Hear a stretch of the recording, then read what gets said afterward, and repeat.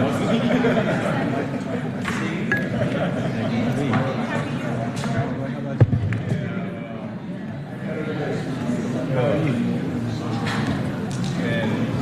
the line across the road. Good to see you. It's been forever. I say good to see you. That's like before you leave for the rest of the year.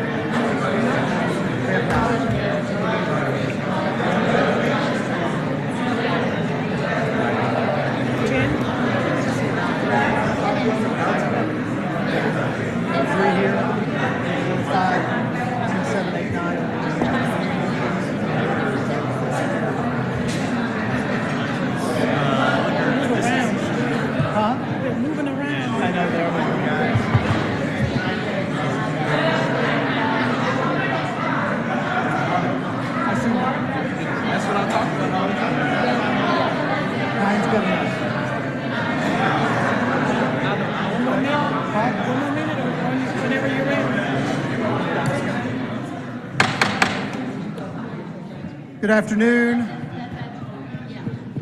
I'm Doug Shipman, Atlanta City Council President, calling to order this regularly scheduled meeting of the Atlanta City Council, Monday, November 20th, 2023. I would like to ask the clerk to call the opening roll. Good afternoon, Council President Shipman. Present. Council members Michael Julian Bond, Matt Westmoreland, Keisha Shawn Waits, Jason Winston. Here. Amir Faroki. Here. Byron Amos. Here. Jason Dozier. Present. Liliana Bakhtiari. Alex Wan. Howard Shook. Mary Norwood. Here. Dustin Hillis. Andrea Boone. Marcy Collier Overstreet. Present. Antonio Lewis. Present. Quorum present. Thank you. Next, we'll move to the adoption of the agenda. The agenda was sent out ahead of time. If there are no changes or updates, I would entertain a motion to adopt. Moved by Councilmember Bakhtiari, seconded by Councilmember Wan. Is there any discussion on the motion to adopt the agenda? We can do this via unanimous consent without objection. Any objection to the motion to adopt? Madam Clerk, please sound the count on unanimous consent on the motion to adopt the agenda. Unanimous consent would be 12 yeas, 0 nays. 12 yeas, 0 nays. The motion to adopt carries.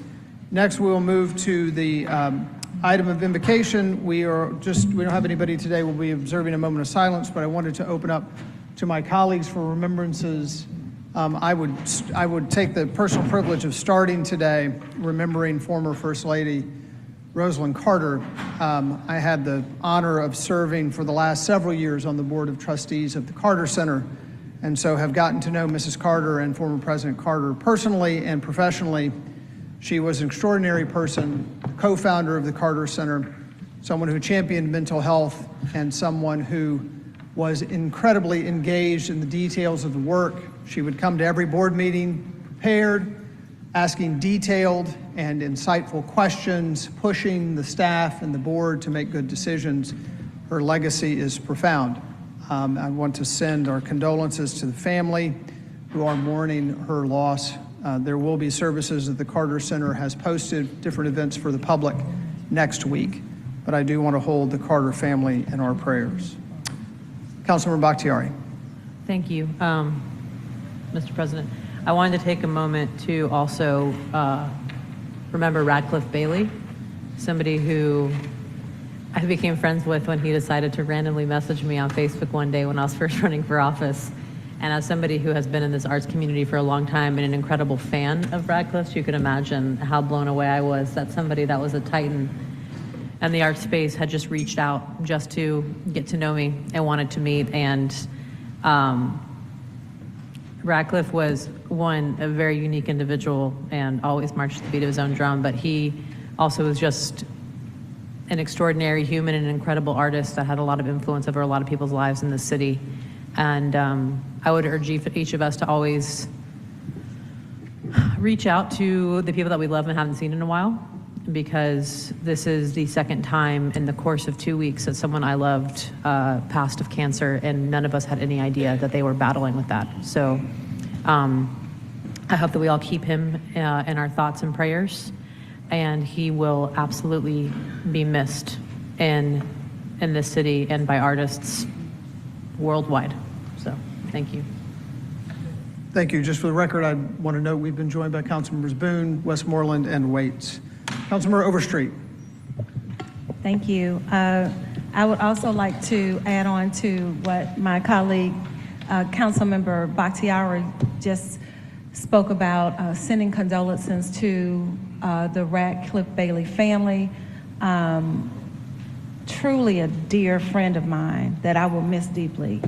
I have no words for the fact that he will no longer be with us, but the good news is that he has done the work. So his memory lives on, including in District 11, where his home is actually on Cascade Springs Nature Preserve, and one of his last installations of art is prominently displayed there in the now Radcliffe Bailey Art Plaza. His services will take place on Saturday, the 25th, at 3 o'clock at Cascade Springs Nature Preserve. And his work has been displayed so many places, including the High Museum. As such, we will celebrate there as well on Saturday. But he will be truly missed, and we do need to take time, as Councilmember Bakhtiari said, to let those that we love know. Luckily, I did tell him often how much I appreciated and loved him. And we spent so much time together outside of work. He would see me cheering on the Falcons on a Sunday, on any given away game.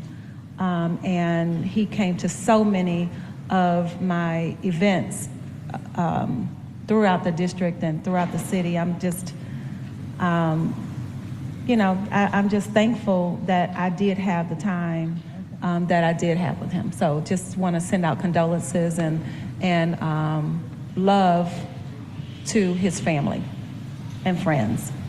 Thank you. Thank you. Councilmember Waits. Thank you, Mr. Chairman. Wanted to echo the sentiments of my colleagues in mourning the loss of First Lady Carter, as well as Mr. Bailey. I had the opportunity to spend the weekend with Valerie Carey Handy. This is Brittany Glover's mother, the young woman that was killed in the pedestrian fatality. It's now been over 1 year since her loss, and I also want to thank my colleagues for raising the $10,000 reward regarding information for her loss. And because of our efforts, there's been another $25,000 that has been raised. And so I want to thank each of you for your efforts. And again, thank you. Thank you. Councilman Norwood. Yes, we lost John Wallace in this past week. He was a sterling gentleman. He was a emeritus trustee of Morehouse. He served the city and was a lawyer at King and Spalding for decades. He was a very political person, loved to support candidates. I'm sure many of y'all have known of Mr. Wallace and his very great passion for the city. He was educated at Princeton and Harvard. He was an estate and trust lawyer and was just one of the finest gentlemen I've had the privilege of knowing. So he will be missed. Thank you. Councilmember Boone. Thank you, Mr. President. I would like to send condolences to the family of Ms. Peggy Ross, who was my high school teacher. Her husband passed, Mr. Norman Ross, who was a great, diligent servant to the city of Atlanta. Norman Ross Sr. He is also the brother of attorney Kevin Ross, members of the Cascade United Methodist Church. So on behalf of all of the citizens of District 10, we send our deepest sympathies to the Ross family, the family of Norman Ross Sr. Thank you. Thank you. Councilmember Lewis. Thank you, President. And I would like to send my condolences to the family of Miranda Browning, Mama Browning from Jonesboro North. I want to say thank you for all the assistance you help with the community, and we're truly standing with the family. I also want to send my condolences to the family of Ollie Douglas. Miss Ollie was like an auntie to me growing up, and so I'm truly standing with the family, and I hope that you receive my letter at the funeral. And lastly, I would like to send condolences to the family of Orange St. Cyr III. Orange St. Cyr III was a teacher in our area. His son is currently a teacher at Perkison Elementary School, and his wife was one of my teachers at Cleveland Avenue Elementary School. So I want to send condolences out to those three families. Thank you. Thank you. Councilmember Westmoreland. Thank you, Mr. President. I want to add the name of Kate Sandhouse, who was a force of nature in Candler Park and all things Atlanta Public Schools related, sending a lot of love to her husband and their 4 sons. Any others? For these and for those unnamed, would you please join me in a moment of silence?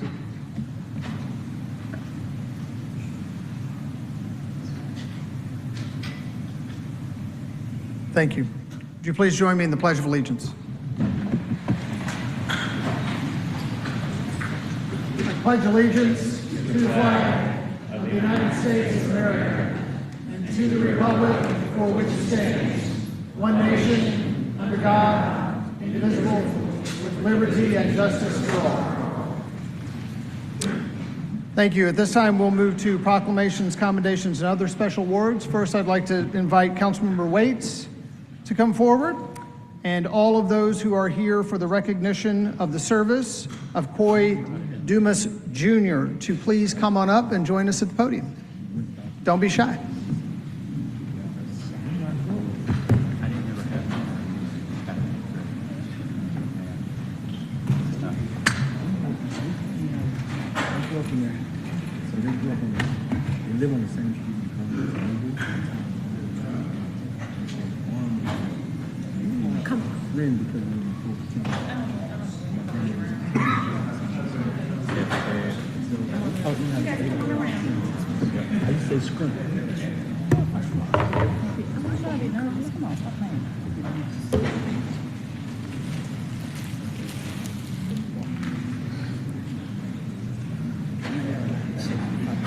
I can't see.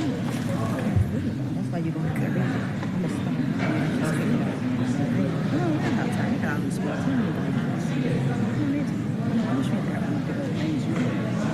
Yes.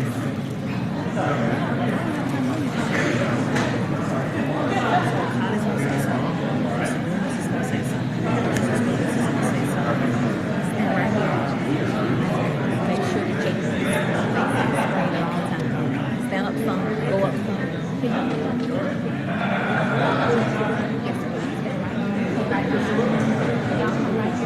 Make 3 rows right here.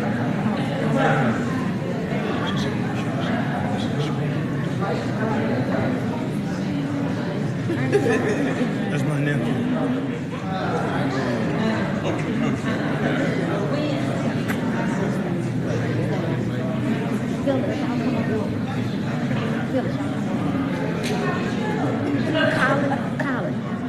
Collie, come right here.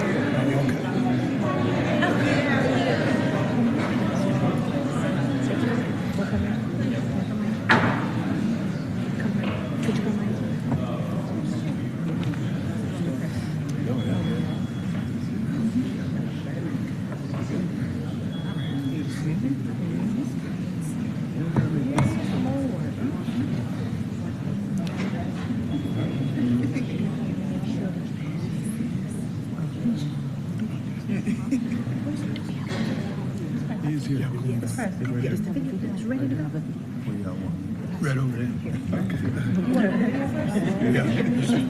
They were the professors. Come on, Dr. Come on, ready.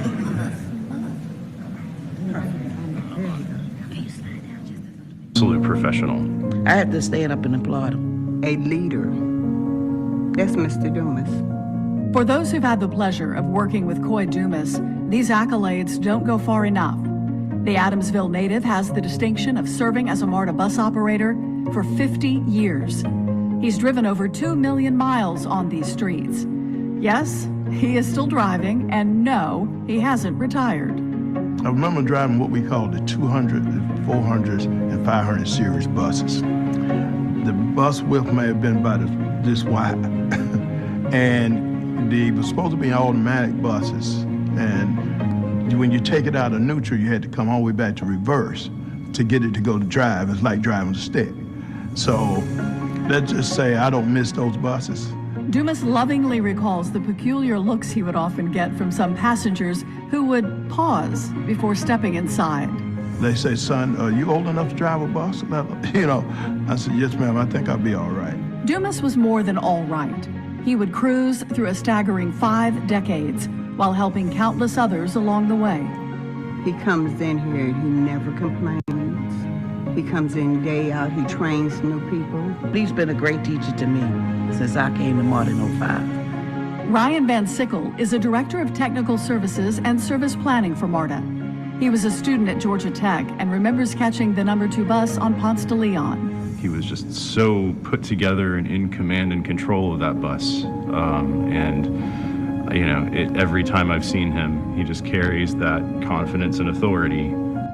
An authority that has garnered him praise, but most importantly, respect.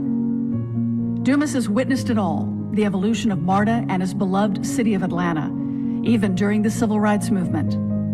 Those experiences provided an important historical context that he shares during the annual King Day event. Co-worker Julius Thomas also takes part.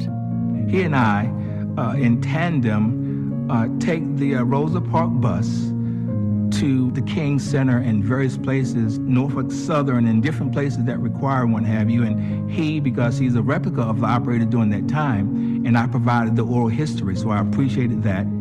Dumas says he feels a profound sense of responsibility for this work. He considers it a calling. We carry the most valuable cargo you can imagine. That's human life. Over the years, Dumas has had many opportunities to serve MARTA in other positions, but he turned them down, opting rather to stay in the role he describes as a frontline trooper. He's seen it all over the years. He even met his wife, Teresa, while on the job. This lady still gets up with me at 2:30 in the morning, every morning. As for retirement, as long as God graced me, I want to hang in here, but I do, with my wife and I negotiate. I put it like that. 2 million miles, 50 years, #1 operator. We celebrate Coy Dumas. To find someone who has shown the loyalty, commitment, and longevity that Mr. Dumas has over the past 50 years, well, that's rare indeed. I want to thank him for his incredible dedication and service, and we celebrate all he's done for MARTA and for the countless customers he's moved through Metro Atlanta over the past 50 years. Coy Dumas, we congratulate you on 50 years of service to MARTA, to the Atlanta region, and to your beloved patrons. Your grace and dedication to your profession is unmatched. Thank you.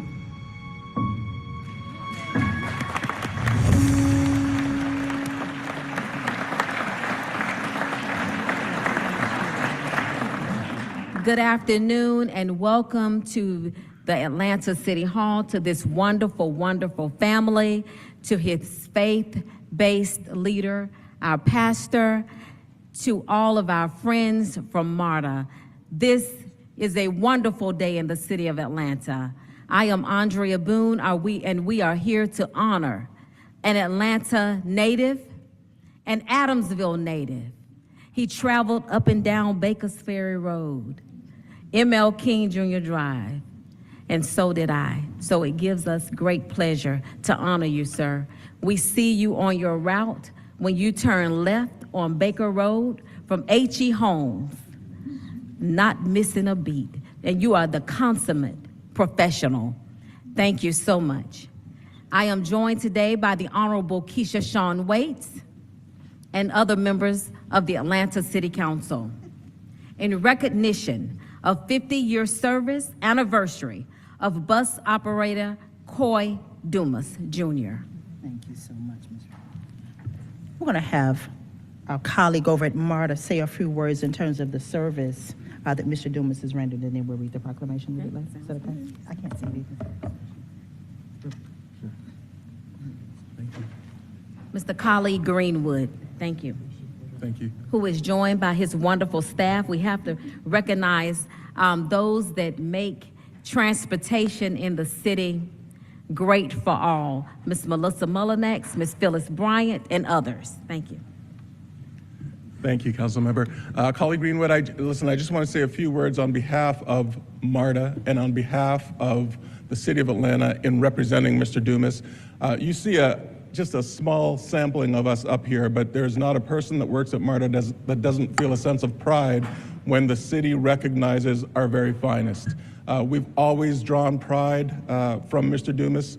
The level of commitment that this man has. Listen, if you've never driven a bus, and I think I'm talking to a room full of people that would fit that bill, to understand what it takes on one day to navigate a bus through these streets with people, with transfers, with payments, with traffic, and now multiply that by 51 years, blemish-free. I can't drive a car 51 years blemish-free, let alone. And so I just want you to take that in, the level of the quality of service that he's taken. It's been a real honor to work with Mr. Dumas. Behind the wheel, the technical proficiency that he has, that's unquestionable. But to know him and to see him in the community and in the break room and on the streets with people, that's when you get a true sense of what this leader is all about. So on behalf of MARTA, I just want to commend Mr. Dumas and thank you so much.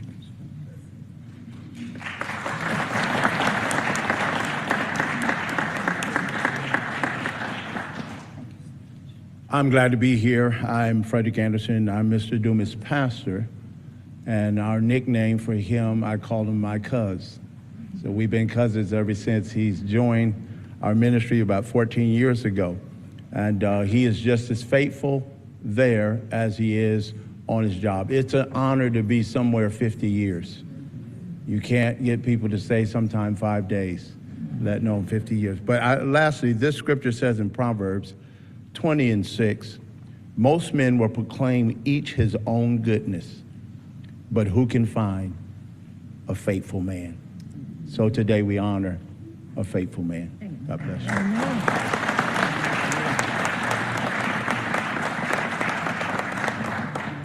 you. Good afternoon. My name is Verna Bear. I started riding the bus in 1970s when Mr. Dumas started. Yes, I'm telling my age. Thank you, Councilman Waits, Councilman Boone, and the council. I'm knocking on his back door. I'm 48 years here, but I'm here on behalf of Mr. Dumas because I rode the Adamsville bus, the 23, the 3. I had to transfer. It took me 3 hours to get to work. Y'all don't know nothing about the transfers. Mr. Dumas used to tear off our transfers and give us enough time to catch the next bus. Very pleasant, very professional.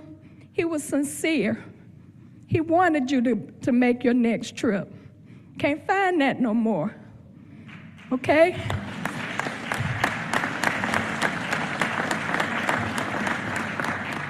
I was a little bit scared coming up here where I work, but if it was for him, I'll do it. Mr. Dumas he's a mentor. At 73, he's making me push on to do what I need to do. It's treating people right. People, human beings, like he said. Do exactly, Pastor, like the Bible would say, do unto others as you would have them do unto you. This man is emulating that. I only wish that this world could,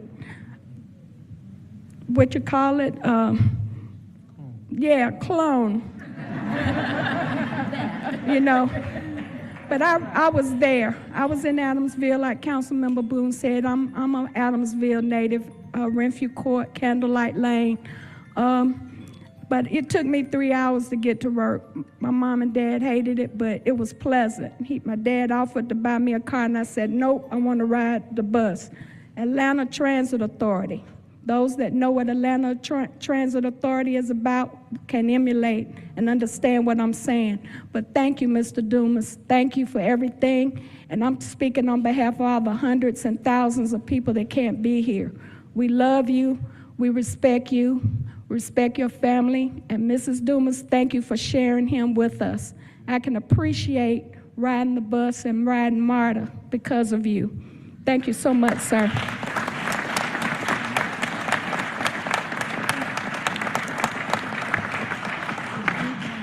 And now our Chief of Staff, Ms. Melissa Mullinax.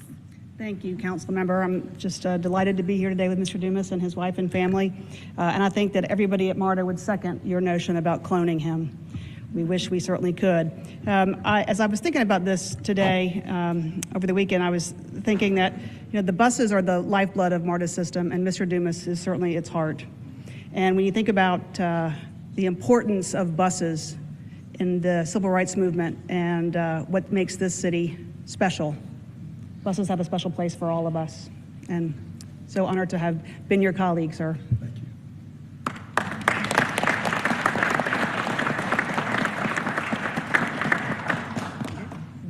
Yes. Okay. So on behalf of members of the Atlanta City Council, we salute you on your 50 years of service. And now we will hear from Mr. Coy Dumas.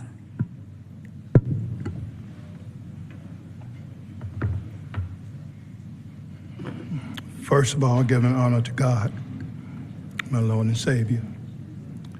It's hard to find the words to say after being trivialized. And, oh God, it's just, I'm known as Joe Cool. I try to be anyhow. But I'm trying to control my emotions as we're up here now. But I want to thank the city of Atlanta, the council, the mayor. I want to thank my family. I have several families. Of course, my Queen of Queens has always been by my side for almost 45 years. As I said in the video, this lady gets up with me every morning at 2:30 in the morning. She still got to go to work. She's going to make sure that I made it to work okay, and we got a routine. I'm gonna call her and let her know I made it okay. And then when she gets to work, she's gonna let me know that. But we've been blessed to have each other six for all these years. I have my MARTA family that's here, and my council family that's here. I just adopted them. They don't know it, but they know it now, okay? My pastor, Frederick Anderson, and Dr. Vanessa Anderson, my church family. As he said, we call each other cuz, because that's what we are. But I won't take up much of your time. This is the most you're gonna get out of me in a conversation. So take it in the best you can, but I wanna thank each and every one of you for everything that's been said and for this proclamation. And once again, I thank my Heavenly Father as always. Thank you, and be blessed.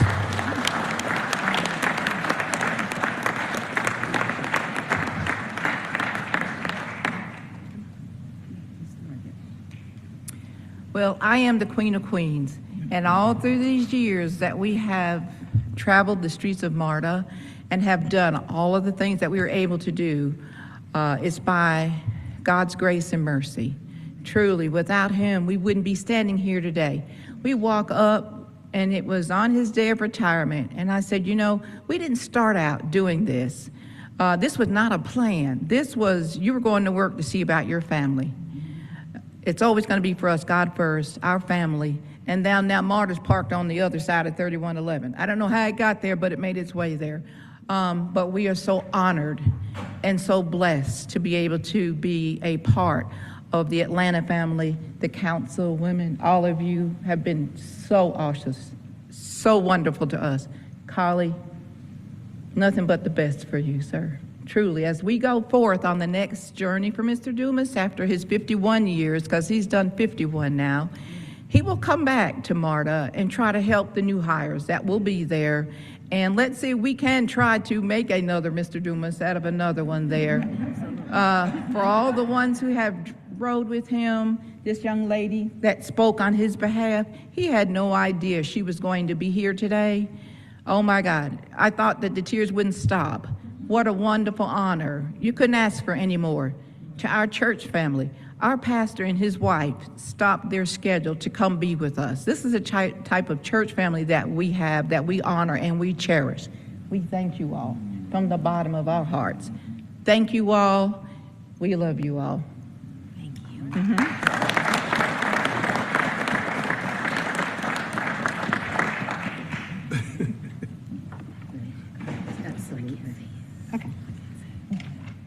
Now, therefore, be it resolved, the members of the Atlanta City Council, on behalf of the citizens of Atlanta, do hereby recognize Coy Dumas for 50 years of exceptional service with MARTA on the 20th day of November 2023. Thank you again for your service. And Mr. Dumas, on behalf of all of the citizens of Atlanta, we look forward to seeing you make that left on Baker Road. Thank you. Please come forward. Okay.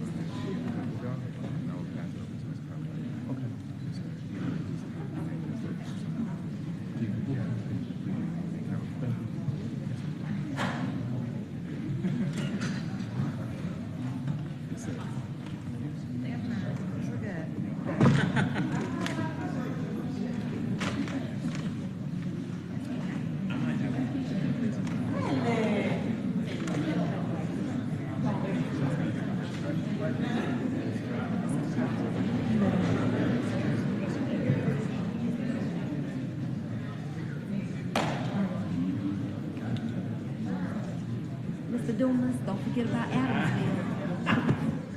Next, I'd like to invite Councilmember Dozier and all of those here for the recognition of another long-serving public servant, Lonnie Sabor, to come forward as well.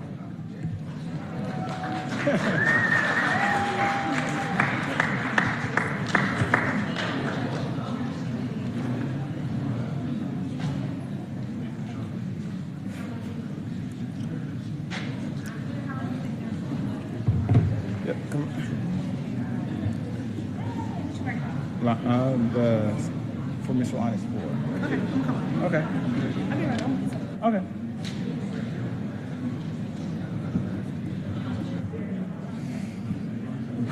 Yeah.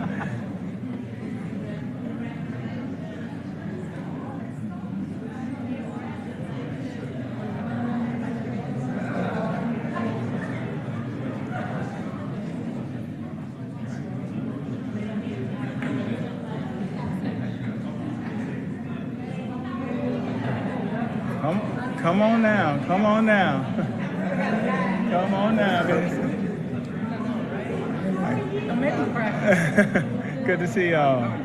So y'all on my turf today. Good to see you. Thanks. Hello, good to see y'all today.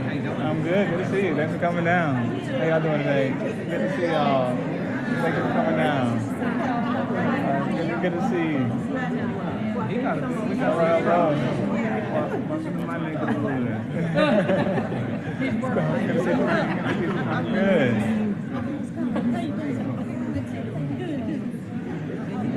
Good to see y'all.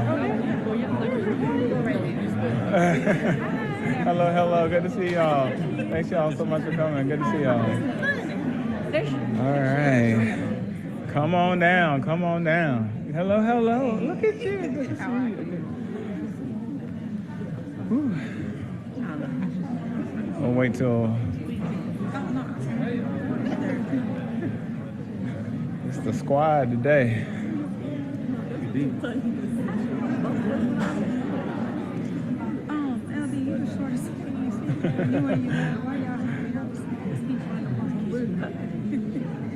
Right here.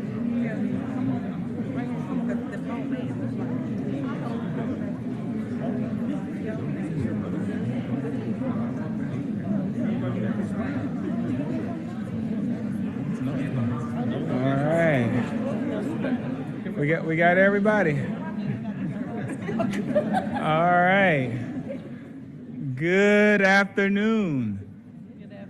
All right. I didn't expect to call a response, so I appreciate it. I'm Councilmember Jason Dozier, and I am humbled to stand before all of you all to honor the remarkable career of Mr. Lonnie Abdul Sabor as he embarks on a well-deserved retirement from Invest Atlanta. I've served on the Invest Atlanta board for just under 2 years, and I've seen firsthand Mr. Sabor's impact across the city. I'm especially proud to gather with you all today because I've been amazed by how much of Mr. Sabor's life and career has touched District 4. And I know communities like West End and Westview and Atlanta University Center are forever in your debt, sir. Joining the agency in 1979, Mr. Sabor's ascent from economic development loan packager to director of small business development is a testament to his unwavering commitment to the economic development of the city of Atlanta. And his financial leadership has left an indelible mark, and his work directly resulted in the creation of over 7,000 jobs throughout the city, financing more than 700 small businesses. Mr. Lonnie Sabor is also a veteran, and is a testament to the fact that veterans have played such a pivotal role in making the city of Atlanta the city that it is today. Thank you for your service to our country, to our city, and to our communities. Before I read the proclamation on behalf of the Atlanta City Council, I do want to give my colleagues or anyone up here an opportunity to say some nice things about you if they so choose. Otherwise, I'd be happy to go into the proclamation. But any of my colleagues, would you like to come up to say anything before we move forward? Councilmember Amos.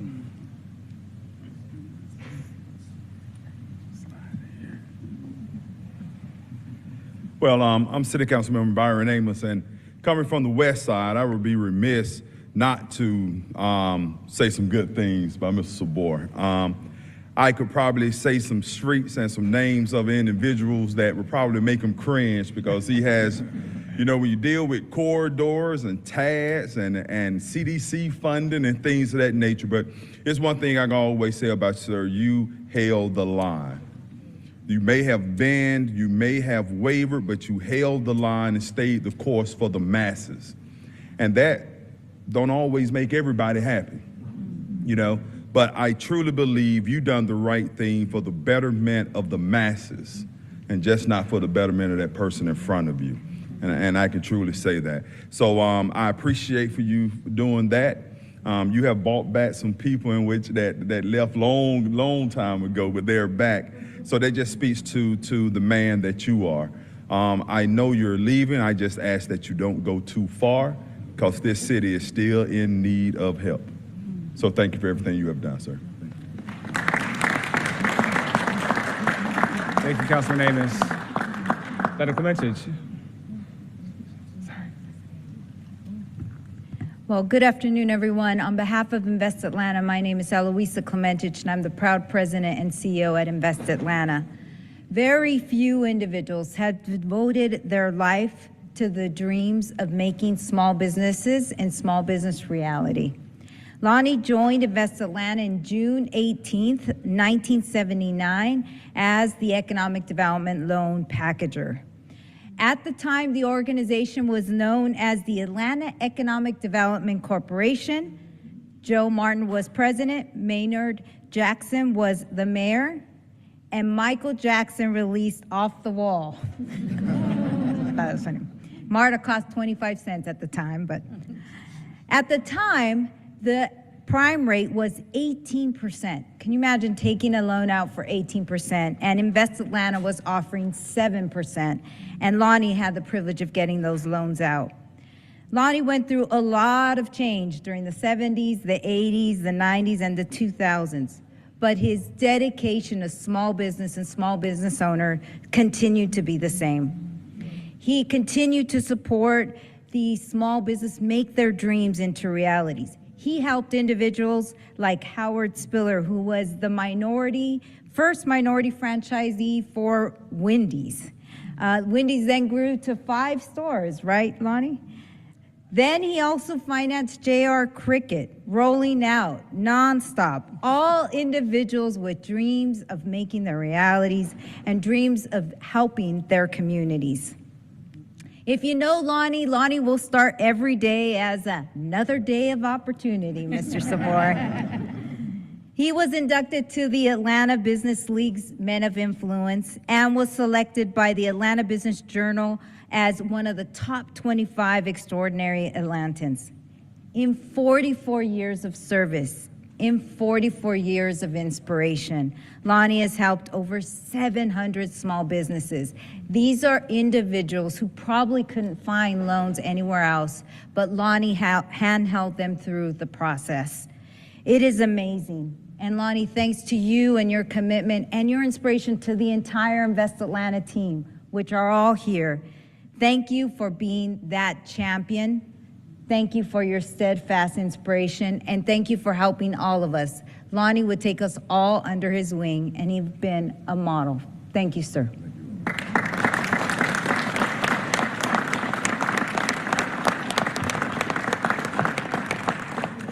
So, Mr. Sabor, we have here a proclamation from the Atlanta City Council in recognition of Lonnie Abdul Sabor on his retirement, whereas the Atlanta City Council recognizes and honors Lonnie Abdul Sabor on his retirement from Invest Atlanta and expresses its profound gratitude for his immeasurable contributions to the economic development of the city of Atlanta.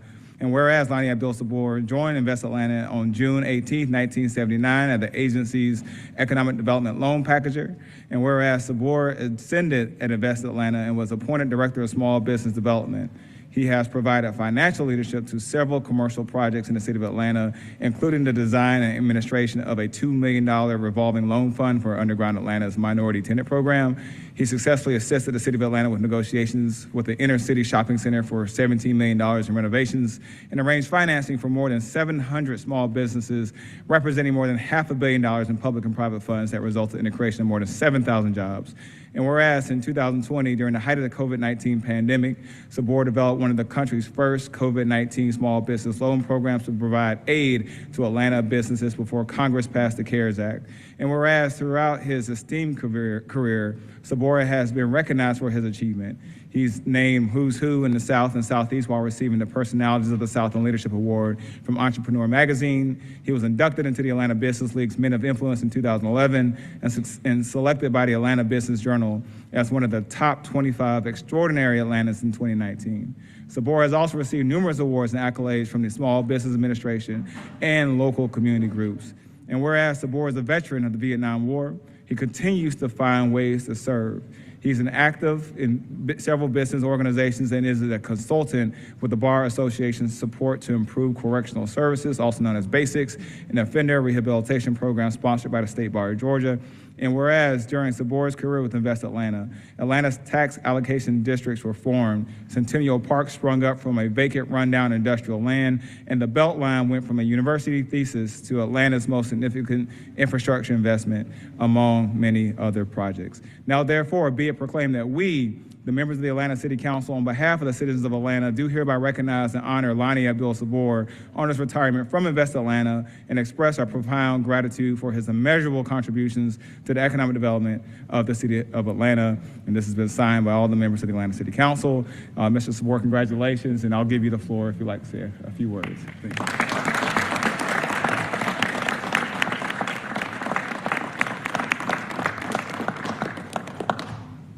Wow. So all praise is due to Allah God for whatever I've been able to achieve. And I owe everything to our Creator. And the desire I always had from day one when I came to work for then the Atlanta Economic Development Corporation was equity, was making funds available to everybody in the city of Atlanta who wanted to go into business, and also being able to counsel them in the application process to give us what we needed to take to our credit review committee, which approves all of our loans right now, to get them approved. And I'm happy to say that basically just about 100% of everybody who have listened to me, and my team is always up here too, have gotten approved through that particular process. And so Invest Atlanta is really in the forefront of economic development, not only in Metro Atlanta, but in the country, you know.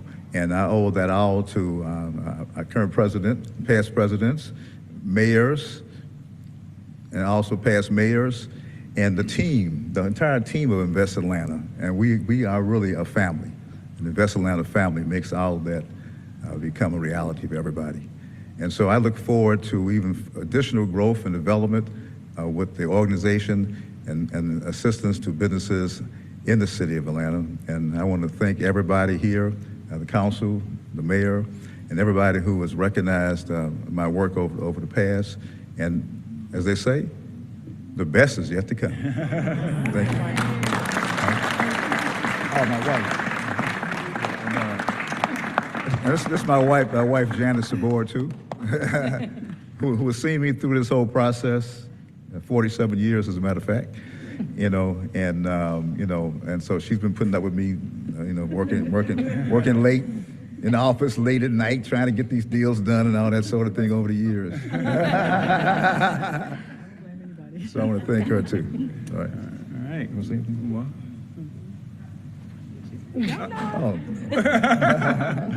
I'm the shy person in the family. All right. Well, we can go ahead and take a couple pictures and wish you well on your way. All right. Yes, sir. Thank you.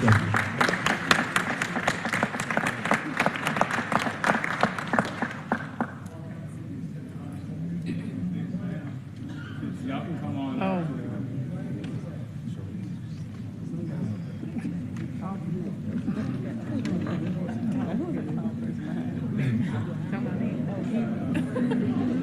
We can fill it here.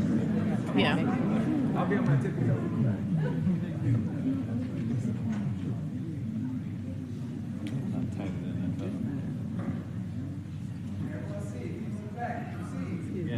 Yes.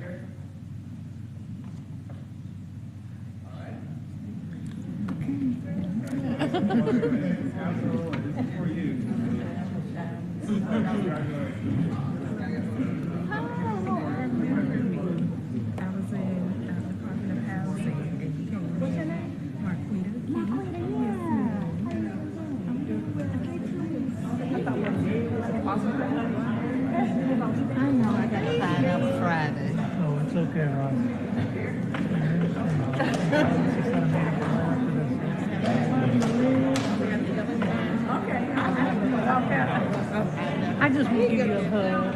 I've been working with like 28 years.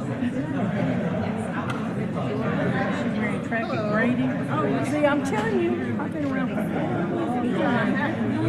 I did not hear you. I'm sorry. Oh, yeah. It was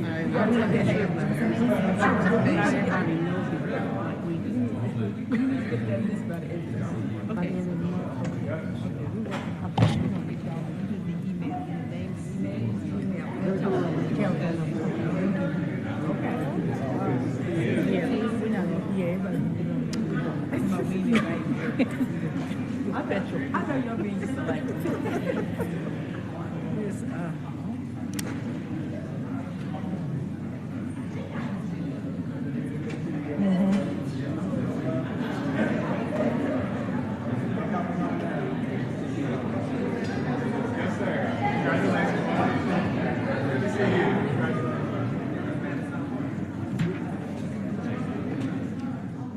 Finally, today, I'd like to invite Councilmember Winston to come forward, and all of those associated with the recognition of America Recycles Day to come forward. Anyone here with American Recycles Day? Councilor Winston. Thank you.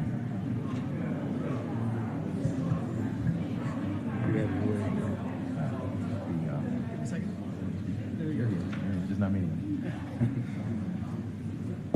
Good for you. Of course. Yeah. You're the time. Yeah. So far, so good. Yeah.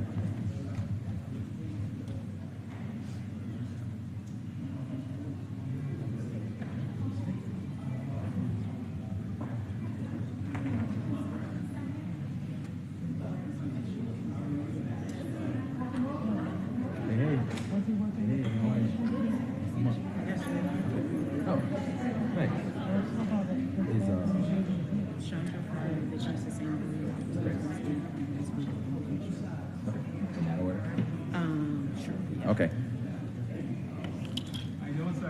All right, can we get everybody up for America Recycles Day proclamation?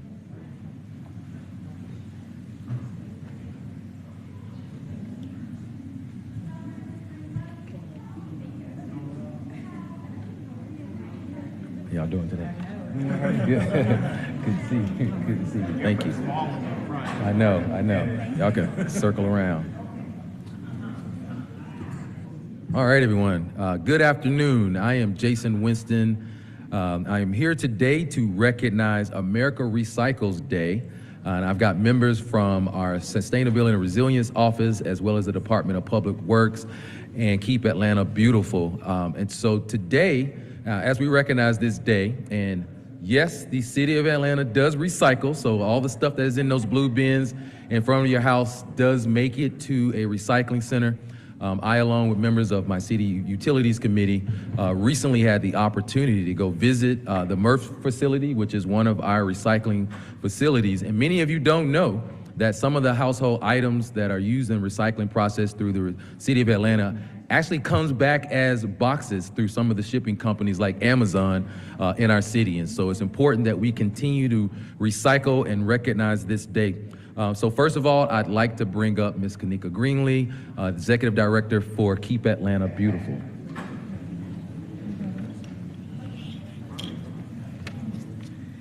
Thank you, Councilmember Winston. Kanika Greenlee, Department of Public Works, Executive Director of Keep Atlanta Beautiful Commission.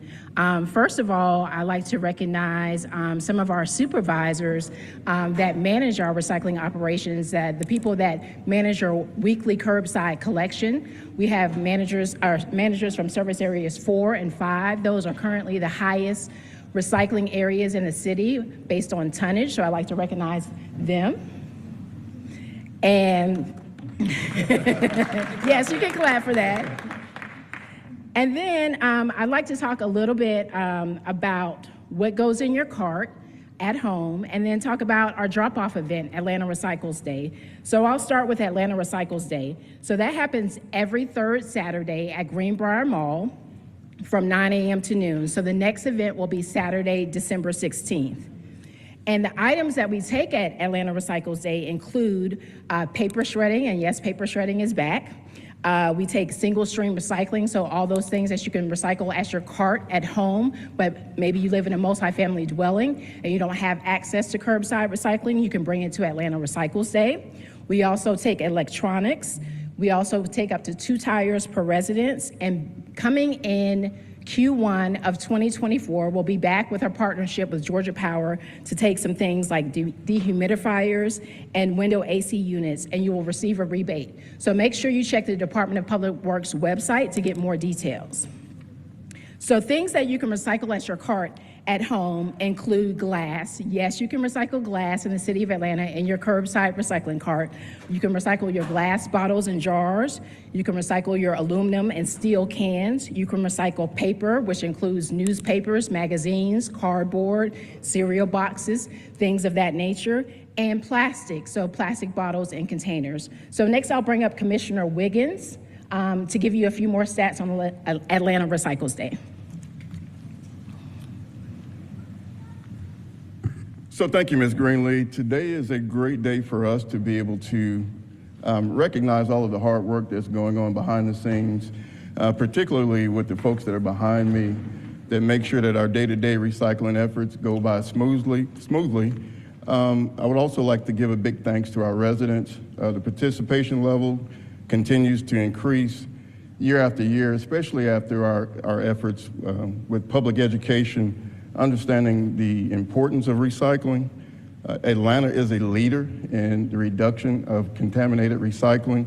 I believe we reduced contamination by 30%, which is a significant accomplishment.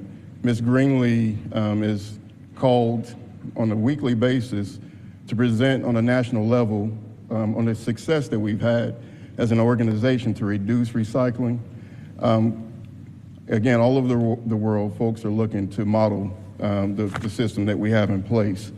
I would also like to highlight, I believe Ms. Greenlee touched on our weekend recycling program that's held at Greenbrier Mall over the last 12 months.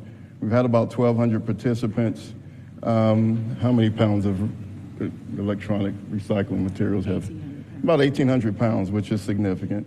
But again, today is a great day. Although the title is America's Recycling Day, this is a life for us. So again, if you just don't mind giving a hand clap to our residents and our employees. I failed to mention the recycling, the partnership we have with the Office of Resilience, and I believe we have Ms. Farley coming up next to deliver a few comments as well. Thank you. Thank you, President Shipman, Councilmember Winston, and all of City Council for officially recognizing America Recycles Day with this proclamation.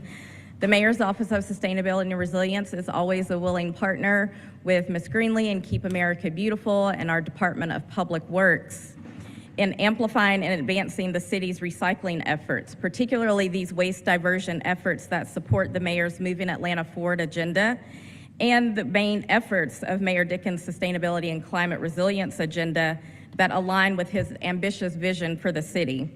As we look to the future of recycling, we continue to support innovation in the circular economy and support the many Atlanta entrepreneurs that contribute to the 130 businesses across Georgia that use recovered materials to manufacture a variety of recycled content products that are critically important to the local economy. Finally, thank you again to everyone that has brought your e-waste for pickup here at City Hall. You have a couple of more days to drop off your old computers and other e-waste bins in the atrium. And finally, always remember that the first R is reduce. Thank you. And I also did want to recognize our Keep Atlanta Beautiful board member, Councilmember Waits, who's here with us today as well. Thank you. And with that being said, before we get into the proclamation, would any of my colleagues like to say anything about America's Recycling Day? Councilmember Waits. Why would I miss this amazing opportunity to say something? Nonetheless, recycling is extremely important here in the city of Atlanta, and based on this conversation today, I'm going to start using my bin. But I am super excited to be the Keep Atlanta board member.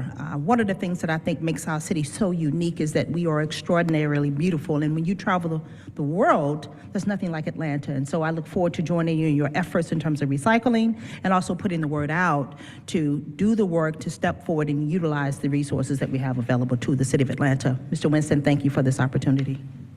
Thank you. And I'll read the words of the proclamation here. In recognition of America Recycles Day, whereas the Atlanta City Council is pleased to recognize America Recycles Day to help raise environmental awareness and promote a more sustainable future, and whereas recycling helps us to conserve energy, reduce waste, and preserve natural environments, which all contribute to boosting our economy and creating a more eco-friendly city, and whereas America Recycles Day serves as a reminder to businesses, government agencies, nonprofits, and individuals to work together to emphasize the importance of recycling and encouraging the increased purchase of recycled products. And whereas in the state of Georgia, more than 130 businesses produce essential items from recycled materials, which reinforces the need to remain committed to reducing waste and boosting our recycling efforts. And whereas state and local leaders play a crucial role in helping to promote sustainability and educating communities about the significance of recycling, and whereas it is important for each of us to participate in sustainability efforts, which include recycling and adopting mindful consumer habits to create a healthier environment. And whereas through collective action, we can enhance the quality of life for both the present and future generations. Now, therefore, be resolved that we, the members of the Atlanta City Council, on behalf of the citizens of Atlanta, do hereby recognize America Recycles Day and celebrate this ongoing effort to create a healthier and more sustainable future. Thank you. You can all come up and take a photo. Commissioner, get your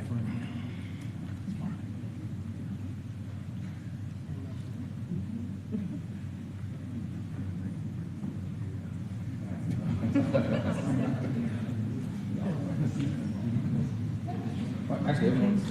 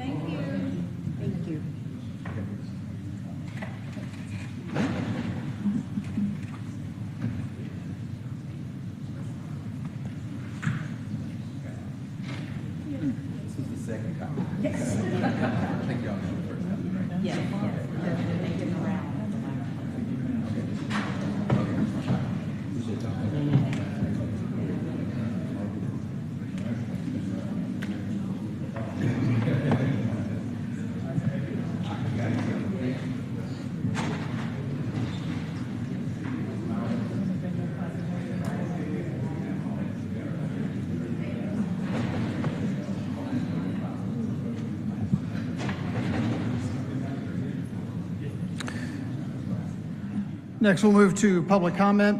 I would remind everybody that they have up to 2 minutes for comment unless you've been yielded time by someone else, and I'll make sure to call out that time as we start. We'll have a 30-second warning bell before the time expires. Also, as always, if I mispronounce your name, I apologize in advance. Do my best with the handwriting, and please correct us for the record. First up today would be Lucy Baker. You'll have up to 2 minutes. We do a different order. A different order? A different order? Yeah. We try to stay in the order of the signups, if we can. First up would be Lucy Baker.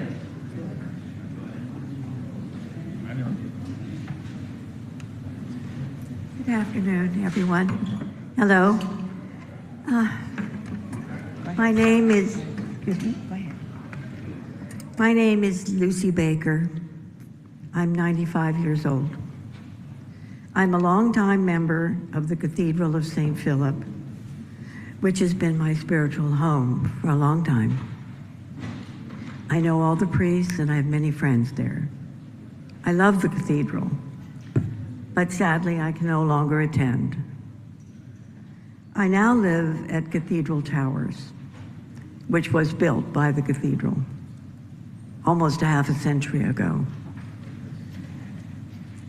In 2 weeks, I will have lived there 2 years. I'm very close to the staff, and I have bonded with the other residents of the building. They are spectacular. To me, they're noble. I'm pretty old, and I'm dealing with a serious illness. I moved to Cathedral Towers knowing it would be my last residence. Now, the Cathedral of St. Philip has abandoned us, and they have chosen the worst management company possible for a 99-year lease of our building. They're called NCR, National Church Registry. The prospect of having to move out is devastating. But there are seniors there. They're called senior orphans. They have no family. Many of them have their last illness, and they know that. And they have nowhere to go. They're terrified, and my heart breaks for them. NCR falsely claims that our apartments need reconstruction. And that is not true. It's a bold lie, and I'm very sad about that. Is Time has that my expired. time up? Yes. Okay, please don't do that. At any rate, I hope that you will help us in some way, even if it means denying permits, occupancy, or building permits, something to help us avoid the grip of NCR. Thank you very much. Next will be Michelle Warshan. You'll have up to 2 minutes.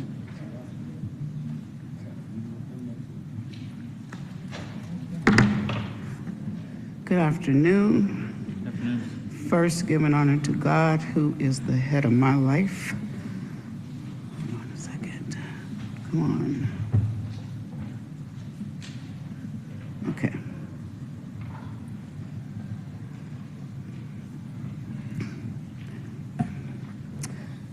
To whom it may concern.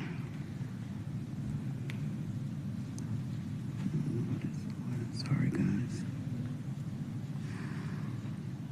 I want to express my deep concern about the living conditions at our previous residence for seniors, where I spent a significant part of my life before moving to this wonderful retirement community that I live now.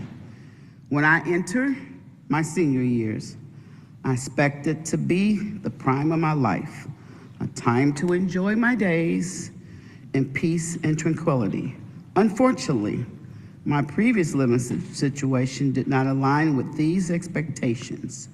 There were several issues that made my life there far from enjoyable. First and foremost, there were persistent disturbances, including loud music, playing until early hours of the morning, which disrupted my sleep and well-being. Despite numerous complaints, little was done to address this issue, leaving me frustrated and sleep deprived. Additionally, despite our lease agreement prohibiting large dogs, there were unauthorized big dogs on the property. This not only violated the terms of our lease, but also posed a safety concern for all residents. I also had the package stolen from front of my door, which was distressing experience. To address this, I had to install a camera on my own. Perhaps most distressing was the presence of individuals engaging in illegal activities, such as prostitution, entering and exiting the building without any intervention for management or security. This not only compels our safety. Thank you very much. Next will be Yvonne Nason.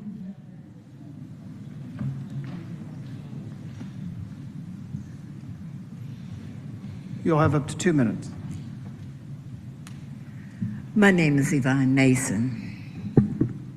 I lived at Cathedral Towers for 15 years. Now, when I did my research on NCR, I was very disappointed. To me, there are slum landlords under the pretense of being nonprofit, but running it as a profit. Maintenance, you can't have maintenance at 2 places at one time. You cannot get any calls through because they trim line everything. They have non-qualified folks working. If I can look this up, I can't see why the church didn't either. It's really open records.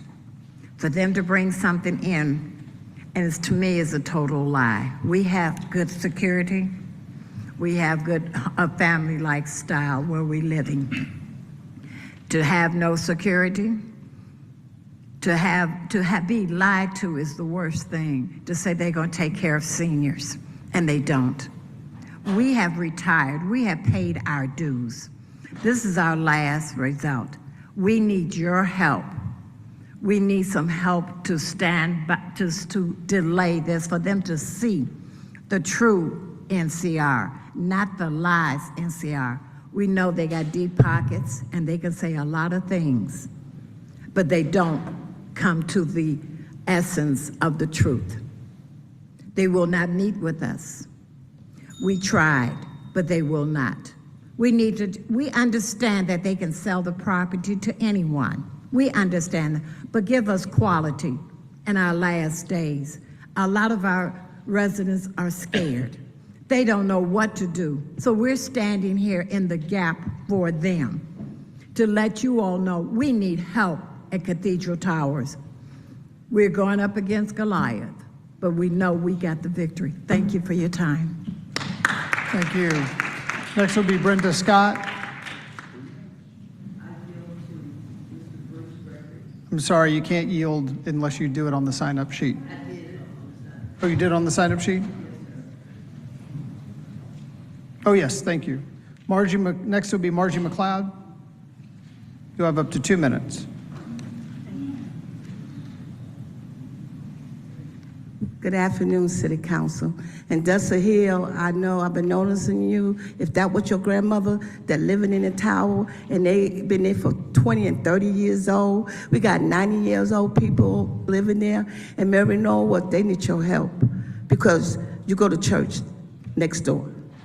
So please, what I'm saying, please help them.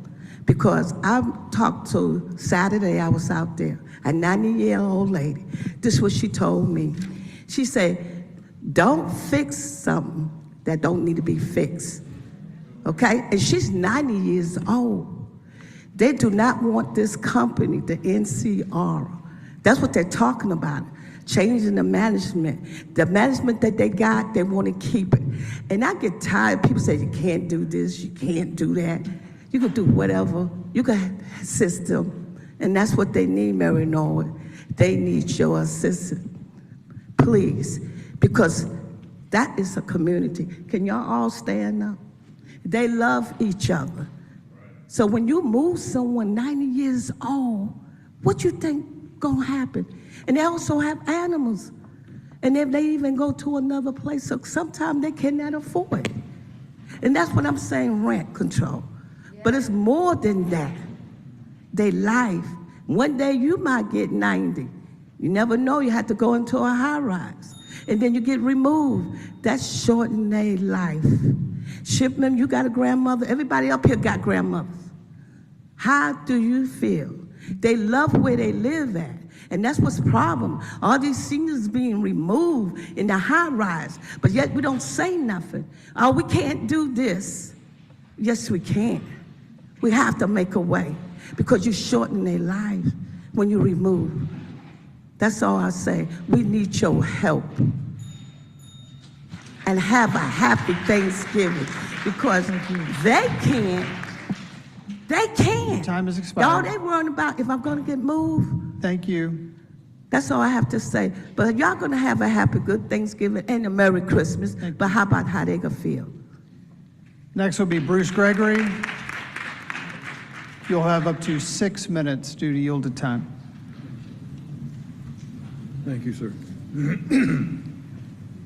My name is Bruce Gregory. I am 78 years old.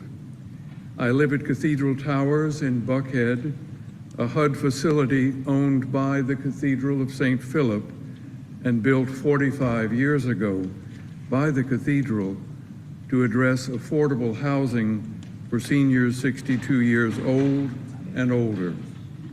It has been a well-respected civic good, providing comfort, safety, and community to its residents. But on July 19th of this year, our Cathedral Towers community was shattered by the announcement that we would be having a new management, National Church Residences, or NCR, chosen by the Cathedral, that would impose drastically different guidelines impacting both quality of life and our safety. Our talented, educated staff would be replaced by high school graduates, and the number of staff positions would be significantly reduced. Daytime front desk security would be replaced by electronic doors. Cost cutting was being taken to the extreme at the expense of our safety and well-being. These changes prompted us to form a residents association with bylaws and transparency and elected officers. I was chosen the chairperson of the Cathedral Towers Residents Association. We have sought the input of all our neighbors, and 78% of them join us in rejecting NCR management. 78%. We then researched NCR, as neither they nor the cathedral gave us any meaningful answers. We found incredibly damning journalist articles about NCR facilities across the country that reflected what could happen when cost-cutting and less professional people governed the operations. Some of these horror stories happened in NCR buildings in South Atlanta, such as Baptist Towers. These historical examples made us wonder if we too would start to experience some of the same disasters. A fellow resident and I took a trip to Atlanta's William Booth Towers, owned by the Salvation Army, but now managed by NCR. We talked to a resident there who told us that once NCR took over, all sense of community was replaced by fear and distrust. Then I interviewed another resident, now in Cathedral Towers, that had previously lived at an NCR building in South Atlanta. You heard from her already, Ms. Worsham, and she told the same story, that once NCR took over management, the quality of life and safety took a nosedive. Presenting these concerns to the Cathedral of St. Philip only evokes scorn.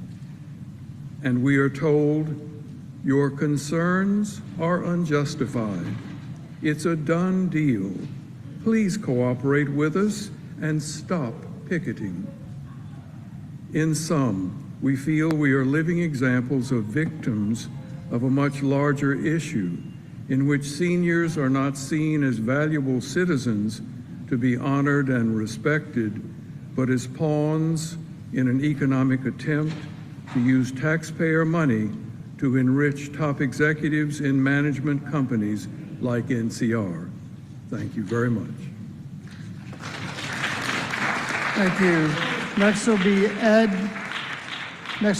Modzaliski. You'll have up to 6 minutes due to yielded time. Oh, that's good. It'll take me 2 to get to the podium. Okay. Good afternoon. Mr. President, I've always wanted to say that, so I had the opportunity to say it here. And the rest of the council people, I really appreciate you giving us the time to share with you some of what's going on in our lives. And as you've been made aware, the residents of Cathedral Towers are very concerned about the introduction of national church residences into our lives. Our research has led us to believe that NCR is not the appropriate management for our homes at Cathedral Towers.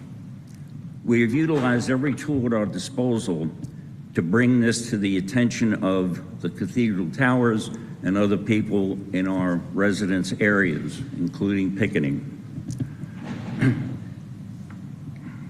It's our belief that NCR will drastically change the quality of life that we now enjoy. Their history of lack of security, resident injury, loss of life, drug dealing, prostitution, and general uncaring approach to the buildings that they manage cannot be allowed to inject itself into our building, into our neighborhood, and into our city.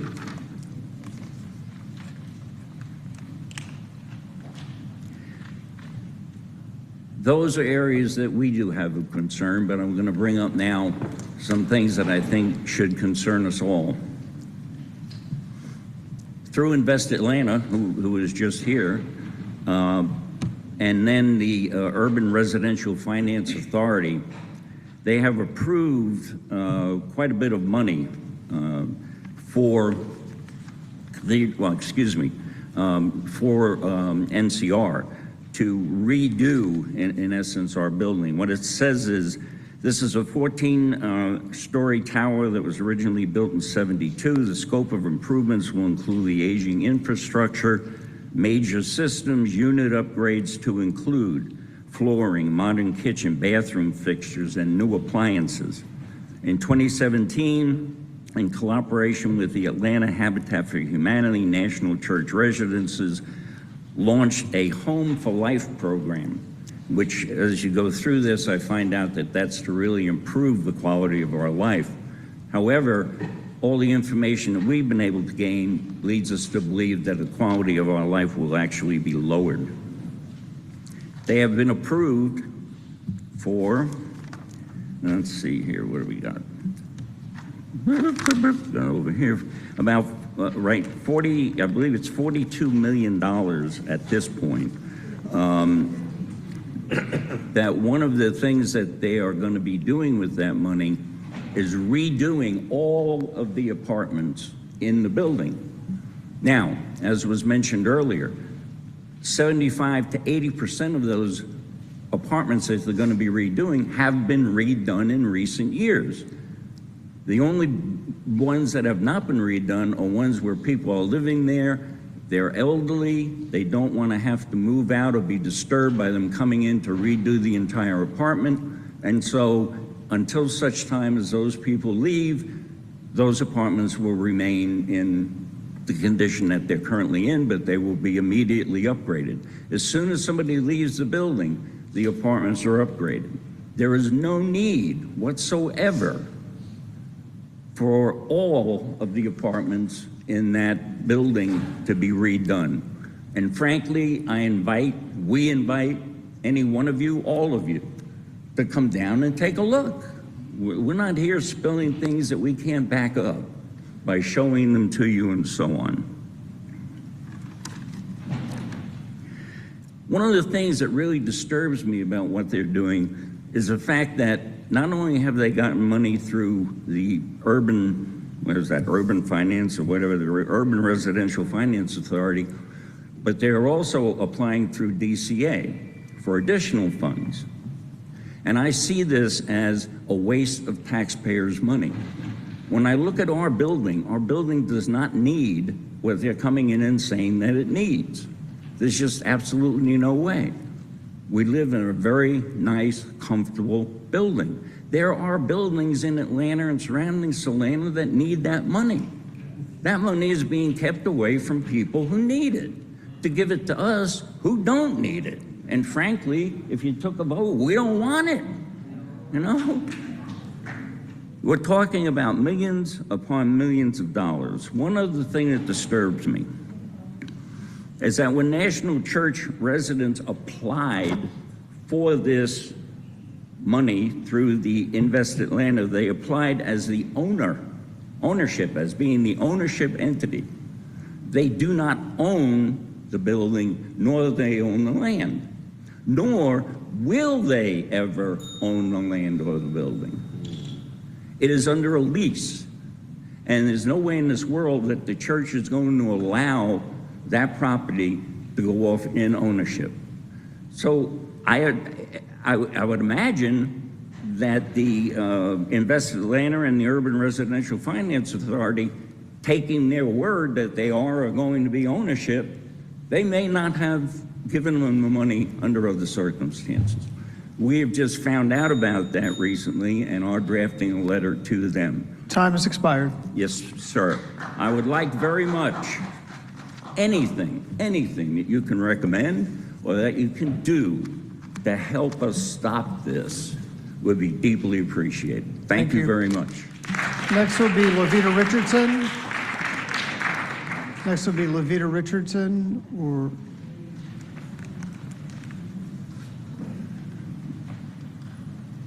you'll have up to 2 minutes. Thank you. My name is Levita Richardson. I am a resident at Cathedral Towers. I'm just going to reiterate really what's been said. My apartment is perfection. Everything in it is functional.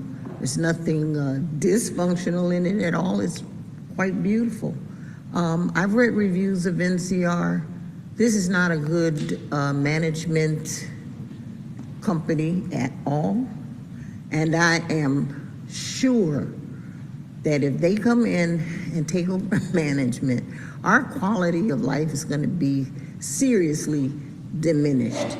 They're just really, it's all about money is the bottom line here. It isn't for us. They say they're going to make our lives better. That's not going to happen at all. It's going to be a terrible place to live. Thank you. Thank you. Next will be Abrima Mbowe. Abrima Mbowe. You have up to 4 minutes due to yielded time. Thank you. Appreciate that. You know, it's my third time over here, and yet you still can't pronounce my name I'm right. sorry. Yeah, appreciate that. In any case, I remember your resolution last time where you, I believe you said you protected Israel's right to defend itself, which I do think is a quite admirable thing to say for an institution that believes itself to be on the side of justice, which I think you have repeatedly shown yourselves not to be. Because I ask you this, when has this institution ever condemned the colonialism within Israel itself? When has this institution ever condemned the actions of the IDF against the residents of the West Bank, who in the last year have killed more Palestinians than they have in their history? Now I have to say this, that is in the West Bank, where there is no Hamas. Now I ask you again, where is your condemnation of those actions? Oh, not here, are they? I ask you, do you condemn state-sanctioned violence that you see perpetrated by the police and the IDF soldiers? Once again, you can say that you do, but you don't, because you are directly complicit in those actions. Over 5,500 children have been killed in Gaza in the last month alone, and yet I do not see a single one of you condemning those actions. Not a single one of you has stood up and said, what is happening there is wrong and needs to stop immediately. The Atlanta City Council should be calling for a ceasefire, not giving Israel full carte blanche to continue its ethnic cleansing campaigns in Gaza and the West Bank. With the average age of children being murdered there being 5 years old. 5 years old is the average age of death for Gazans. And not only that, the death toll is one thing, but the institutional violence that's been going on for the last 75 years has been repeating itself not only in Israel, but in America itself through programs like the Gilly program, which I know some of you are not aware of. The Gilly program is a program where they send American cops to be trained by IDF soldiers in tactics to oppress us in the same way they oppress Palestinians. And if you don't know this also, Israel is an apartheid state with 2 legally recognized distinctions of citizens. Palestinians labeled Arabs as a distinction and Jews. And I don't know if you know this, but that distinction is both racist and non-existent because there are Arab Jews. It is a completely fake class distinction existing for the sole purpose of separating these 2 groups of people and putting them in a constant state of violence against each other so that the actions done against the lesser class could be justified. And not only that, the same type of apartheid racism is replicating itself in America, or rather, the apartheid racism is showing its true colors in Israel, where it already exists in America. I'll tell you straight up, Cop City, that program which all of you, not all of you, not you, Lewis, I appreciate that, voted for. 4 of us didn't vote for it, but thank you. Yeah, oh, sorry about that. Has repeated itself in Israel through a program called Little Gaza. Little Gaza is a similar facility to Cop City where the IDF trains in urban warfare against the residents of Gaza and the West Bank. The same way Cop City is being used to train in urban warfare against residents in Atlanta and across the country. So now I'll tell you this, the methods used by the IDF are going to be taken home to Atlanta, and they already have. And I ask you right now, call for a ceasefire because there is no justice without peace and no peace without justice.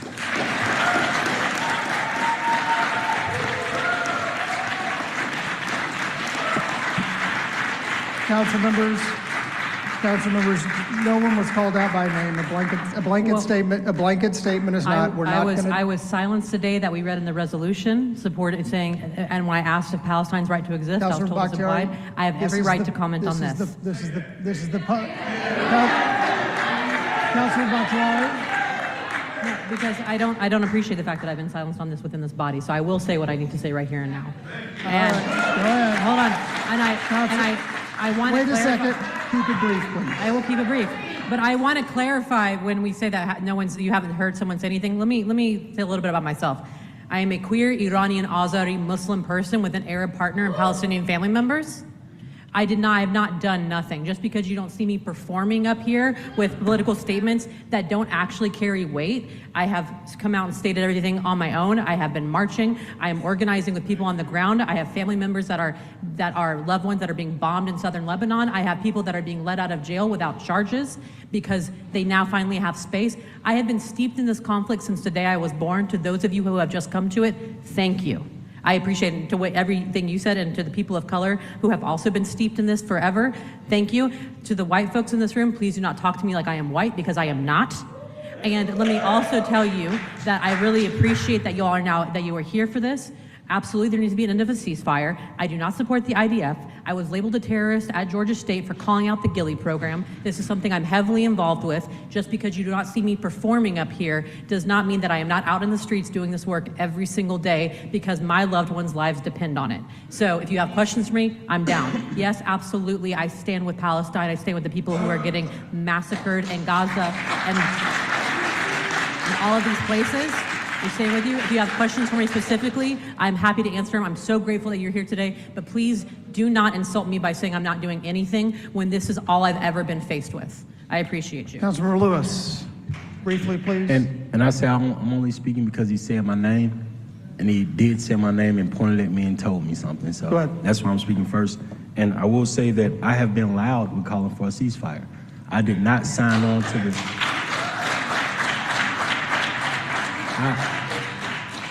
I first did not vote for that legislation that passed this body, and I did not sign on to that legislation that passed this body because while I do know that and I'll be loud also saying release the hostages and a ceasefire, but the ceasefire needs to start first. The reason I think the ceasefire needs to start first is because I don't want to give folks in America no idea what to do to black folk. Anytime I'm looking at the history of the world, we always know when black people in America see atrocities happening overseas, like when we saw what was happening with Hitler.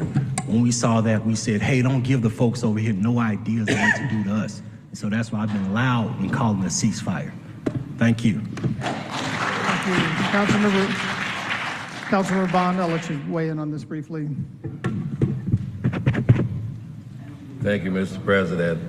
And to piggyback on what Councilmember Lewis said, it was actually the Jim Crow system in America that Hitler adopted, then used against the Jews and other minorities in Germany at that time.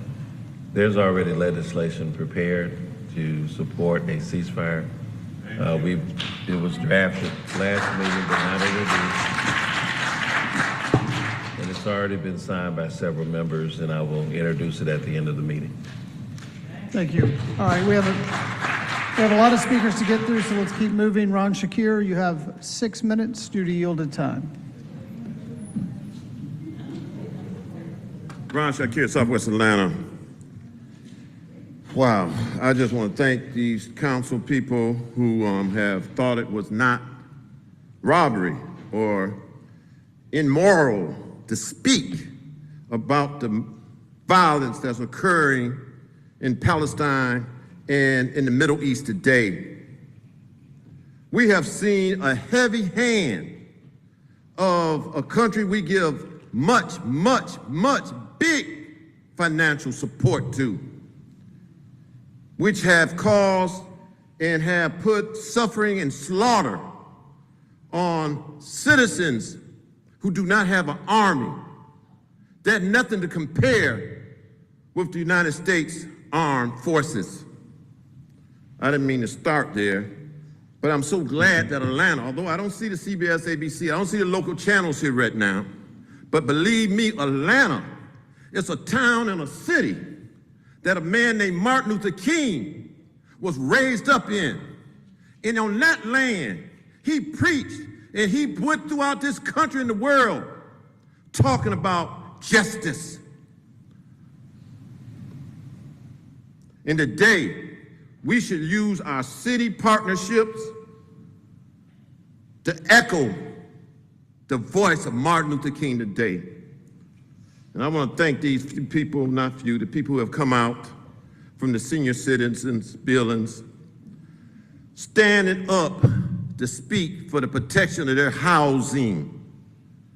And I was kind of glad to hear that Ms. Norwood stays close to there, because I know that she will stand up for people having peaceful, stable communities to stay in. So the action that we need to be concerned about today is our city, its housing policies, where we have seen displacement, where we have seen gentrification, where we have seen a quiet voice when they had decided to tear down 9 or 11 public housings in the city of Atlanta that had a terrible impact on families. My father had a college education. My mother and our family of 6, including my mother and father, stayed in public housing in Buffalo, New York, high-rise and row houses. My father and mother has never been separated. My father was the oldest of 12 children. And maybe he and our family was the only one who stayed in public housing for a little while.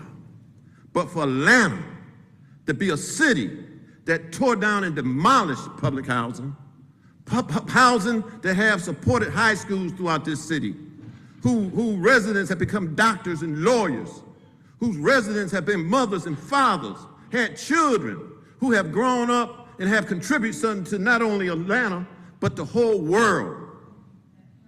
And for me to find out that that wasn't a vote that took place in the city of Atlanta, all these years I thought that y'all had something to do with closing public housing. But how were you quiet about it? Your residents, the citizens who, the elected officials who impacted your parks and recreation, that impacted your streets, who impacted your jails, who impacted your citizens. How could you not say nothing about the closing of public housing?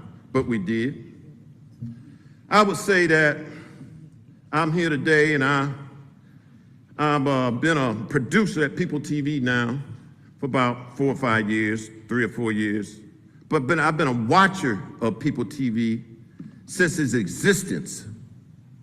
Jose Williams' voice, Alley Pat voice, citizens who wanted to say something about bombing or civil rights or human rights, citizens who wanted to say something about how you start a new business. It was a system that started that if you wanted to have access to Atlanta, then you can come to People TV and take some classes. Today or Friday, I got a email, a text that showed the property and desks and check-ins that I used to do, the equipment that I used to use, thrown out, evicted, city property evicted in the parking lot in the back door of People TV. I don't think nobody ever been elected. I don't think, the presence of people, the voices of conversations that was had at People TV, now it's being trashed in the dumpster. How do we do stuff like that? How did we get here? You understand? Well, we didn't say nothing when they was closing schools. We didn't say nothing when they was tearing down public housing. Well, we need to say something today. And we need to say something and be very clear that we don't support the violence of no countries.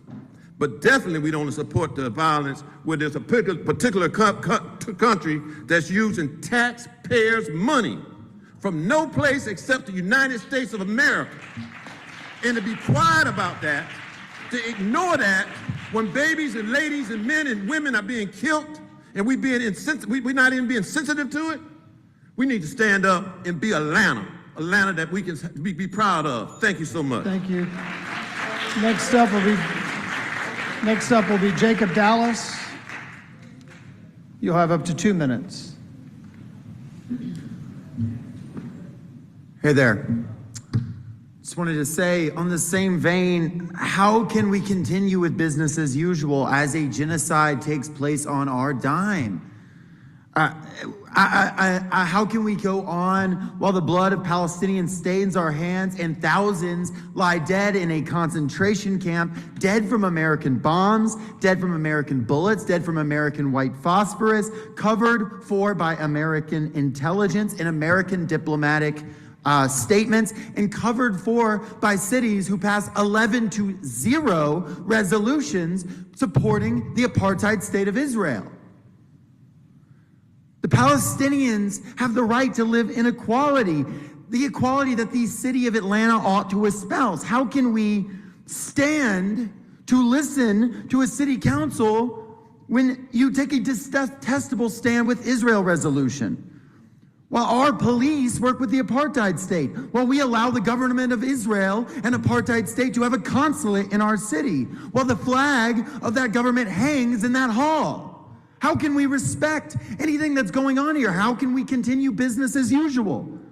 The city of Atlanta may not control the actions of Israel or the military-industrial complex, but you can speak out for Palestine. You can condemn Israel. You can close the Israeli consulate. You can end the Gilly program. You can help local businesses divest from the apartheid state. The people are rising up. Thousands have been marching in the streets. We have been out there every single week. We were by the hundreds of thousands went to DC. We will not yield. We will not stop. We cannot take a step back until the imperialist project of Israel is defeated and all its supporters, wherever they might be, are defeated and removed from political power. Thank you. Thank you. Next will be Linda Winter. You'll have up to 2 minutes. Council members, I come today to continue the conversation and ask you to revoke your prior statement in support of Israel and instead pass a resolution to stand with Palestine and the people there, to stand for a ceasefire now and to end the occupation now. Your prior resolution does not represent the people of Atlanta who have been out by the thousands in the streets in support of Palestine and a ceasefire. The only way I can see it is the people who support Israeli Zionist settler colonial project of the last 75 years and the people who support the current genocide in Palestine, particularly in Gaza now. These people have lost touch with parts of their humanity and clearly have lost touch with the UN Charter. The UN recognizes that occupied people have the right to resist. The UN also defines genocide and provides criteria for examples of genocide. Craig Mockeber, a human rights lawyer for 30 years with the UN Office of the High Commissioner for Human Rights, documents that Zionist Israel's actions over the decades and currently meet a textbook definition of genocide. So I do not use the word genocide by Israel casually or unadvisedly, rather specifically and with knowledge.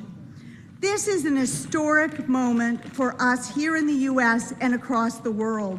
I ask you, which side of history will this body be on? How will you answer the questions asked of us by future generations of Americans and future generations from across the globe? Where were you during during the Palestinian genocide? Thank you. Next will be Tajwar Hossain. You'll have up to 2 minutes. السلام عليكم ورحمة الله وبركاته. رب اشرح لي صدري ويسر لي أمري واحلل عقدة من لساني يفقهوا قولي. Greetings. My name is Tajwar Hussain, a student at GSU. Let's not roll eyes while discussing the genocide of Palestine. Media states it started on October 7th. It did not. Before October 7th, Israeli forces killed 248 Palestinians, 40 of which were children. Let's condemn Hamas, right? Forget to look at all the war crimes of Israel.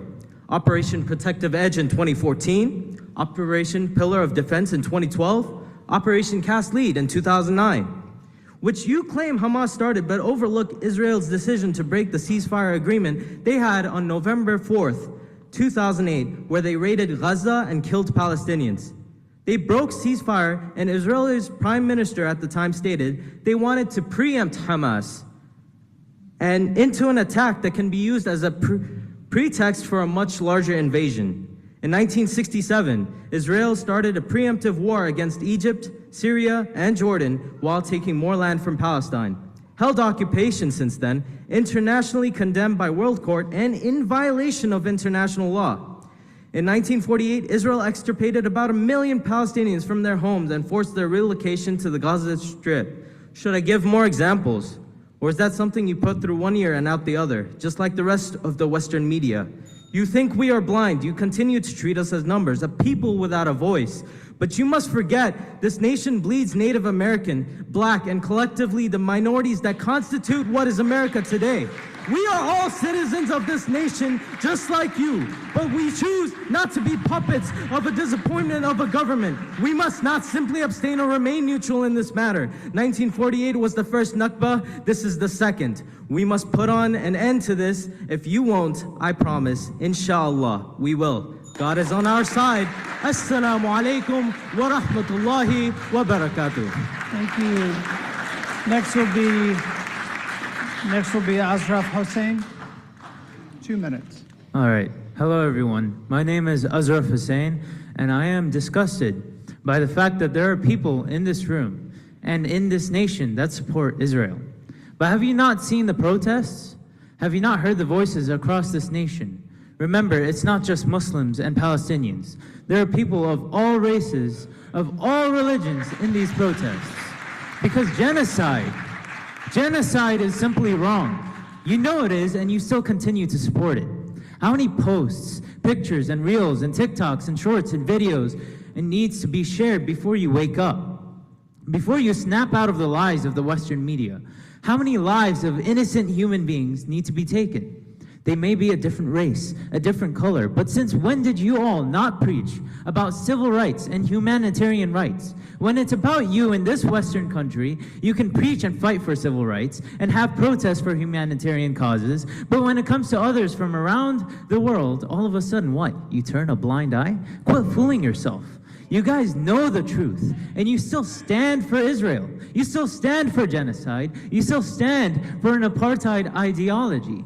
Maybe, just maybe, if it was your family across the world being brutally tortured, killed, bombed, gassed, ran over, mutilated, maybe if it was your child dying in your arms, or your parents lying under rubble, maybe if you did not receive electricity, or food, or water, or lived in an open-air prison, maybe if you lived in a constant state of oppression, maybe then you would understand differently.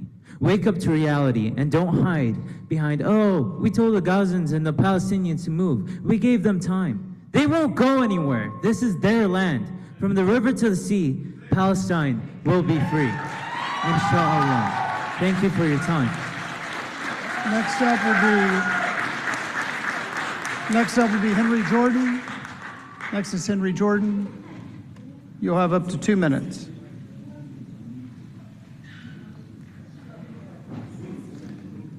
Give unto the Spirit of God, everyone that's here, because with lies you have made the heart of the righteous sad, whom I have not made sad, and strengthened the hands of the wicked, that he should not return from his wicked way, for I promised in him life. Ezekiel 13, chapter 22nd verse.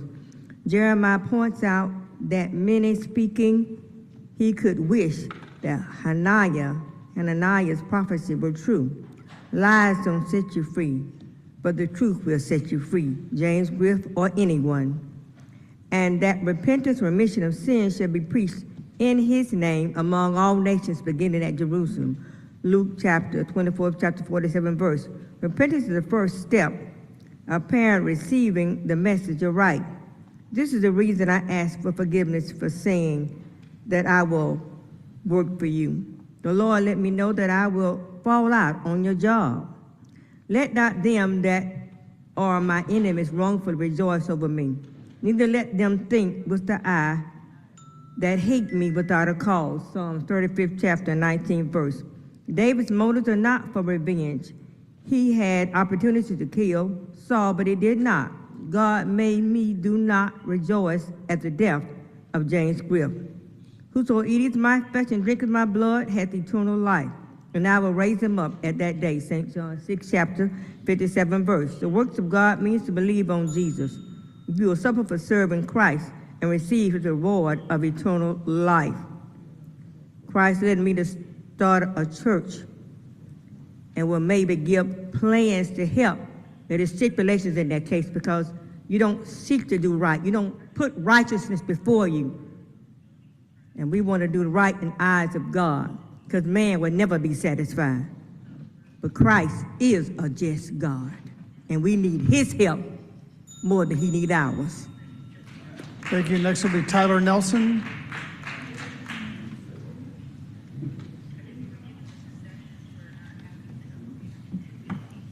You have up to 2 minutes.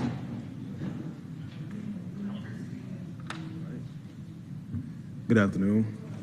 My name is Tyler Nelson. I'm the new president for Progressive Firefighters of Georgia Labor Union Organization, with the Atlanta Step up Fire- just a little closer to the mic there so we can hear you. I'll start over. My name is Tyler Nelson, and I am the new president of Progressive Firefighters of Georgia Labor Organization with the Atlanta Fire Rescue Department. We sent an introduction email to all council members and the mayor this past Friday, the 17th. Councilman Westmoreland did respond, greeting and welcome us. Thank you.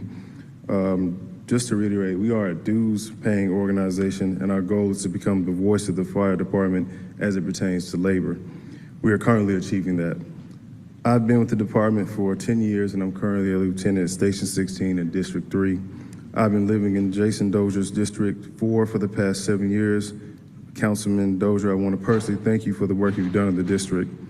To all the council members, I just want you to know that you all have our full support as a labor organization, and we are at your service. We work with the mayor, and we work very closely with the fire chief. We also campaigned in support of the mayor during his race. We just want to thank you for working with the fire department and our issues pertaining to the apparatuses, our pay issues, and the ongoing pay studies, as well as bringing back the pension. Thank you. Thank you. Next up will be Jody Williams.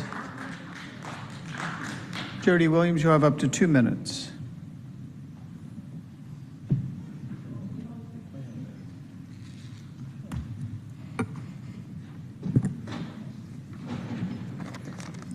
Hello, I'm Jody Williams, and I come to speak on behalf of the Cathedral Towers of St. Philip's. What does 52 million for 99 years mean?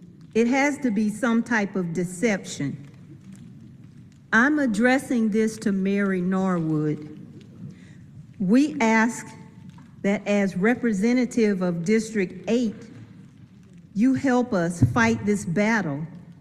To speak on our behalf to the church board, help us to understand how it is in the best interest of the residents to cut the staff. Some of the residents will become homeless. You must help stop the homelessness of our elders. Help them to live out their days feeling secure, safe, and comfortable with no stress. We ask that maybe you arrange a meeting with the residents and maybe speak on their behalf to the church board. Maybe then they'll listen. Keep our seniors safe and secure with no stress. We ask you, we beg you, on behalf of the Cathedral Towers of St. Philip's residents, please help. Thank you. Next up will be DeJuan Robinson. Due to yielded time, you'll have up to 8 minutes.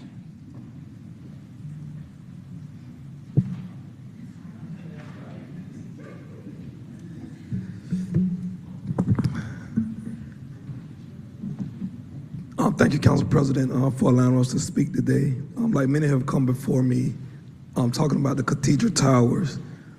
We're going to get the senior age one day, and I'm standing here today 100% healthy. God willing, I get to be 70 or 80. I don't want to be marching down here begging and pleading for somebody to do what's right. Mr. Alex Warren left the room, but I want you guys to know that he's the chairperson of finance. So when the pastors come down here and want those block grants, Mr. Warren can speak up for you guys, and it's wrong. It's morally wrong. So I'm holding this up because one thing, I don't never speak about the Bible. Even though I'm a firm believer in it, but God said He destroyed Sodom and Gomorrah because they did wrong by the needy and the poor is why they was destroyed. Right? We can't allow that in 2023 in Atlanta.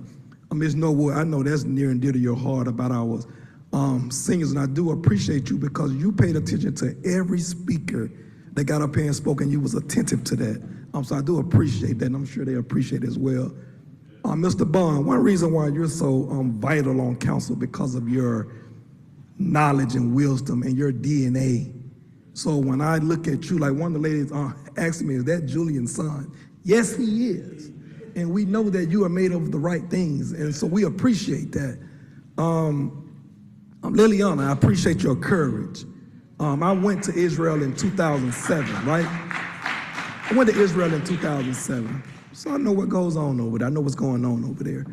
Malcolm X, before he went to Mecca, he preached the vision amongst black and white, Christian and Muslim, until he went over there. When he saw the truth of America, he came back and welcomed black and white, Muslim and everything. When it comes to this situation in Palestine, if you have Jewish friends, it's not about nothing but humane at this point.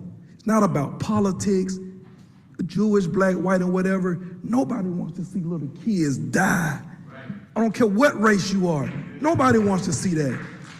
So when you hear me preach up here oftentimes, Mr. Bond, about my grandparents born in 1914, I was raised around senior citizens. So my fight is for senior citizens above all.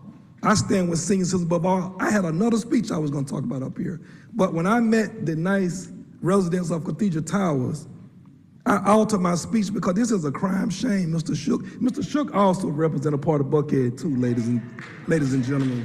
You know what I'm saying? I'm sure he cares well. We got to get to the humane side of things. So it's not about having friends of the Christian faith or the Muslim faith, Jewish friends or whomever.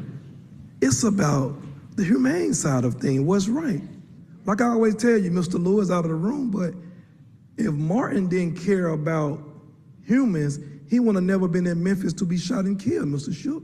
He was down in Memphis fighting for garbage worker, though he lived in Atlanta, and the bigger fight was here for civil rights. So, Mr. Warren, like I stated last time, the civil rights movement benefited almost everybody in this country. Gays, black, white, straight. When Martin them fought, it wasn't just black on the front line holding hands. It was people of the Muslim faith, the Jewish community, black and white. Because the country is set up in a way versus colored people, we can't advance to a certain height, Mr. West and Ms. Moreland, unless our white brothers and sisters are standing beside us. Unless our Muslim brothers and sisters standing beside us. Unless our Jewish Palestinian brothers and sisters standing beside us. We can't overcome unless all of us in this together, but it's a human fight. And at that point, if you're scared to stand up for the people in Palestine, you are choosing the other side. If you don't say nothing, you are choosing it. It's just as simple as that. And it's a human issue. And we have to stand for that, man. We have to stand for that. It's a myth that, Jewish controlled a lot of finances. If we're scared that they're not going to finance a campaign, then it's not meant for you. If you are worried about who's going to finance your campaign, if you speak out against a human issue, you're not speaking out for every Jewish person. You're speaking out for a human issue.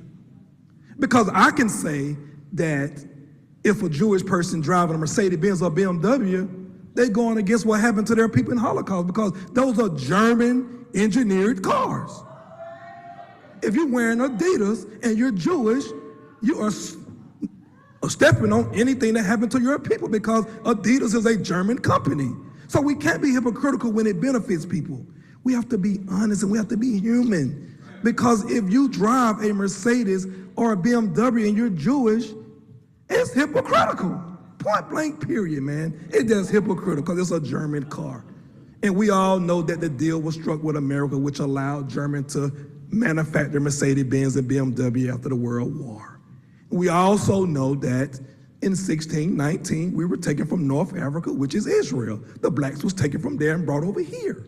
We also know that the Palestinians occupied that land before 1948. We know that, but we don't have to get into that. It's a human side of it that we need to be speaking up for and standing for. We don't want to get into who was, we have to be human at some point. If we're gonna sit in a position, you guys take an oath to take up for the people. We can't just sit idle because when you do, like Martin Luther King said, silence is betrayal. There's no way around it. It is betrayal. And if we have a council member that is bold enough and say what she says, there's no room for politics.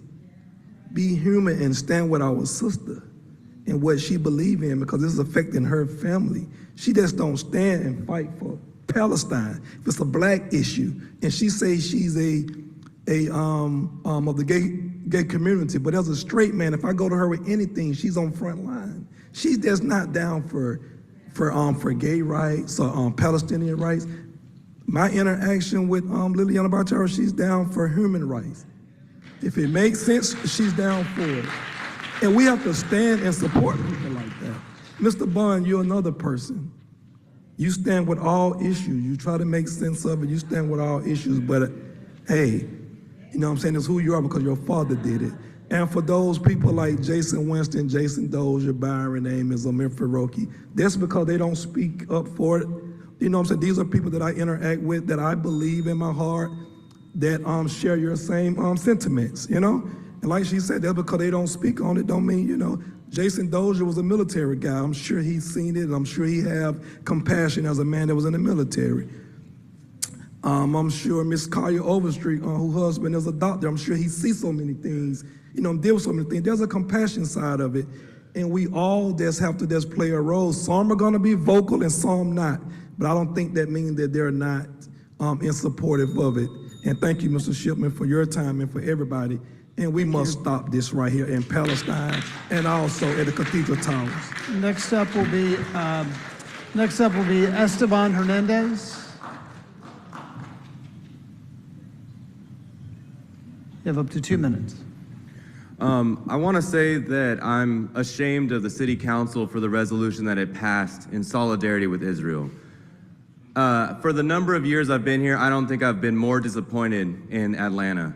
For the city that's supposed to understand civil rights, for the city that's supposed to be against racism, you all passed a resolution in support of Israel during a genocidal war against the Palestinian people.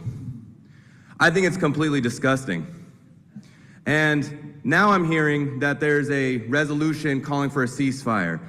That needs to be passed immediately. So what changed in the past 4 weeks since you passed the other resolution? What changed? Well, I know what changed.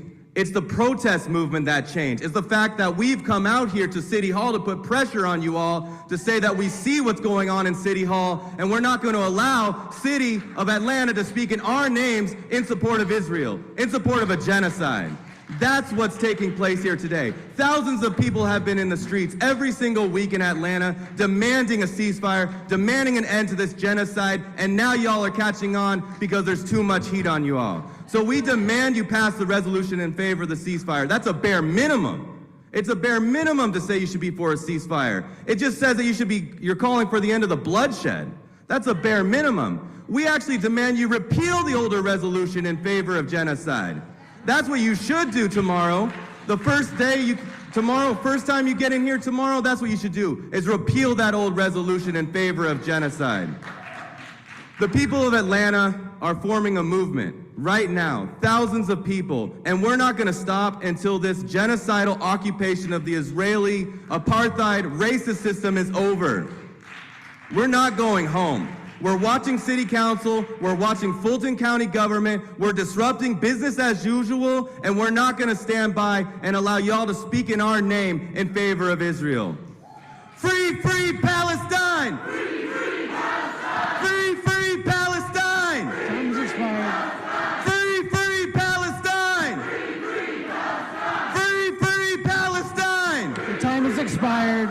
Free, free Palestine! Your time has expired, Mr. Hernandez. Ceasefire now! Ceasefire now! Ceasefire now! Your time has expired, Mr. Hernandez. Ceasefire now! Your time has expired. Your time has expired. Next up is Ken Roebling. You have up to 2 minutes.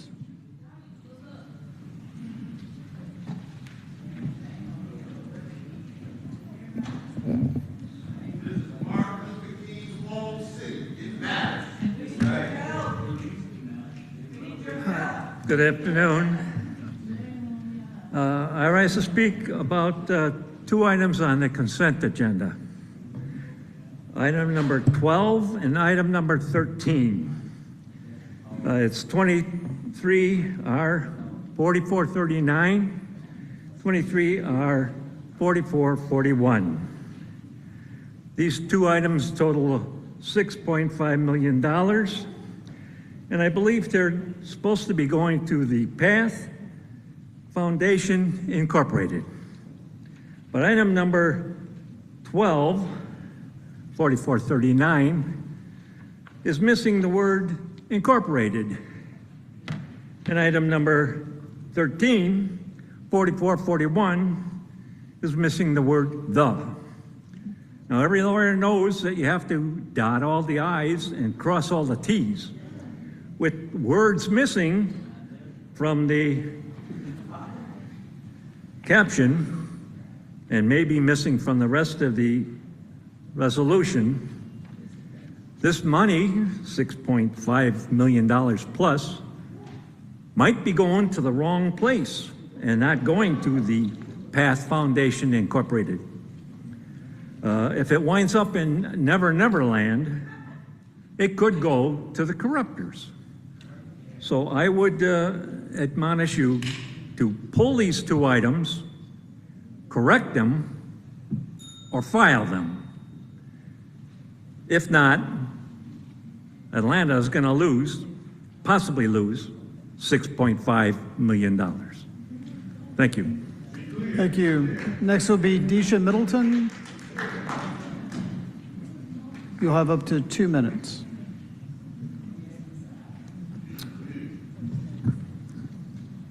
Council members, my name is Daisha, new to Atlanta, and I am a Black American woman, one of the many marginalized peoples of the United States. I am here today to demand a ceasefire and ask that you revoke the statement signed in support of Israel and instead change the narrative to support the people of Palestine. It has always been Black and brown voices from the beginning. You cannot cherry pick human rights and choose which ones you care about. All human rights matter. Black and brown people are not disposable, and as somebody who is a working class American and a student, I see through the flaws of this capitalistic system. You cannot continue to fool the people. It has been 45 days and you have been voted into office for the people, by the people. Yet most of you continually do not care for anybody but yourself. To grow your pockets with greed and evil. Why is money more important than our lives? Money doesn't matter. You're never going to be buried with it. Government profits off of the people, which includes the people of Palestine, who now wake up every single day wondering if they will get to survive today. Why is it justifiable to you that lives are to be lost by our tax dollars? Why do you continue to feed into a system that supports oppression? Can you not step into your humanity and understand that this is the definition of evil? I am demanding that you call this ceasefire and stop the occupation of Palestine. And I don't think that just because some of you may be black and brown that you can't be corrupt. Just because you are in a position of power doesn't mean that you have to bow down to greed. If you lack humanity and empathy, you are not fit to be in a position of decision-making or leadership in any capacity. And I want you to remember that Bernard Lafayette said, violence is the language of the inarticulate, which means that you are lacking cognitive awareness and that you are on the oppressor side, and you need to change the narrative so that the Palestinian people can see peace and that all oppressed groups will see peace. Thank you. Thank you. Next will be Jawad Maynard. Jawad Maynard, you'll have up to 2 minutes. Hello, I'm Jawad Maynard. I'm with the Party for Socialism and Liberation, and I think this comes with no surprise, but we are neck deep within a genocide over in the Middle East. 13,000 people killed, 5,600 of which being children. 10,000 bombs dropped on Gaza, all paid for our tax dollars, co-signed by our Georgia politicians. There has been nothing but undying support by our Georgia politicians. 1 in 4 children in Georgia are in poverty, yet we have money for Israel. We have a homeless population of 10,000, yet we have money for Israel. Over 10,000 children over 100 children in 2023 alone killed by gun violence, yet we have money for Israel and we can't solve this. My futures are being taken away because tuition is going through the roof, yet we have money to take from our tuition for the Gilead program, which also goes to Israel and funds Cop City. We have an unemployment rate of 15%. Yet we have money for Israel. The average rent in Georgia is $2,000, and we don't have enough money to pay for that. But we got money for Israel. Can we stop sending money to Israel? Can we at least acknowledge there's a genocide happening? Because all I've seen across the board is politicians rolling right over for Genocide Joe's investment in that country. If we can't acknowledge there's a genocide going on, can we at least realize when we send money to kill Palestinians, we deprive our citizens here? Do we care what's happening? Do we care that there's blood on our hands? Is this how we want to be remembered? Regardless of that, as long as there's support for Israel, there will be no business as usual. Expect more protests, expect more agitations, expect more boycotts, because wallahi, Palestine will be free. Long live Palestine. Long live the Intifada. Free, free Palestine. Free, free Palestine. Long live Palestine. Long live Palestine. Time is expired. Harriya, Harriya. Palestine, Harriya. The time is expired. Thank you. Next up will be Nur Jahan.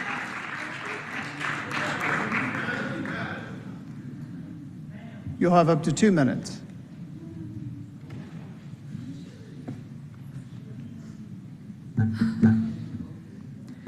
I'm not as eloquent as my peers, but my stance remains free Palestine. I'm disheartened to be standing here today to simply beg the public and the people in power to actually stand up for what's right and call for a ceasefire at the bare minimum, which should have been passed yesterday to prevent the deaths of tomorrow. Every 10 minutes that we sit here, a person in Gaza dies. I have been saying the Pledge of Allegiance since I've been in school. The one part that rings through my head is with liberty and justice for all. I guess all doesn't really apply to all, huh?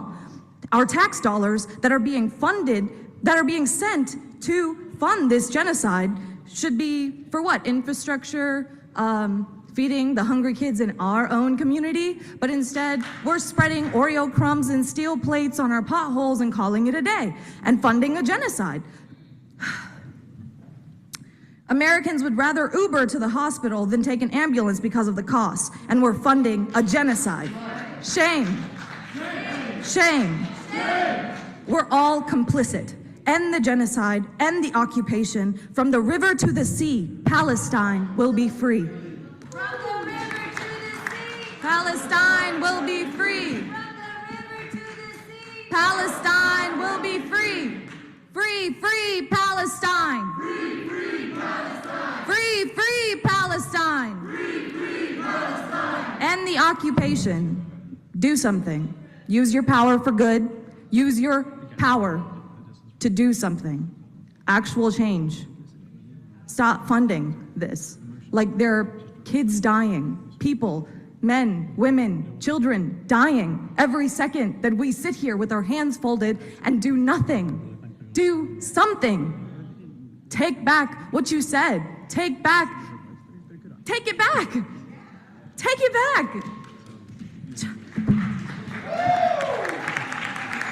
Next will be Nusrat Noor.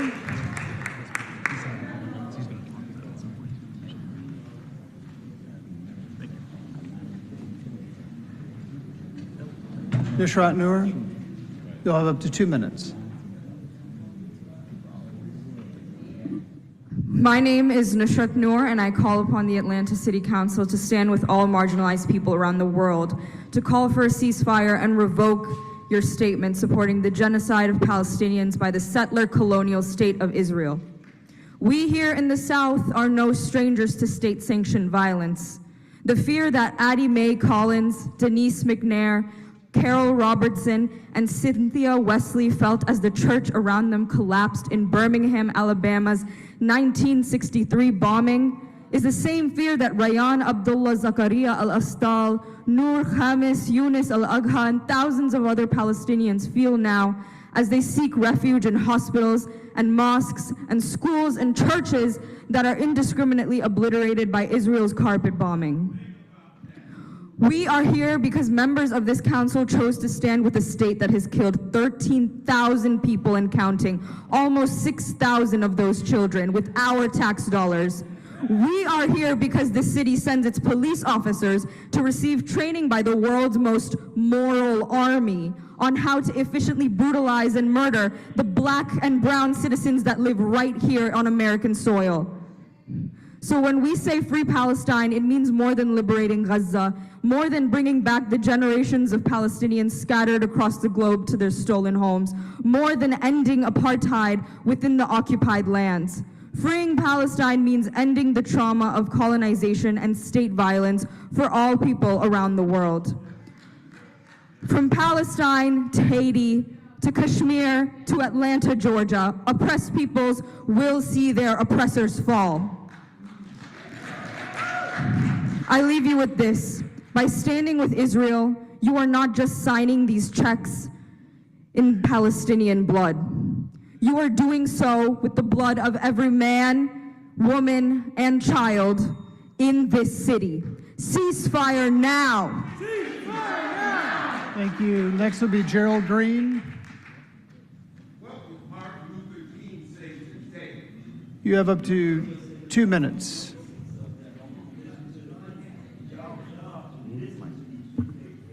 Hi everyone, my name is Gerald Green. I'm with the Party for Socialism and Liberation. I've been a citizen of the state of Georgia my entire life, and I'm up here today to call what's happening in Palestine and in Gaza today an atrocity and a genocide. Right now, there's thousands of innocent people being massacred in Gaza because of what they've done, not because of who they are. I was shocked and outraged to find out that Atlanta City Council passed a resolution siding with standing in solidarity with Israel when Palestinians and Arabs are being slaughtered by the thousands in Gaza. What is taking place is a genocide, and we need to call it that. Why would City Council at a time like this put out a resolution in solidarity with Israel? People say that Israel has a right to defend itself. But what I can say here today, and I think everybody must agree with, that self-defense does not include bombing innocent civilians. It does not equal killing thousands of children, which is what Israel is doing right now. So again, why did City Council sign a resolution that, on standing in solidarity with Israel? Why not sign a resolution to say ceasefire now? Where is this resolution standing in solidarity with the people of Palestine? So we need a ceasefire now, today. Thank you. Thank you. Next will be AJ Ramirez. AJ Ramirez.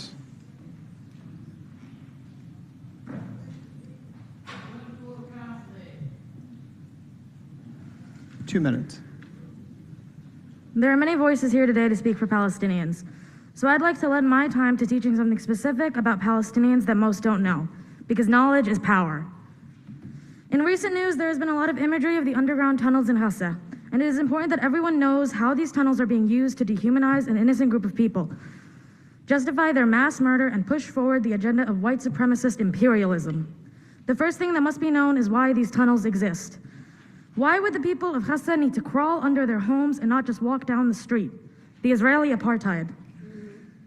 When the settler state of Israel imposed their blockade on the Hassans, there was zero imports and exports coming in and out. According to Time magazine, on October 13th, 2013, in terms of economic activity, there is none other than the tunnel economy. According to The Guardian, the Palestinians were smuggling women's underwear, car parts, goats, sheep, KFC, and plastic chairs to rebuild schools that the settler state of Israel had bombed. In 2009, The Guardian called them Gaza's Labyrinth Lifeline. Now they are being used to compare Hassans to human animals and the children of darkness. There are now 13,000 martyrs, innocent civilians, yet the West continues to belittle and dehumanize them and carpet bomb their homes. A ceasefire is not enough. There will be a free Palestine. There will not be peace until there is justice. Libertad para todos las tierras romperas. Next up will be Fig White. Fig White, you'll have up to 2 minutes.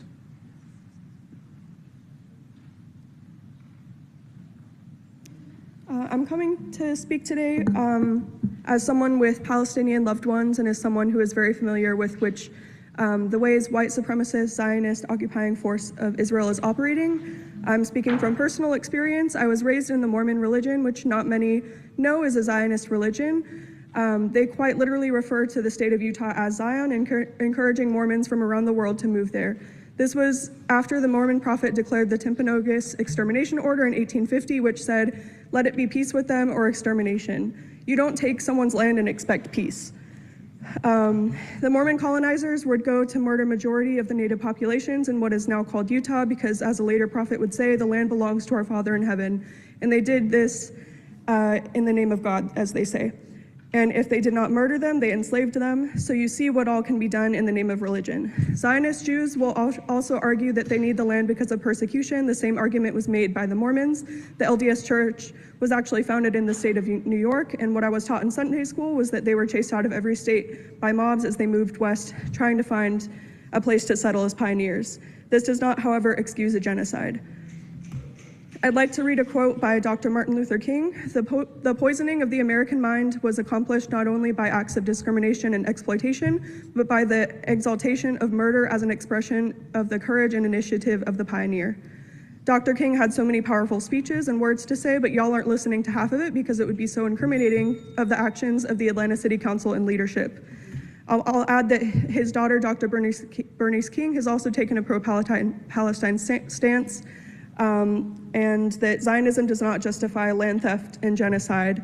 Lastly, I'll just add that Atlanta City Council needs to stop the violent practices that Israel does and taking it back to Atlanta soil.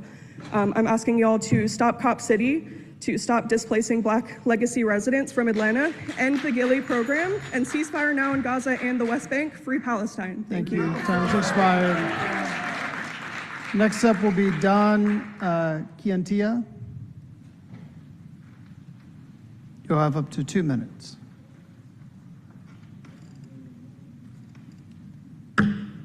It's Don Quintanilla. I'm going to look at everyone because we're too busy chatting, sleeping. I'm hoping you're changing your mind over there. Kids are dying, right? Right now. Children. Bombs. And we're told tunnels. Okay, I'm not like a war person, but like we have special ops now. We're in 2023. This is ridiculous. I can't sleep. I can't eat. I am crying. Are you all sleeping well? You must be on some mad drugs if you're sleeping. I wake up. Is there going to be a ceasefire today? You can ask my husband in the room. Oh, there might be. I don't even understand why this is a question. I am a good citizen. I believe that you are good people. I really do. I hope so. Or we are fucked. Please watch your language. Oh my God. Watch my language. You can't say my name. I apologize.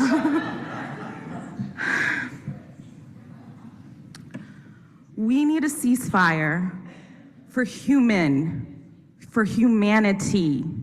for this in your heart, for every single one of your children, for your children's children. Do you know we're on indigenous land? We don't even have a reservation here, you all. That's crazy. This is a genocide that we promised would never fucking happen again, and I'm gonna swear until you can say my name right.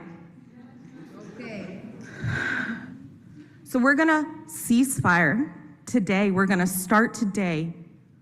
Today is a ceasefire. Right now is a ceasefire. Stop talking over there and ceasefire. Your time has expired. Thank you. Ceasefire now! Ceasefire now! Javari Williams.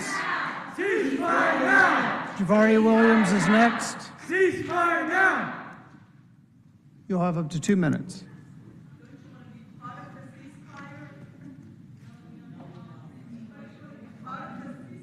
Hi, my name is Javari Williams. I am not as eloquent a speaker as the people before me, but I will try my best. Genocide is in no way correct. We have the luxury to sit here in this air-conditioned room, you all with your very nice suits and dresses, free of the worries of this room being bombed, free to go home to our families. The Palestinians, unfortunately, do not have this luxury. Day by day, Palestinians are in fear of their lives, of their families, their friends' lives, and do not have the luxury to sit down and just breathe because they live in fear that their next breath might be their last. I've been sitting in this room while watching each one of you all here. I've watched people text, I've watched people yawn, I've watched people exaggeratedly sigh. Completely disconnected by the genocide happening to a group of people who are unable to defend themselves. And honestly, all I have to say is I'm disappointed.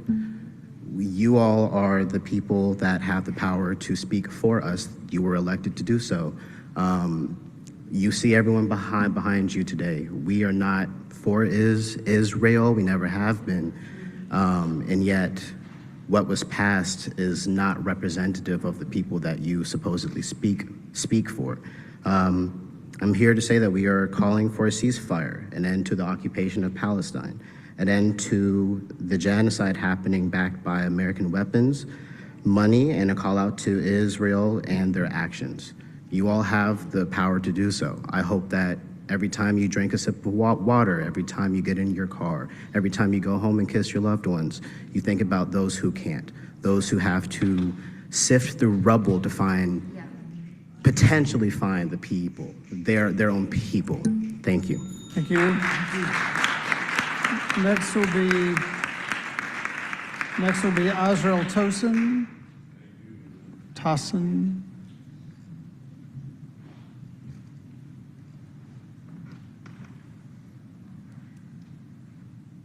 You have up to 2 minutes. Hello, everyone. Much has already been said about the genocide happening in Palestine due to so-called Israel's oppressive actions, so I won't speak to that. I'm sure you all, if you were listening, have heard enough about why it is such a dastardly thing to not call for a ceasefire. What I will say, however, is I am not shocked, but disgusted by the fact that the Atlanta City Council, despite multiple protests by its own people, the people that you are here to serve, the people that you represent, showing that we are not in support of so-called Israel, have decided to support so-called Israel's genocidal occupation of Palestine And I would just like to let it be known that due to you all being public servants, that every action that you make is known to the public. Everything that you do, every stance that you make, every stance that you don't make is known to the public. And it will be known for years to come. What you decide now will be your legacy forever, following you. May you know no peace, just like the Palestinians have known no peace since the occupation of Palestine began, not just in 1948, but before in 1917 due to British occupation and British mandate. If you all refuse to sign for a ceasefire and take back your statement on supporting Israel, so-called Israel's occupation of Palestine, this will be your legacy. You will be known forever, and the streets will not have any peace. You will not have any peace, and there will be no justice, no peace. Yeah. Thank you. Next will be James Davenport. You'll have up to 4 minutes due to yielded time. Good morning. Good afternoon, everybody. Thank you so much for allowing me to be in your presence. My name is James Davenport. I am the president and founder of the Hit and Run Help Foundation. Kiana Jones, executive secretary. You will be hearing from us shortly. First, giving honor to God, who I oftentimes call my conductor. I don't have a PhD, but I do have a GOD. Councilman Bond, and you have a photographic memory. A couple of things I want to say to you. A couple of weeks ago, you were at Washington Park. Did you recognize that there was urine all over the men's bathroom? Several months ago, Morgan Johnson told me that you had taken interest in a request that I made that you all provide free Lyft rides for seniors. Now, I got an uncle who, he should make your daddy's clothes too. He says today, pee on my head and make me think it's raining. You don't have to lie to me. You all have seen on the news that an autistic child was slapped by a teacher, which was heard by another teacher. Put your seatbelt on. Last week I got a call. I was at a doctor's appointment. And Mr. Shipman, hold on a minute. I'm totally upset that these chairs are empty. It's totally disrespectful that we pay y'all salary and y'all don't have the decency to listen at what we have to say. 2 days out of a month, 2 days out of a month, we get the opportunity to voice our opinion out in here. Now, what we come in the morning, where you all pushing the pencil to the people who spending money, it'll be totally different. The phone call I got last week was from one of my first cousins. Oh, let me get back to this. Mr. Bond, the first black park in the city of Atlanta. Men go to the bathroom, we gotta stand and piss. It don't make sense. Last week, my phone call, my cousin said his autistic grandson, Pine Street Elementary, was attacked and assaulted by a teacher, grabbed by the neck, drugged in the bathroom and beaten. The man came out of the bathroom rubbing his knuckles as if he had hurt himself. 8-year-old autistic child, y'all. We here on Channel 5, there's an autistic kid in Atlanta was slapped by a teacher. Pardon my French, but what the hell going on? What the hell is going on? I mentioned this on the Dr. Rashard Richards show. His response was a whole lot different than you all's. Just like you don't care, just like a lot of stuff that we talk about, you all don't care. Had I $2 million in my pocket in one of the sidebar with either one of y'all, I guarantee you would listen. You would listen. Liliana, thank you. I made one phone call, and this call was actually almost by mistake. I talked to your person, Patrick. And after that, I called Patrick Quinn with Channel 46. What do we have to do, y'all? I marched with some of you during the George Floyd incident. I marched with some of you. Yes, I did. I got a cousin who has to hire an attorney because his autistic son Time has expired. was assaulted, taken in the bathroom and beaten. Time You know, has this expired, this Mr. this don't Davenport. make sense. Can we get some support from somebody? Is anybody concerned? Anybody? Thank you, Mr. Davenport. Mr. Bond, you'd like to respond? Thank you, Mr. Davenport. And yes, we'd like to know more information about the incident so that we can follow up on the issues with the lift rides with Fulton County. What I've learned is that those are funded through federal grants. And so to do it on the city of Atlanta, we have to find a source of funding or either get in line to apply for those same grants. So But Mr. Bond, excuse me, you agreed a down payment of $87 million for a playground with police Mr. and Davenport, emergency you've had your people. time. You've had your time. You can take a sidebar if you want to. Well, he actually addressed me, I Mr. understand, Shipman. Mr. Davenport. No, I'm responding to you. Okay. In the issue that you raised. Okay. We've had a dialogue for several months trying to determine how to recreate the county's program for city residents within the city limits. Fulton County funds their programs through grants. We have to find a source, either a similar grant program, or we have to go to the city's budget to fund the program. I'm just giving you an update of what I've learned after speaking with those at Fulton County.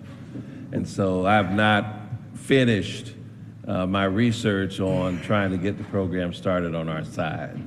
And so there are options at the city level. But I'm just giving you an update of who I've talked to. As far as the bathrooms are concerned, I've raised the issue about these bathrooms, not just at Washington Park, but at most of our city parks. They've either been vandalized or they're not maintained. This ain't got So nothing to I do with have raised vandalism. that This is the issue. first black park in the city of Atlanta. It has nothing to do with vandalism. More than 10 years we've had this issue. Mr. I'm just trying to respond to you, Mr. Davenport. And so it is an issue. Washington Park, of course, the first African-American park, designed for African Americans, first publicly funded park in all of Georgia, most of the southeastern United States. I'm very, very much aware of its unique history, and I'm a beneficiary of that history. I learned to swim in that park. I grew up in that park. And so I'm very, very concerned about that park. I've raised the issue with Commissioner Cutler, and I've mentioned it to our watershed commissioner, that perhaps there needs to be a better or different design for the bathrooms at all of our parks, so that it don't require that type of maintenance in much the same way that perhaps that we should go with the same model that we use for the self-cleaning restrooms in our parks. So I just want to let you know I have followed up on the issues that you have raised with me, and I'm continuing to work on those things. Doug Voigt does not even respond to my calls anymore, Councilman, but I wear this shirt with pride. Thank you, Mr. Davenport. And it is Thank you about for us. Thank you, Mr. Bond. It's about us when you all beg for our vote. Time has expired, Mr. Thank you. Davenport. Thank you. Next will be Alma Lot. You'll have up to 2 minutes.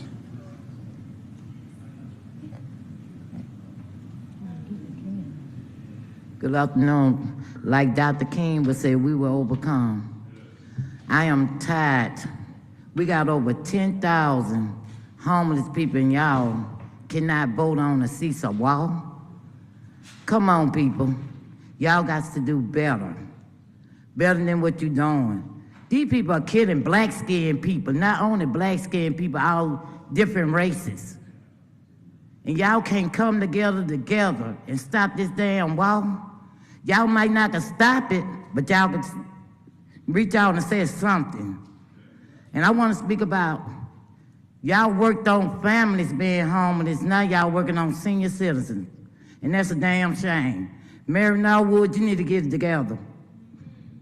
You got people 90-something and 80-something years old, and you didn't beg for votes, they seated you. You need to take care of your community. But I ain't seen the English Avenue already suffering. Y'all got homelessness all over in every district. Black people. And y'all have nerves enough to get up here and bring in damn Invest Atlanta. Come on. Atlanta housing, come on. Shame on y'all. Shame. And I'm damn tired of it.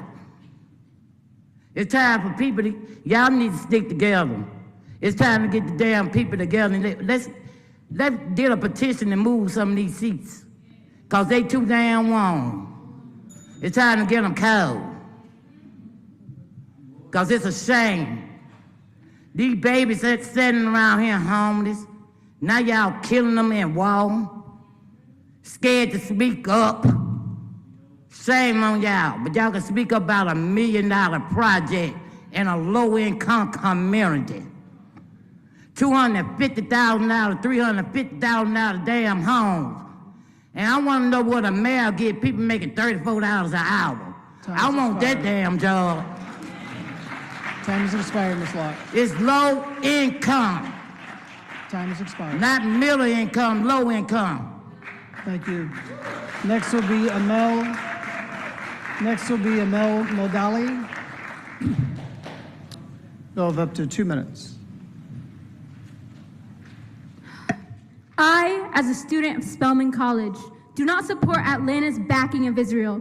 And if you want to be in office, I hope you guys utilize our outspokenness and do as the electorate who puts you in office say, unless, as we can see so far, are faithless electors. You, the City Council of Atlanta, are actively turning a blind eye or even singing new tunes when we have come up to discuss the terrorism, which not only attacks the fundamental rights of Palestinians, but slaughters them as well.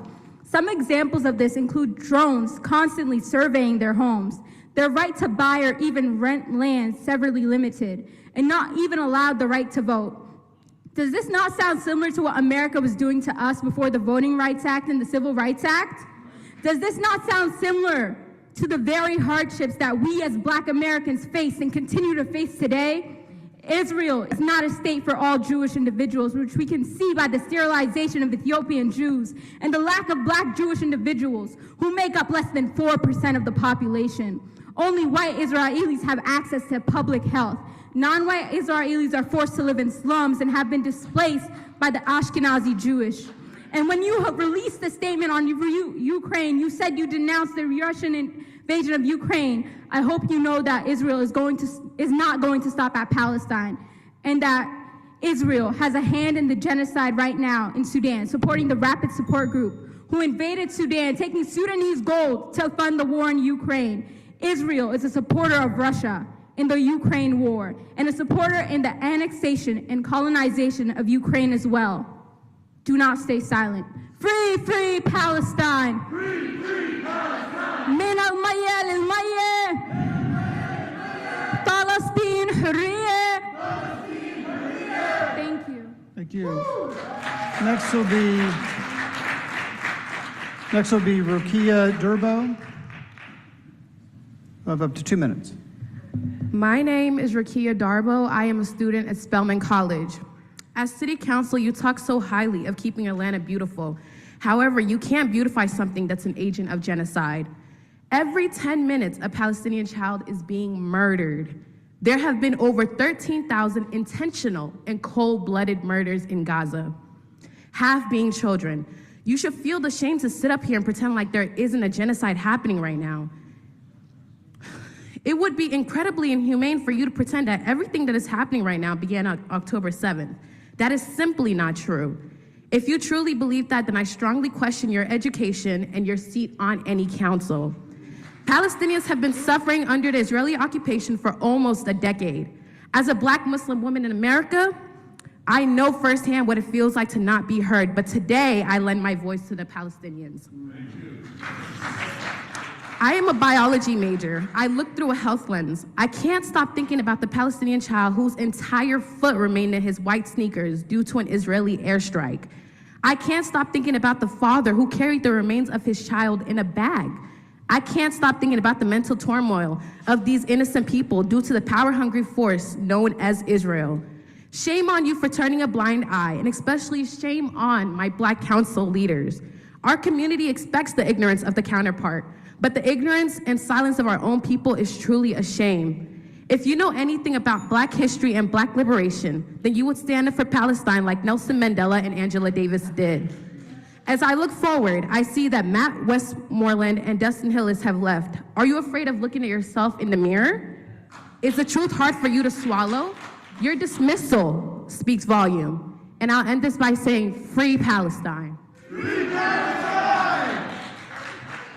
Thank you. Next will be Greg Pridgeon.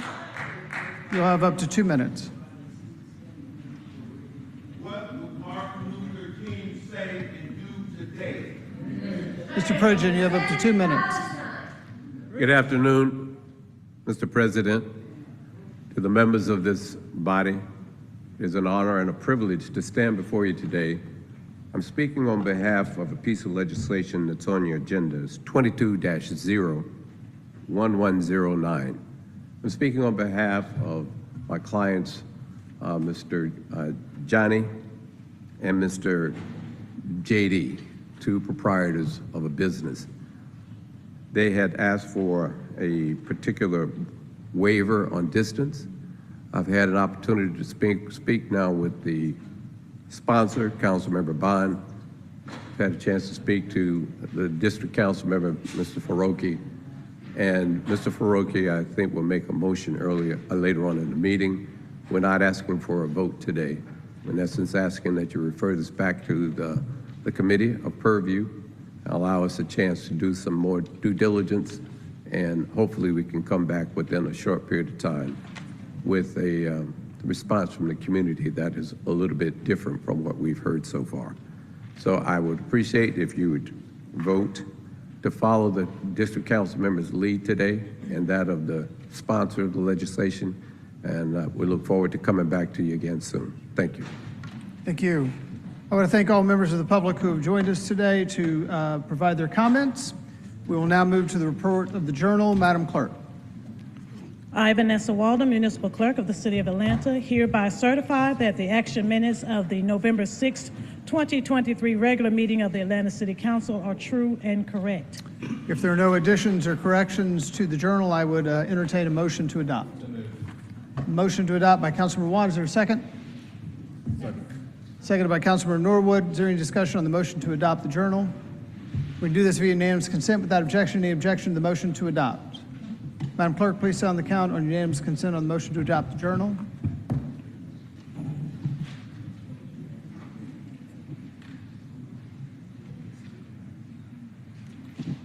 No.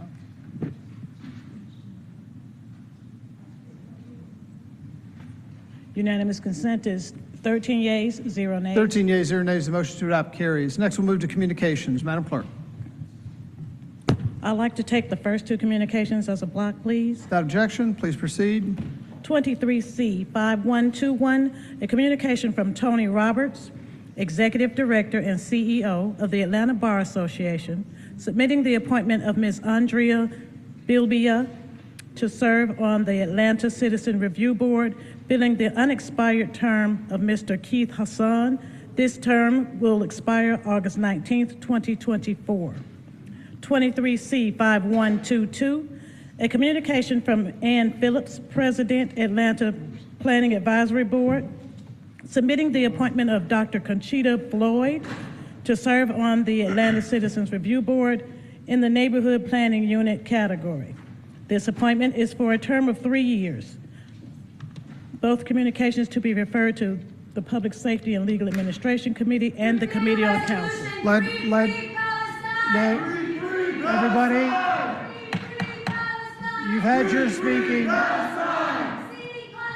You've had your speaking time. We're going to continue.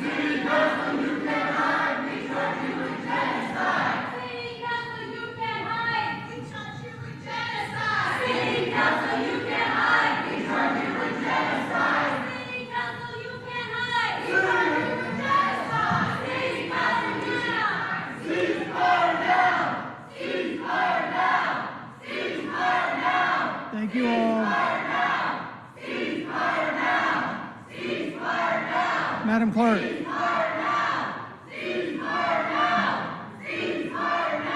Madam Clerk, let both items follow that course.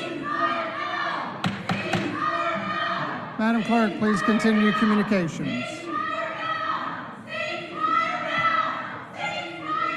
Thank you. Madam Clerk, let both of those items follow the course. Please proceed. 23C 5123, a communication from Councilmember Andrea L. Boone, District 10, reappointing Ms. Kajara Anderson.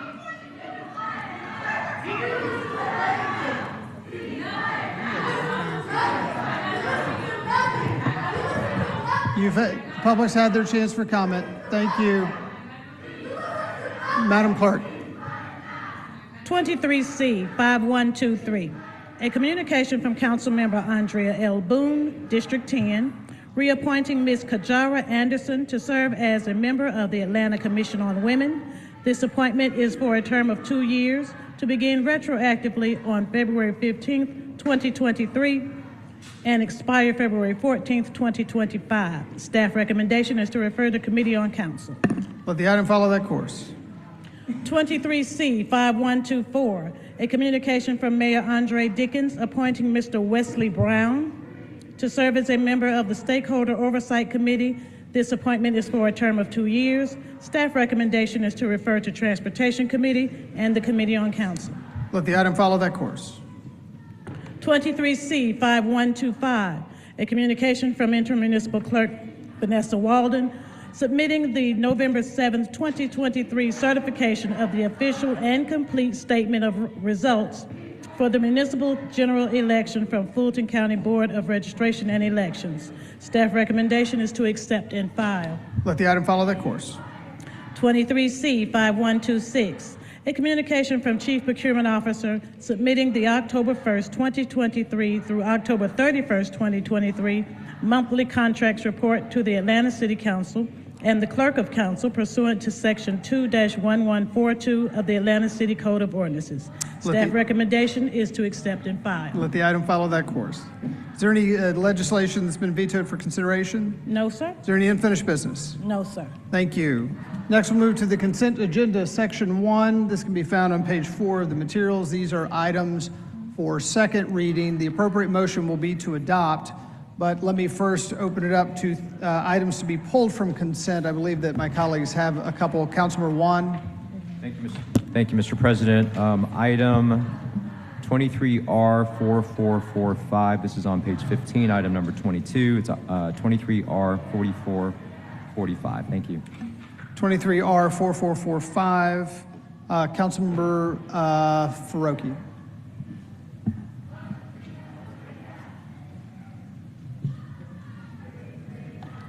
Councilmember Farokhi.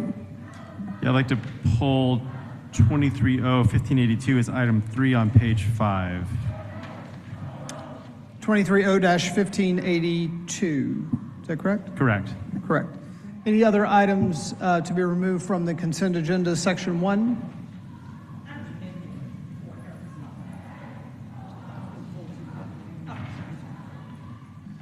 Hearing none, I will entertain a motion to adopt consent agenda Section 1 with the 2 items removed. Moved by Councilmember Juan. Is there a second? Seconded by Councilmember Overstreet. Is there any discussion on the motion to adopt consent agenda Section 1 with the 2 items removed?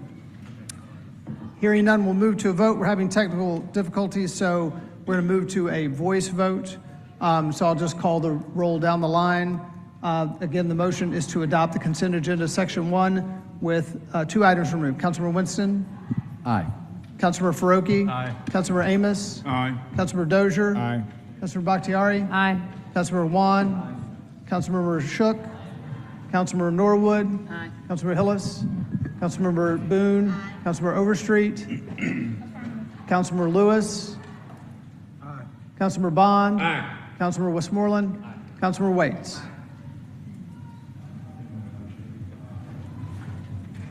That vote is 15 yeas, 0 nays. 15 yeas, 0 nays. The motion to adopt consent agenda Section 1 with 2 items removed carries. Councilmember Juan. Thank you, Mr. President. Before we move on to the next section, I'd like to move 23R4446 to the mayor's office post haste. Again, that's 23R4446, page 15, item 23. There's a motion to move 23R4446 to the mayor's office post haste by Councilmember Juan. Is there a second? Is there a second? Seconded by Councilmember Shook. Is there any discussion on the motion to move post haste?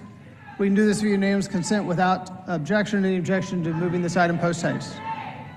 Madam Clerk, please sound the count on unanimous consent on the motion to move post haste.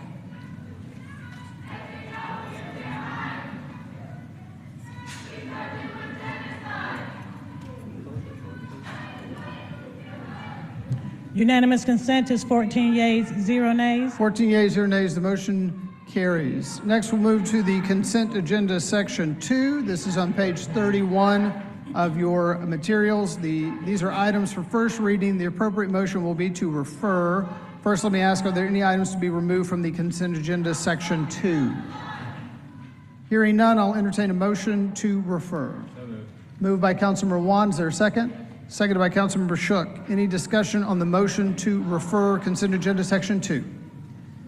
Hearing none, we'll move to a vote. We'll do this via voice vote again. I'll call the roll down the line. I'm still doing technical difficulties. Again, the motion is to refer the consent agenda section 2. Councilmember Winston? Aye. Councilmember Faroki? Councilmember Amos? Aye. Councilmember Dozier? Aye. Councilmember Bakhtiari? Councilmember Juan? Aye. Councilmember Shook? Councilmember Norwood? Aye. Councilmember Hillis? Councilmember Boone? Councilmember Overstreet? Councilmember Lewis? Yes. Councilmember Bond? Aye. Councilmember Westmoreland? Aye. Councilmember Waits?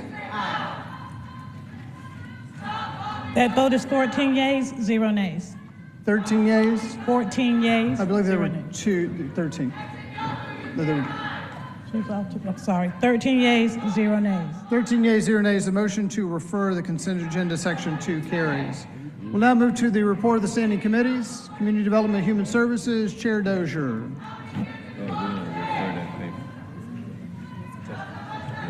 Chair Dozier, CDHS. Sorry, it's a little hard to hear. No report for CHS. Yeah. There you go. Councilmember Dozier? No report. No report for CDHS. Next up today will be the Transportation Committee. It's like Chair Faroki has stepped off the floor for 1 moment. Let's give him 1 moment. How are you doing? Pretty good.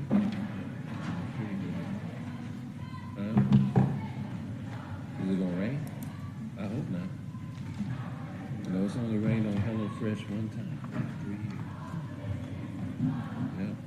So hopefully God will keep us in. I really will. Yes. Sorry. Chair Faroki, Transportation Committee. All right, thank you, President Shipman. We have one item today. It was pulled off of consent. It's item 23-0-1582, an ordinance by council members Dozier, Bond, Boone, Lewis, and Amos, as amended by the Transportation Committee to rename Beckwith Street Southwest, starting from Joseph E. Lowry Boulevard to Beckwith Court Southwest, and Beckwith Court Southwest to MLK Jr. Drive to Thomas W. Cole Jr. Way, to waive certain provisions of section 138-8 of the City of Atlanta Code of Ordinances and for other purposes. This was favorable as amended at the November 15th committee meeting, but one important stakeholder, Friendship Baptist Church, was not aware of this renaming, so we're going to move to refer this back to committee so the church can weigh in, and then we'll bring it forward, hopefully, after that. So motion to refer. There's a motion to refer 23-0-1582 by Councilmember Faroki, seconded by Councilmember Juan. Is there any discussion on the motion to refer this item? Councilmember Dozier.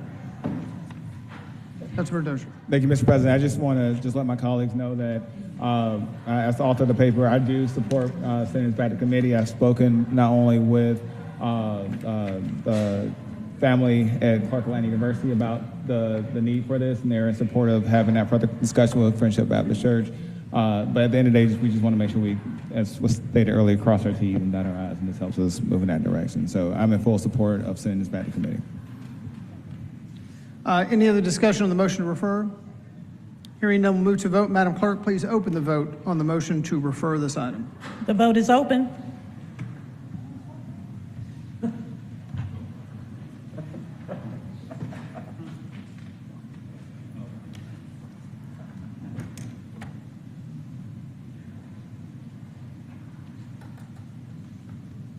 The vote is closed. 14 yeas, 0 nays. 14 yeas, 0 nays. The motion to refer carries. That concludes our report. Thank you. Next up will be Finance Exec Committee, Chair Juan. Thank you, Mr. President. Colleagues, I'm going to take the item that was pulled off of the consent agenda first. That is item 23R4445. It's a resolution by council members Keisha Shawn Waits, Alex Wan, Dustin Hillis, Amir Faroki, Mary Norwood, Howard Shook, Michael Julian Bond, Jason Winston, Byron D. Amos, and Andrea L. Boone, as amended by Public Safety and Legal Administration Committee to be entitled Erica's Law, to urge the Georgia General Assembly to enhance super speeding laws in the city of Atlanta and for other purposes. This came out favorable from committee. I believe the original author would like to make a substitute. There's a motion coming out of committee that's on the floor to adopt. It doesn't need a second. Councilmember Waits.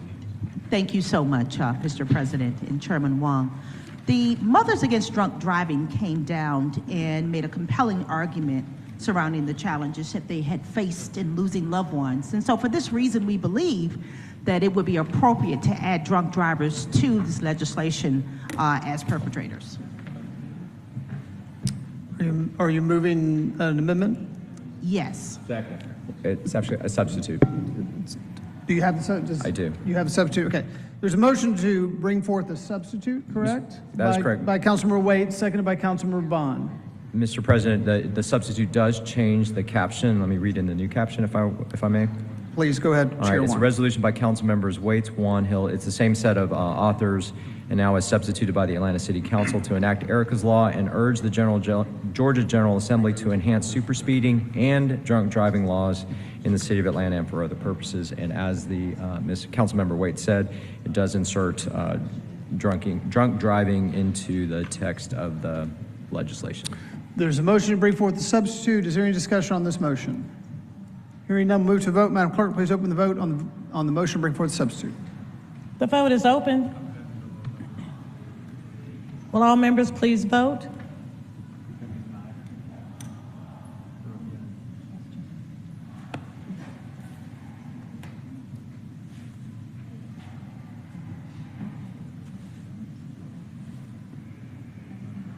The vote is closed. 13 yeas, 0 nays. 13 yeas, 0 nays. The motion to bring forth the substitute carries. All right, now that's before us, I'll make the motion to adopt on substitute. There's a motion to adopt on substitute by Councilmember Wan. Is there a second? Second. Seconded by Councilmember Bond. Is there any discussion on the motion to adopt as substituted? Hearing none, we'll move to vote. Madam Clerk, please open the vote on the motion to adopt as substituted. The vote is open.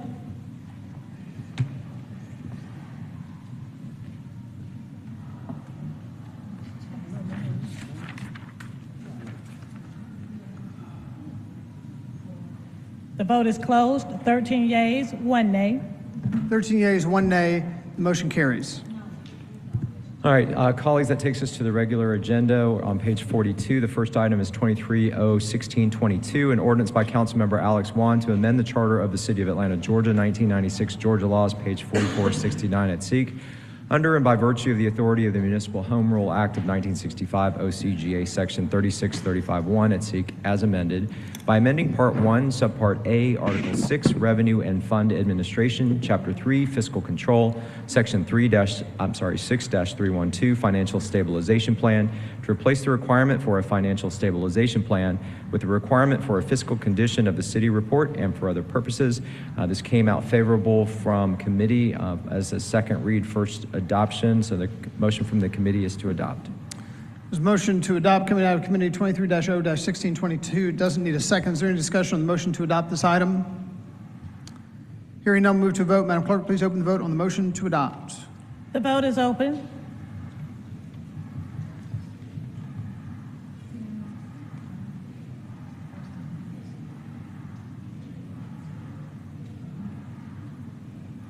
The vote is closed. 14 yeas, 0 nays. 14 yeas, 0 nays. The motion to adopt carries. Thank you. Mr. President, I'd like to take items 2 and 3 together as it is the same action on both papers.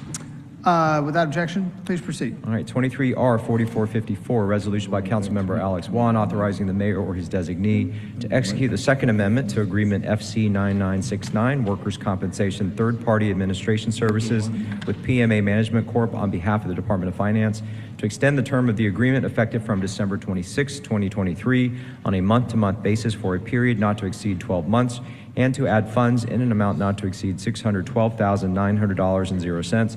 All contracted work will be charged to and paid from the fund department organization and account number listed herein and for other purposes. And 23R 4465, a resolution by Finance Executive Committee authorizing the mayor or his designee to execute the First Amendment to Special Procurement Agreement number listed with PRM South, Inc. on behalf of the Department of Human Resources to provide benefits consulting services for 1 year with 4 one-year renewal options or options to renew in a total amount over the 5-year term not to exceed $730,380.00. All contracted work will be charged to and paid from the fund department organization and account number listed herein and for the purposes. The motion from the committee to on both papers is to file, but before I ask for the vote on this one, Mr. President, I did want to just share with colleagues, there was a lot of discussion in committee about how we handle papers that amend or waive the procurement code on contracts. There's been kind of mixed practice of whether we do it via resolution or by ordinance. And by counsel of the law department, the practice going forward should be ordinances. So these two papers are resolutions and filed as a reason of that. So I just ask that we all kind of keep that in mind going forward, as well as the administration, that under those circumstances, the paper form should be an ordinance. So with that, the motion on both items is to file. There's a motion coming out of committee to file these two items. Doesn't need a second. Is there any discussion on the motion to file these items? Hearing none, we'll move to a vote. Madam Clerk, please open the vote on the motion to file. The vote is open. Will all members please vote?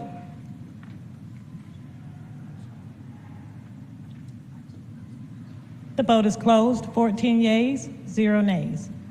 14 yeas, 0 nays. The motion to file carries. Thank you, Mr. President. That concludes our report. Thank you. Next up, we will have the Committee on Council.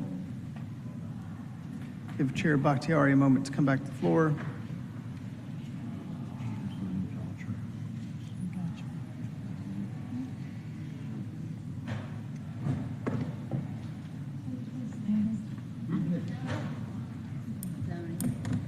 Zoning's next.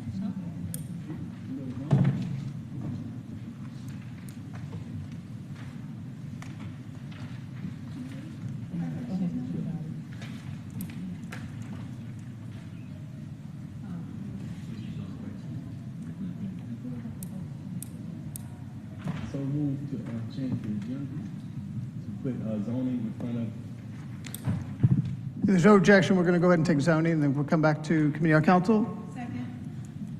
We'll do a be unanimous consent. Councilmember Overstreet. Councilmember Overstreet, Zoning Committee.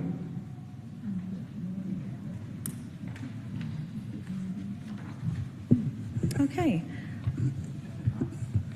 We'll start our zoning committee report. Everyone, please turn your pages to 51 in your agenda. We'll start with ordinances for second read, please, President Shipman.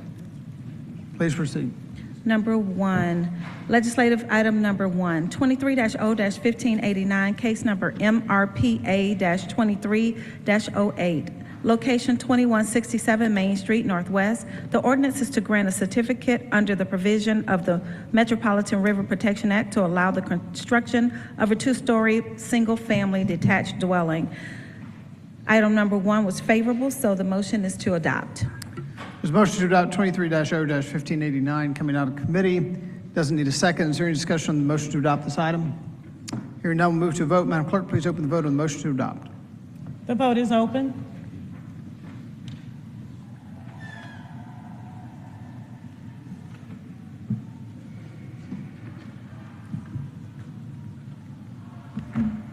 Will everyone please vote?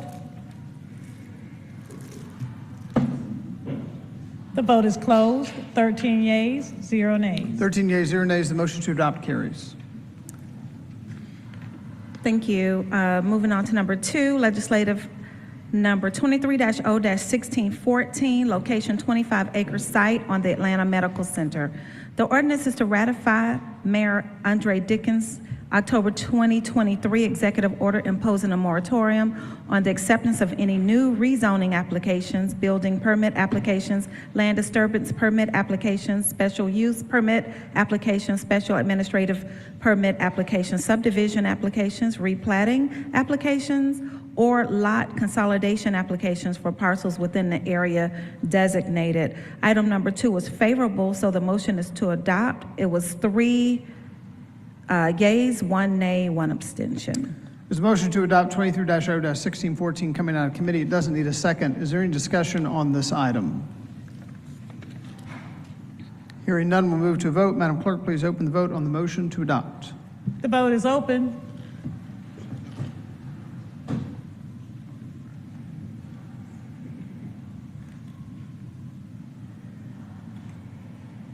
Will everyone please vote?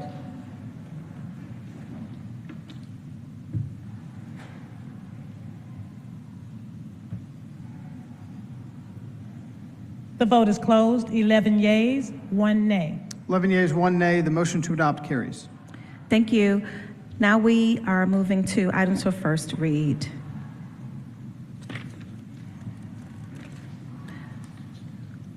Legislative number 23-0-1633, case number MRPA 23-09, locations 2249, 2253, 2257, and 2261 Paul Avenue Northwest. The ordinance is to grant a certificate under the provisions of the Metropolitan River Protection Act to allow the construction of four single-family detached dwellings. I move to refer item number 3 to zoning committee.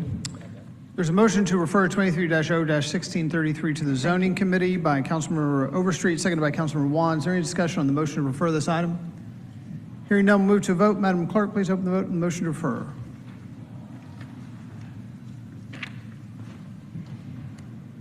The vote is open.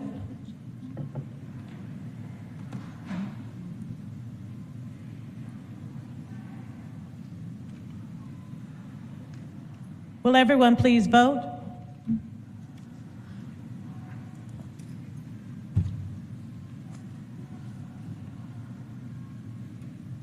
The vote is closed. 11 yeas, 0 nays. 11 yeas, 0 nays. Motion to refer carries. President Shipman, I'd like to take items 4 through 10 as a block. Without objection, please proceed. Thank you. Legislative item number 4, 23-0-1634, case number Z-23-62, location 177 Huntington Road Northeast, also 175 Huntington Road Northeast. The ordinance is to rezone from R4 single-family residential to R4A single-family residential.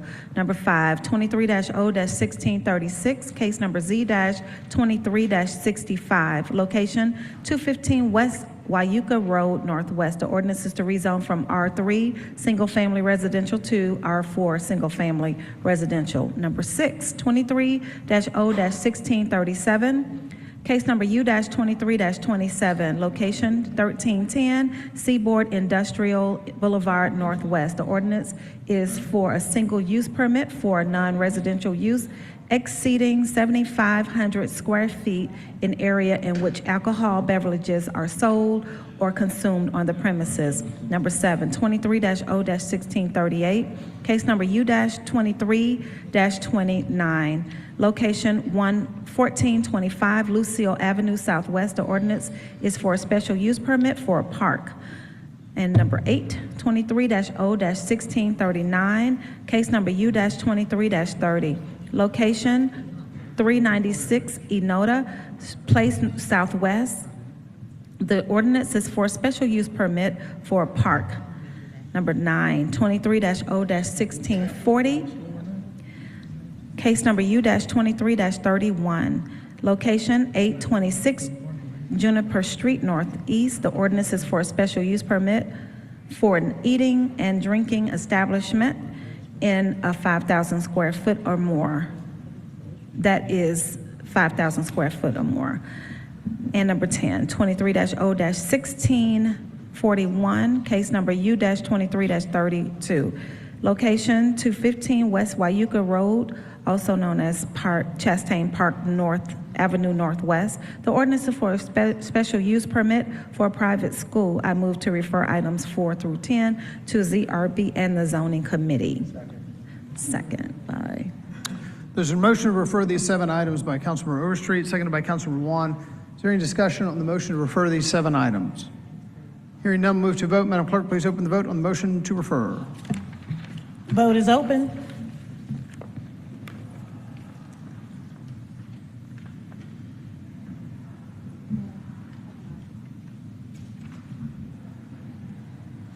The vote is closed. 14 yeas, 0 nays. 14 yeas, 0 nays, the motion to refer carries.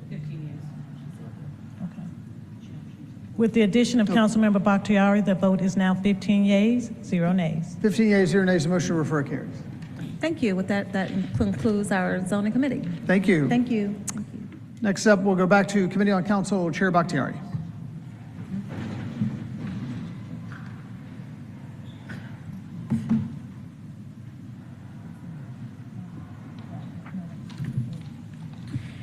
Thank you. Mr. President, I would like to take items 1 through 3 as a block. Without objection, please proceed. All right, for under communications, item number 1, 23-C-5110, a communication from Mayor Andre Dickens appointing Miss Delmarie Griffin, Esquire, to serve as a procurement appeals hearing officer on behalf of the City of Atlanta. This appointment is for a term of 2 years. Item number 2, 23-C-5112, a communication from Mayor Andre Dickens appointing Mr. N. John Bay, Esquire, to serve as a member of the Keep Atlanta Beautiful Commission. This appointment is for a term of 2 years. Item number 3, 23-C-5117, a communication from Council Members Howard Shook, Mary Norwood, and Matt Westmoreland, reappointing Ms. Sherry Gates to serve as a member of the, Ms. Sherry Gates McCoy to serve as a member of the Zoning Review Board. This appointment is for a term of 2 years to begin retroactively on October 4th, 2023 and expire on October 3rd, 2025. Each of these items was found favorable in their committees of purview, and and we also found them favorable this morning in COC, so the motion is to confirm. There's a motion to adopt these 3 communications coming out of COC. It doesn't need a second. Is there any discussion on the motion to adopt these 3 communication items? We can do this via unanimous consent since these are communications. Any objection? Madam Clerk, please sound the count on unanimous consent on the motion to adopt these 3 items. Unanimous consent is 15 yeas, 0 nays. 15 yeas, 0 nays, the motion carries. Item number 4, a resolution by Transportation Committee appointing Ms. Rebecca Cerna to serve on the Atlanta Fatal Vehicle Collision Review Commission as the appointee of the Atlanta City Council from a pedestrian and/or bicycling advocacy organization for a term of 4 years and for other purposes. This appointment was favorably recommended by the committee of purview and by COC this morning, so the motion is to confirm. There's a motion to adopt 23-R-4535 coming out of committee. It doesn't need a second. Any discussion on the motion to adopt this item? Hearing none, we'll move to vote. Madam Clerk, please open the vote on the motion to adopt. The vote is open.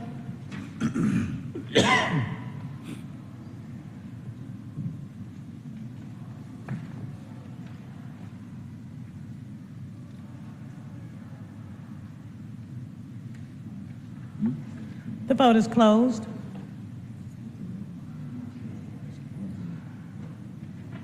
Councilmember Bonnet's an aye. Yeah. Mr. Bonzett, aye. Yep. The vote is closed. 15 yeas, 0 nays. 15 yeas, 0 nays, the motion to adopt carries. Thank you. Item number 5, 23-R-4540, a resolution by Committee on Council to sunset certain boards, authorities, commissions, and other groups created by action of the Atlanta City Council because such boards, authorities, commissions, and other groups have accomplished the purposes for which they were created, whose authorized term has expired and/or are no longer required, and for other purposes. This item was favorably recommended by COC this morning, and the motion is to adopt. Motion coming out of committee to adopt 23-R-4540. Is there any discussion on the motion to adopt this item? Hearing none, we'll move to vote. Madam Clerk, please open the vote on the motion to adopt. The vote is open.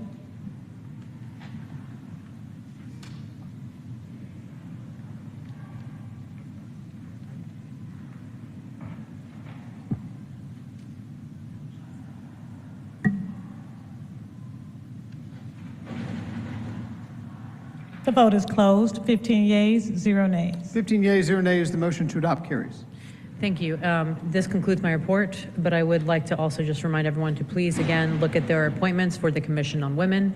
We have members that are ready to kick that off, and I think it's a commission that we would all benefit from. So once again, these are individual appointments, so I ask my colleagues to please look at who is left to be reappointed, or if you have no one, to please think about someone in your community that you can nominate to serve on this board. Thank you all. Thank you, Chair Bakhtiari. Next, we'll move to Public Safety and Legal Administration. Chair Hillis.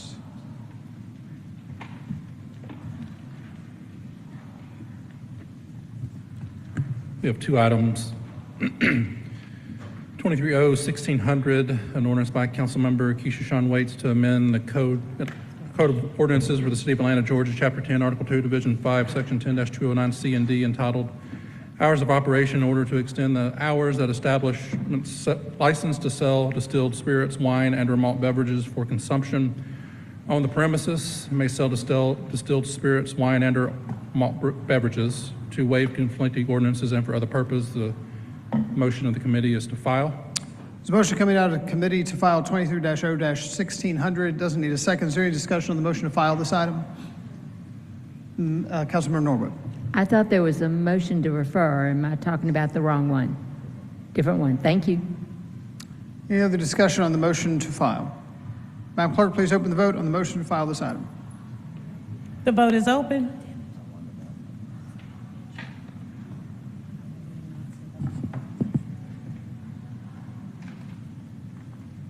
Vote is closed. 15 yeas, 0 nays. 15 yeas, 0 nays. The motion to file carries. Next item, 23-0-1605, an ordinance by Councilmember Michael Julian Bond to amend Chapter 10, Section 10-93 of the City of Atlanta Code of Ordinances so as to add a new subsection C to provide an exemption from the distance requirements for package stores licensed to sell malt beverages, wine, and or distilled spirits by the package listed in Section 10-88.1B of the City of Atlanta Code of Ordinances for one package store located at 536 Decatur Street, Southeast Atlanta, Georgia 30312, and for other purposes. The motion out of the committee was favorable. However, I will make a substitute motion to refer back to the committee. Second. There's a motion by Councilmember Hillis to refer 23-0-1605 back to the PSLA committee, seconded by Councilmember Bond. Is there any discussion on the motion to refer this item? Councilmember Bakhtiari. Good. No discussion. Oh, sorry. Any discussion on the motion to refer? Madam Clerk, please open the vote on the motion to refer this item. The vote is open. Drink your water.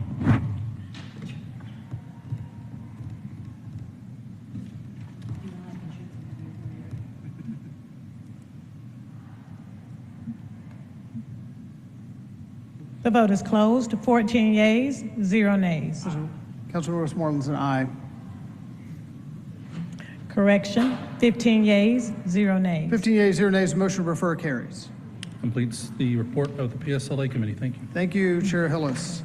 Finally, today will be the City Utilities Committee, Chair Winston. Also going to ask Pro Tem Westmoreland to step into the chair just for a moment.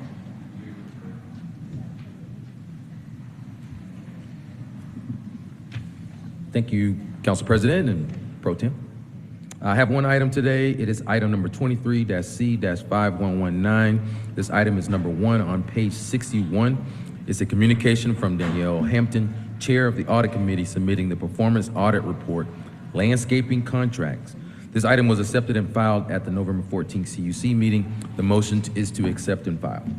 Motion to accept and file. Is there a second? Don't need a second, but Councilman Juan has offered one anyway. If there's any discussion, will you please open that vote? The vote is open.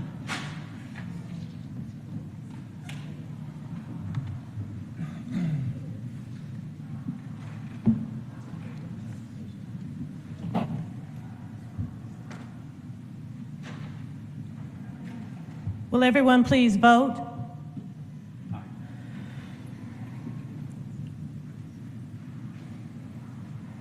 The vote is closed. 14 yeas, 0 nays.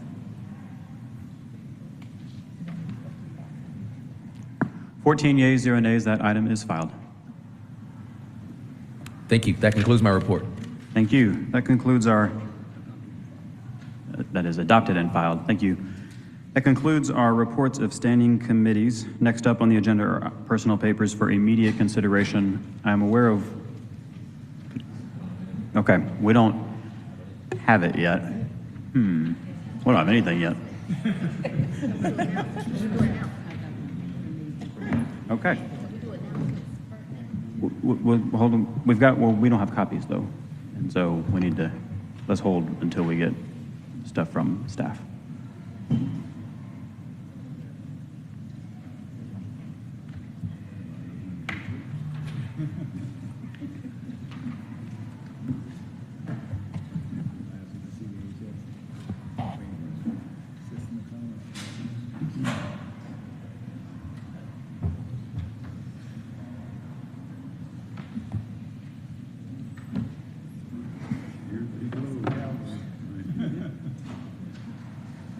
Thank you, Councilmember Westmoreland.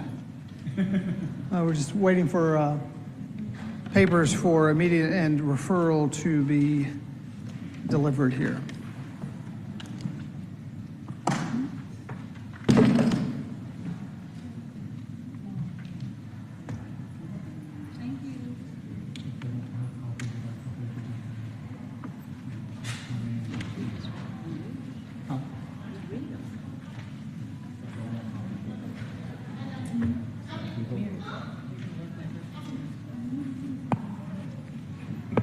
I can guess, man. Look inside your web folder.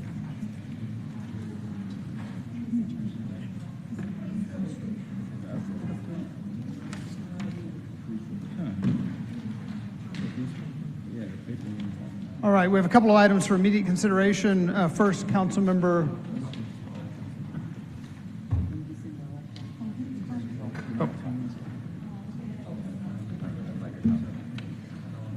Oh. Great paper. Great paper. Would you like to send it?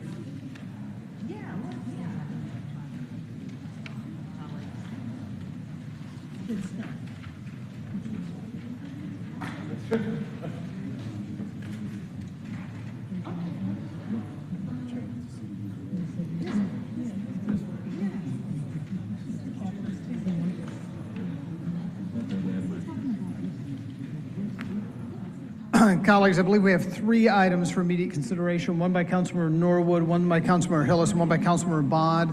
I'd like to ask the staff if they could electronically distribute those three items that are for immediate.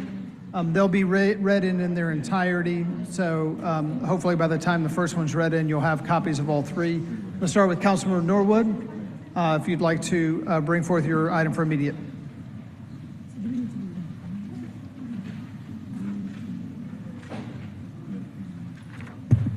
Elms ID 34217, a resolution by Councilmember Mary Norwood authorizing the mayor, his designee, to enter into Amendment 1 for contract IFB-C DOT 2022-08-123-0053-2021 LMIG Street Resurfacing Project Group 1 North with Stewart Brothers, Inc. on behalf of the Atlanta Department of Transportation to add funding in an amount not to exceed $2,177,419.59 for the transportation infrastructure improvement projects on Bolton Road, Blackland Road, and Putnam Drive, and Beverly Road, all contracted work to be charged to and paid from various fund, department, organization, and account numbers listed herein, and for other purposes. Whereas the Commissioner of the Atlanta Department of Transportation identified the need for resurfacing certain City of Atlanta streets in connection with the LMIG program,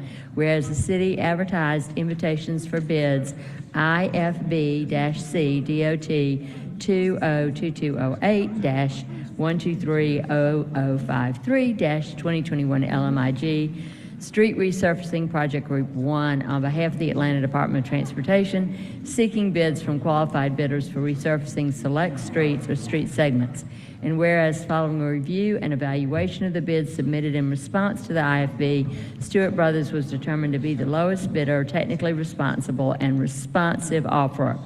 And whereas Resolution 23R-3616, adopted by the Atlanta City Council on June 5th, 2023, and approved per City Charter Section 2-403 on June 14th, 2023, the city entered into an agreement with for IFBC DOT 2022-08-1230053-2021 LMIG Street Resurfacing Project Group North with Stewart Brothers in an amount not to exceed $5,281,000.50. Whereas the term of the agreement is 1 year with a 1-year renewal option to be exercised at the city's sole discretion, and whereas the Commissioner of the Atlanta Department of Transportation and Chief Procurement Officer recommend entering into Amendment 1 to the agreement to add funding in an amount not to exceed $2,177,419.59 for transportation infrastructure improvements on Bolton Road, Blackland Road, Putnam Drive, and Beverly Road.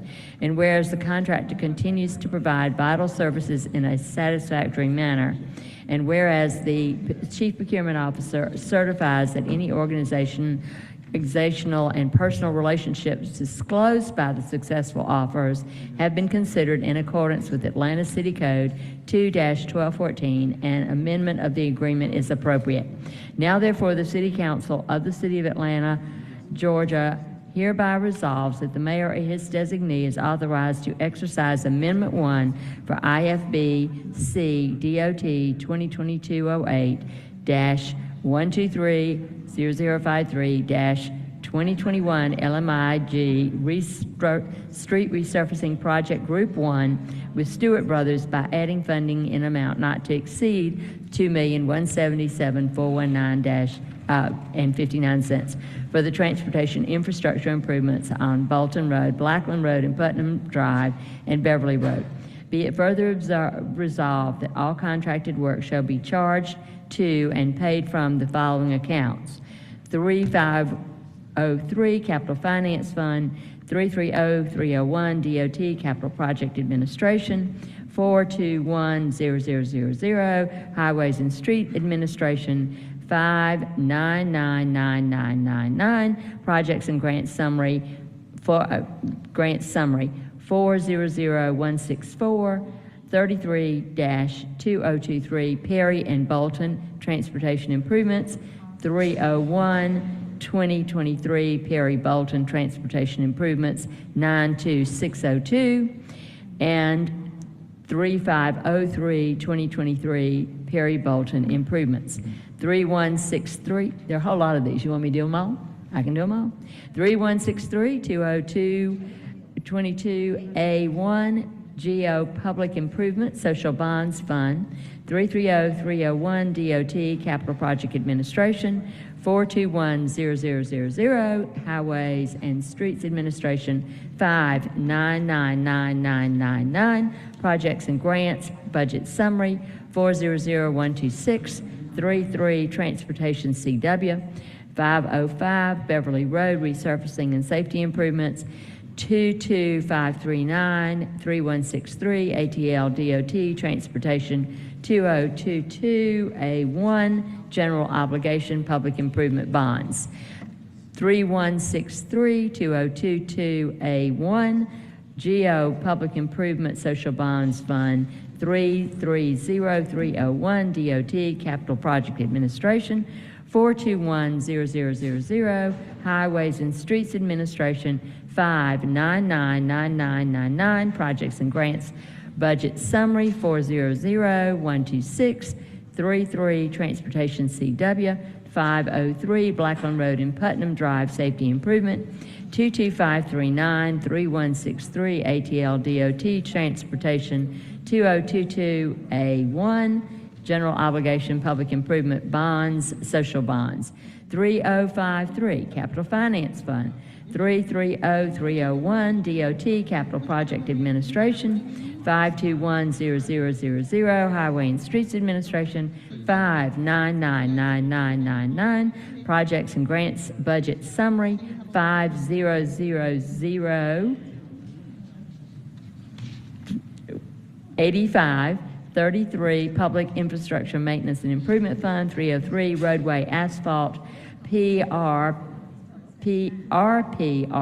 Paving Resurfacing, 92558-3503, Public Infrastructure Maintenance and Improvement Fund, 2501, Intergovernmental Grant Fund, 330301, DOT Capital Project Administration, 4210000, Highways and Streets Administration, 5999999, Projects and Grants Budget Summary, 400153, 33, Fiscal Year 2021 Local Maintenance and Improvement Grant, Program 3101, FY 2021 Local Maintenance and Improvement Grant, 42610-2501 GDOT FY 2021 Local Maintenance and Improvement Grant, LMIG Program, only three more, 3163-2022 A1 GO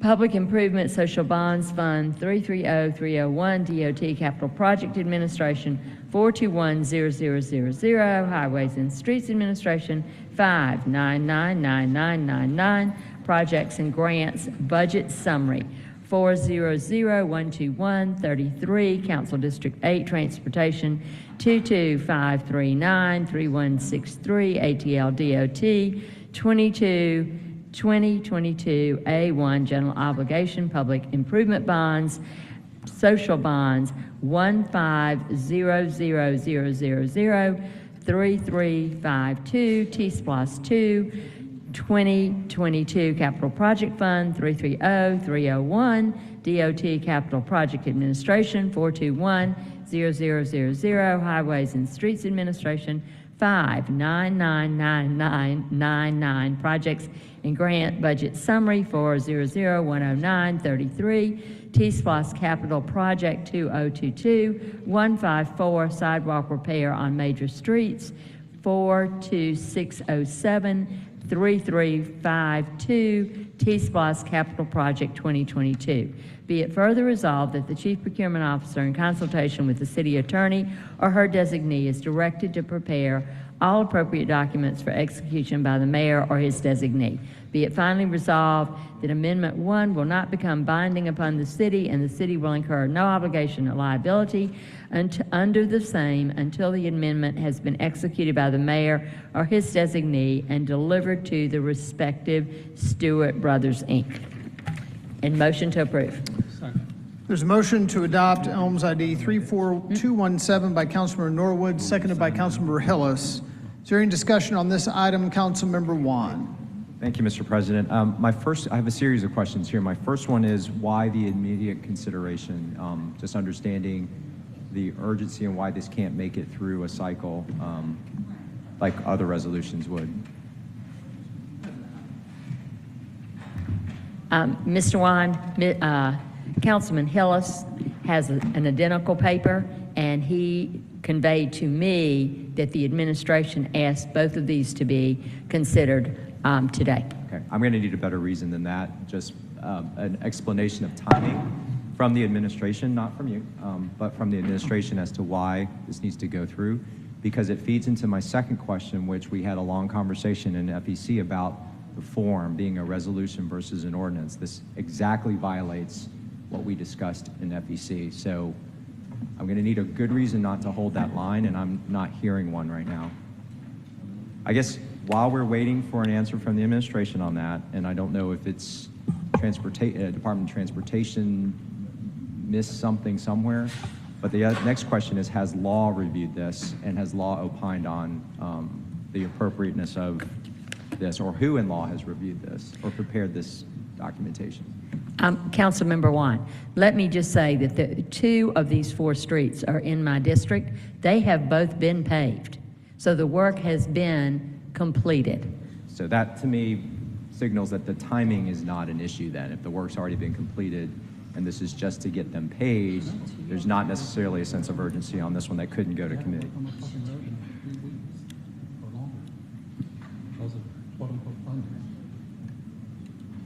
So I'm not getting an answer on my first question. I haven't gotten an answer on my second question. And my third one is around whether this should be a resolution or an ordinance.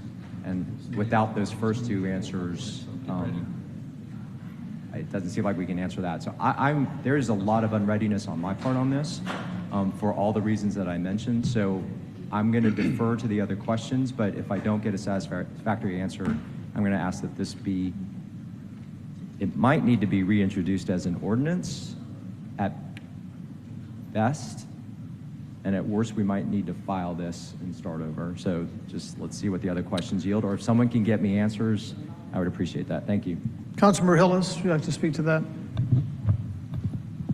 So just the history from my side of this, as Councilmember Norwood, I believe, stated, 2 of these streets are in her district. One of them is a mine. Hers have been paved, I believe she stated. That's correct. Mine, at least this week's excuse is that they ran out of funding for the LMIG program this year. And so there's been no construction on Bolton Road, which I went and got myself with no help of ATL DOT, $1.7 million for, and they have magically run out of money. So, I'm with Councilmember Juan. I understand the issues here. I see them as well. We do everything else. I have received another request from the administration to instead refer these, so I will make a substitute motion to refer to Transportation or FEC. What's the appropriate committee here? In reading these over, I think these would probably be Transportation, or I believe they're Transportation. Okay. So I'll make a substitute motion to refer Councilmember Norwood's paper to the Transportation Committee, and then also remove mine from immediate consideration. I'll just read it in. But just an announcement, ATL DOT, I'm not on the Transportation Committee, but I will be there to ask some very pointed questions about the management of these projects this year, or the lack thereof. There's a motion. All right, there's a motion to refer Elms 34-217 to Transportation by Councilmember Hillis, seconded by Councilmember Juan. Is there any discussion on the motion to refer Councilmember Westmoreland? Speaking to this motion to refer, I'll just point out that Councilman Juan's question about whether it might need to be an ordinance or a resolution, we need to answer that before we adjourn, so that if it needs to be an ordinance, it can be read in that way.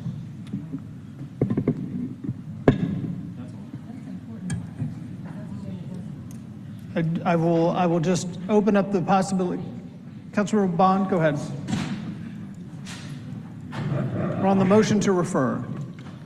Just a point of order. When I was first elected, it was the practice here that resolutions and ordinances would travel together. That the resolution was considered the policy position of the city, but non-binding. And then that if it moved money or called for an alteration of a contract, then you have an accompanying ordinance. As long as there's an accompanying ordinance to both of these papers, then I don't see the reason that we could not consider it today, because they're not binding.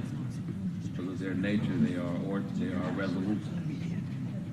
And I don't know, I guess we've evolved away from that formal practice, because our agendas then were very long, because for every ordinance, there was a twin resolution on the agenda. So I guess we've evolved away from that, but,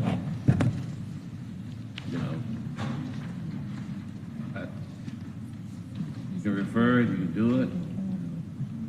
I think it'd be okay. Councilmember Waits. You have one, and then you have. So you'd have to pass two. Councilmember Waits. Thank you, Mr. Chairman. I support the will of the district member. I think it's important that we move this legislation, specifically given the challenges associated with the city. And as one of the at-large members who has the same constituency, I support moving this.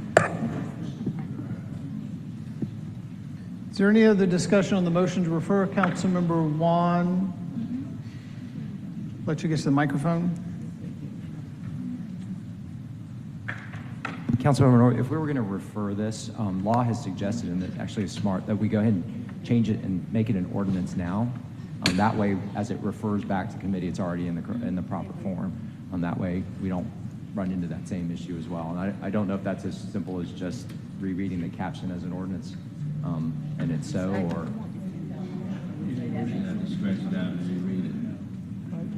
Right. Right. You have to, just a point of clarification, if you're going to amend the underlying paper, you'd need to take the motion to refer off the table. So we're back to the motion to adopt, and then we can amend and then we can move back Amend to it the to make motion it to an refer. ordinance. So Hillis will, I'll withdraw my second. I'm not reading this in. No. On this paper, if we're reading it in and referring it, let's go ahead and refer it as an ordinance rather than a resolution. So we've got to take your motion off the table and my second, so that we have the underlying paper. Motion to amend is not in order right now because the motion refers on the table. We can't. We did the second.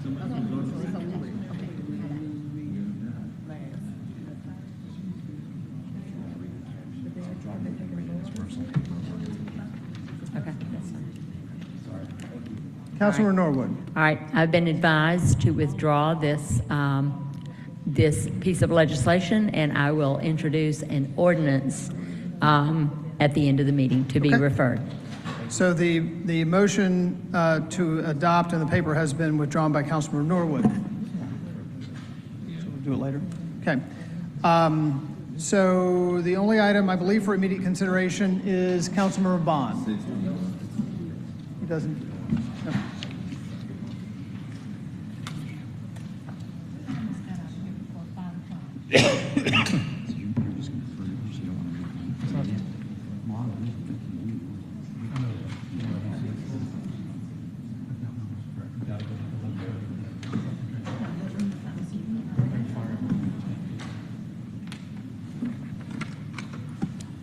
Thank you, Mr. President. I have Elms ID number 34040, a resolution by Councilmember Michael Julian Bond, Liliana Bakhtiari, and Keisha Waits, a resolution to express the Atlanta City Council's support of the Carter Center's call for a ceasefire in Israel and Gaza to support the establishment of humanitarian corridors and the reinstatement of essential services and for other purposes.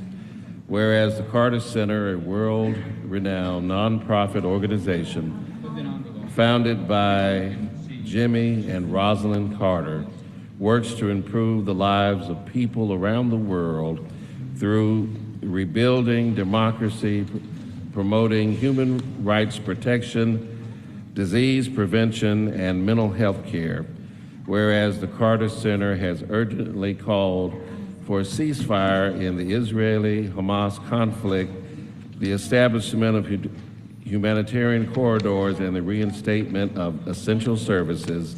Whereas the Atlanta City Council also recognizes the urgency of the Israeli-Hamas conflict and the need for immediate action.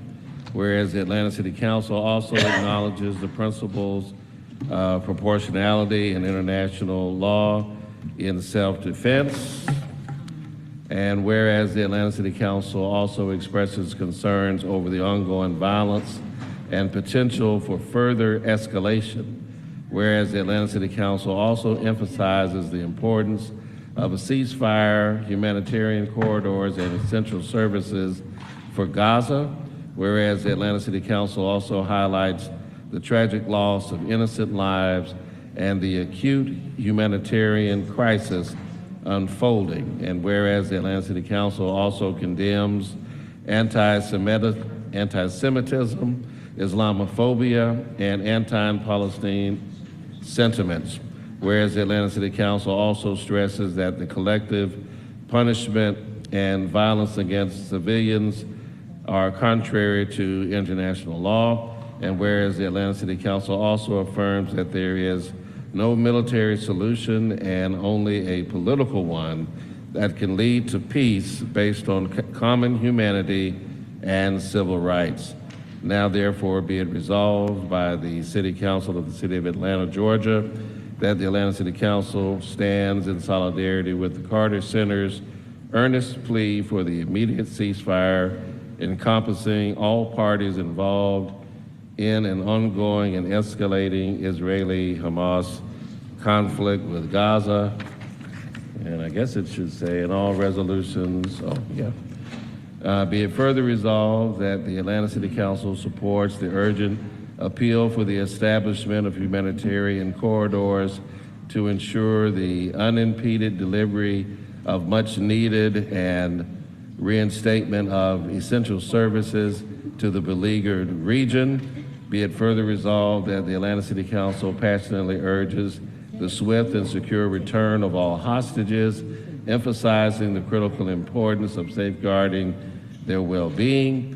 Be it finally resolved that the unflinching alignment with our commitment to the principles of international law, the Atlanta City Council earnestly calls on both sides to conscientiously abide by the norms in order to promote a just and lawful resolution to the conflict. And probably should read that all resolutions and in conflict herewith be resolved to the result of the conflict. And I would move approval. There's a motion to adopt Elms 34040 by Councilmember Bond. Is there a second? Second. Seconded by Councilmember Waits. Is that correct? Yes, seconded by Councilmember Waits. Is there discussion on the motion to adopt this item? Councilmember Wan. Thank you, Mr. President. Thank you, Mr. Bond, for Councilmember Bond, for bringing this forward, especially in light of the comments today. This is obviously a very complex issue and topic, and I'm going to make a substitute motion to refer to FEC, where I think be my preference to have a little more robust dialogue over this before acting on it, and so I make that motion. There's a motion to refer this item by Councilmember Wan to the FEC committee. Is there a second? Is there a second? Not hearing a second, the motion to refer fails. Other speakers on the motion to adopt? Councilmember Bakhtiari? I'm sorry, I was unaware that there was any issue around our motioning. Who made the motion to refer? I did. It failed. Did you get a second? No, I think that we should move full steam ahead. Never mind. Other discussion on the motion to adopt this item? Hearing none, we'll move to a vote. Madam Clerk, please open the vote on the motion to adopt. Oh, I'm sorry, Councilmember Waits, did you want to speak to this? Okay, sorry. Please open the vote. The vote is open. Will everyone please vote?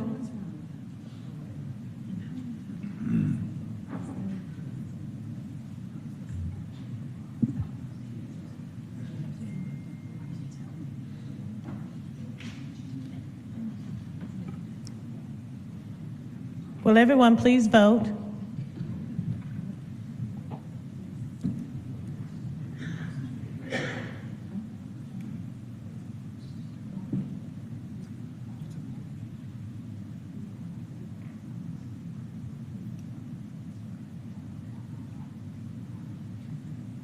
The vote is closed. 12 yeas, 0 nays. 12 yeas, 0 nays. The motion to adopt passes. I'd like to move it to the mayor's office post haste. There's a motion by Councilmember Bond to move Elms 34040 to the mayor's office post haste, seconded by Councilmember Bakhtiari. Is there any discussion on the motion to move post haste? We can do this via unanimous consent without objection. Any objection? Madam Clerk, please sound the count on unanimous consent on the motion to move post haste. Unanimous consent is 12 yeas, 0 nays. 12 yeas, 0 nays. The motion to move post haste carries. Thank you, colleagues. Thank you, Mr. President. I think this is a fitting tribute to the great lady of Georgia, Ms. Rosalind Carter, that on this particular day we back the efforts of the great institution that she established. So we pray for peace, not just here in Atlanta, but all over the world. Thank you. Thank you. Are there any other items for immediate consideration today? No. We have two fathers who are about to be fathers again, so I'm going to give them the opportunity to read in their papers first. Councilmember Farokhi. I defer to Councilmember Dozier. His baby's due before Oh, mine. well then, let's go in order. Councilmember Dozier, you could go any minute, so let's make sure we get your papers in.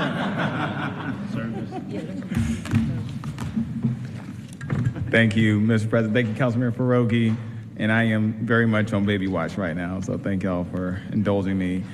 First item is Elms ID number 34222, an ordinance by Councilmember Jason Dozier authorizing a donation to Open Hand Atlanta for the purpose of providing meals and combating food security insecurities, what it should read, but we'll get it fixed, for District 4 seniors in an amount not to exceed $10,000.00 from the District 4 carry forward account, authorizing the mayor to enter an agreement to contribute to the funding of meals for seniors residing in District 4 through a donation to Open Hand Atlanta and for other purposes. Elms ID 34222 will be referred to the Finance Exec Committee. Our next item is Elms ID number 34176, a resolution by Councilmember Jason Dozier authorizing the mayor or his designee to issue task order number FC-10641 I-185 for contract FC-10641I job order contracting services with JOC or Jock Construction LLC for the MLK Junior Drive and Centennial Olympic Park Drive bridge netting installation on behalf of the Atlanta Department of Transportation in an amount not to exceed $2,203,202.87. All work to be charged to and paid from accounts listed and for other purposes. Elms ID 34176 will be referred to the FEC Committee.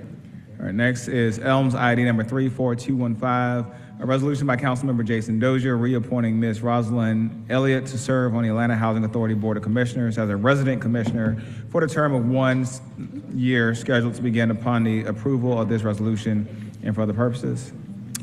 Elms ID 34215 will be referred to the CDHS Committee.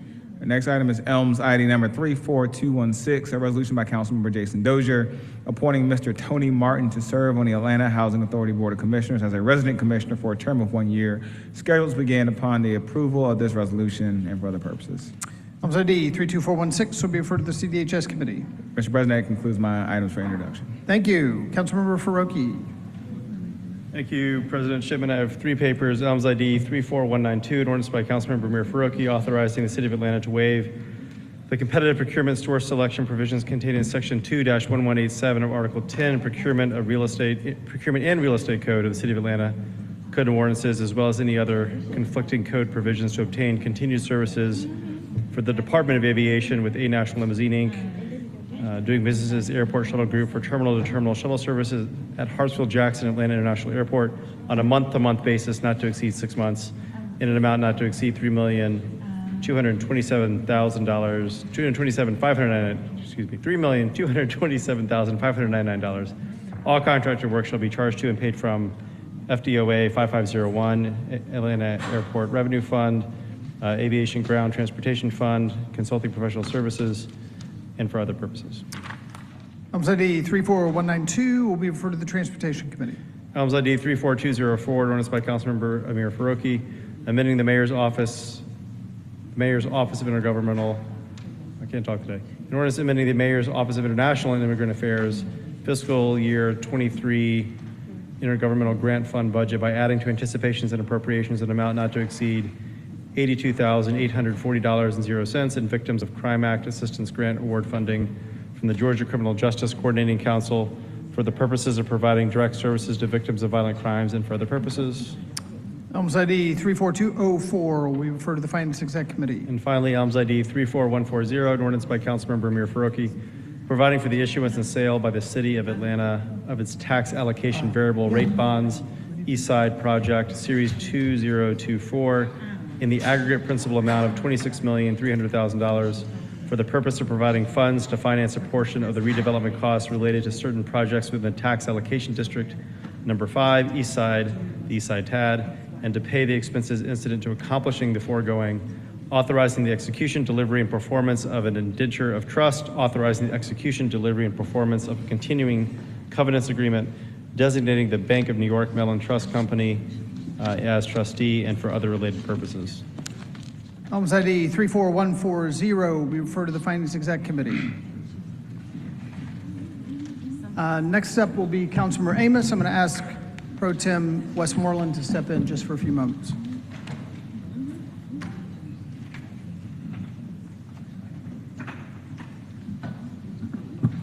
I'm back.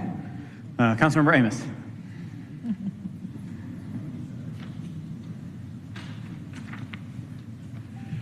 AMS number 34173, a resolution by Councilmember Byron D. Amos, a resolution authorizing the mayor or his designee to execute an agreement with Precision 2000 Incorporated for IFB-C/DOT-2212-1230-185 Joseph E. Lowry Complete Street and TCC on behalf of the Atlanta Department of Transportation for a term of 1 year with 2 one-year renewal options in an amount not to exceed $4,622,909.55. All contracted work will be charged to and paid from the fund, department, organization, and account numbers listed herein and for other purposes. 34173 to Transportation.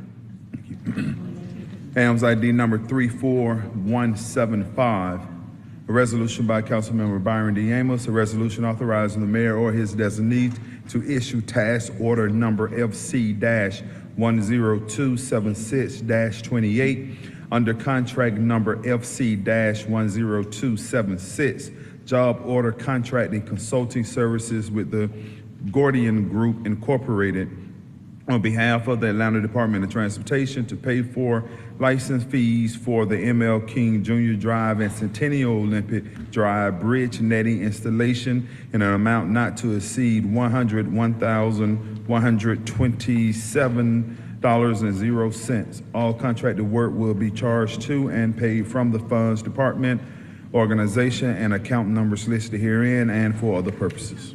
Elms 34175 to FEC. President Pro Tem, that's it. Thank you. Next up, Councilmember Boone. Ms. Boone, are you ready? Andrea? All right, we'll go Councilmember Boone, followed by Overstreet, followed by Winston. And I still have to go. Thank you. ELMS ID number 34225, a resolution by Councilmember Andrea Boone, Michael Julian Bond, Marcy Carrier Overstreet, and Matt Westmoreland urging the airport general manager or his designee to adopt a plan to provide assistance and support services for unhoused individuals who seek shelter at Hartsfield-Jackson Atlanta International Airport, including enter into an emergency procurement agreement with a qualified service provider to provide outreach and identify the specific services needed and for other purposes. 34225 to Transportation. ELMS ID number 34193, an ordinance by Councilmember Andrea Boone, an ordinance authorizing the City of Atlanta to waive the competitive procurement source selection provisions contained in Section 21187 of Article Procurement and Real Estate Code of the City of Atlanta Code of Ordinances, as well as any other conflicting code provisions on behalf of the Department of Aviation to ratify services rendered in connection to Agreement SPS 12205, Atlanta History of the Atlanta Airport with Gary Lee Super Design Associates beginning June 1st, and to execute Amendment Number 1 to extend the term of the agreement on a month-to-month basis for a term up to 20 months retroactively effective June 1st through February 1st, 2025, and for other purposes. 34193 to Transportation. ELMS ID number 34203, an ordinance by Councilmember Andrea Boone to erect an historical marker in the Isabel Gates Webster Park to acknowledge the accomplishments of Isabel Gates Webster, one of Atlanta's first female African-American attorneys and former Atlanta Municipal Court judge, and for other purposes. 34203 to CDHS. ELMS ID number 34201, a resolution by Councilmember Andrea Boone authorizing the mayor or his designee to execute a cooperative purchasing agreement, CPIF DPR 2311I2 40136, golf mowing equipment utilizing the Sourcewell contract 031121 DAC with Deere and Company on behalf of the Department of Parks and Recreation in an amount not to exceed $2 million and 0 cents annually to lease and/or purchase equipment required for continued golf course maintenance operations at 4 golf courses throughout the city of Atlanta. All contracted work will be charged to and paid from the accounts listed here and for other purposes. 34201 to CDHS. Thank you. At this point, I'd like to make committee assignments for 2024. Councilmember Overstreet, followed by Winston, followed by Norwood.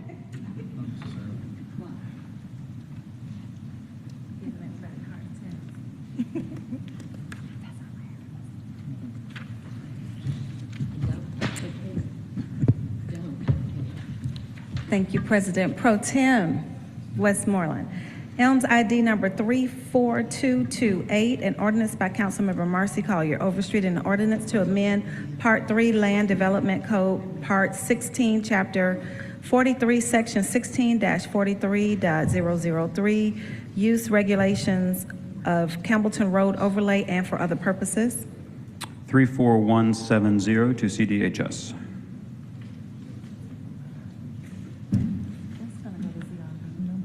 Yeah, indeed. Yep, ZRB and zoning. Elms ID number 34170, a resolution by Councilmember Marcy Collier Overstreet and authorizing the mayor or his designee, including the commissioner of the Department of City Planning on behalf of the City of Atlanta, to apply for and accept the FY 2023 Community Placemaking Grant from the Project of Public Spaces in an amount not to exceed $100,000 and 0 cents for the purpose of creating an interpretive signage pilot program to identify significant African American history on certain city-owned properties, and authorizing the mayor or his designee, including the commissioner of the Department of City Planning, to enter into any agreement in conjunction with the FY 2023 Community Placemaking Grant and for other purposes. Elms 34170 to CDHS. Okay, Elms ID number 34226, an ordinance by Councilmember Marcy Collier Overstreet, an ordinance to waive Section 16-28A.009(7) of the City of Atlanta's Code of Ordinances to permit a sign to be erected at 3661 Campbellton Road that exceeds the roof line of the structure and for other purposes.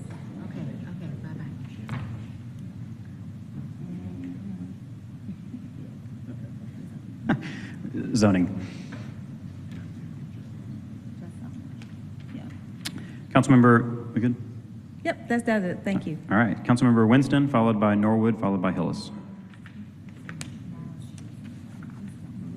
Thank you. My first one is Elms ID 34196, an ordinance by Councilmember Jason Winston authorizing the mayor or his designee to enter into the First Amendment to Special Procurement Agreement with the number listed with PRM South, Inc. on behalf of the Department of Human Resources to provide benefit consulting services for 1 year with 1 4-year option to renew in an amount in a total time over the 5-year term not to exceed $955,380.00. All contracted work will be charged to and paid from the fund, department, organization, and account number listed herein and for other purposes. 34196 to FEC.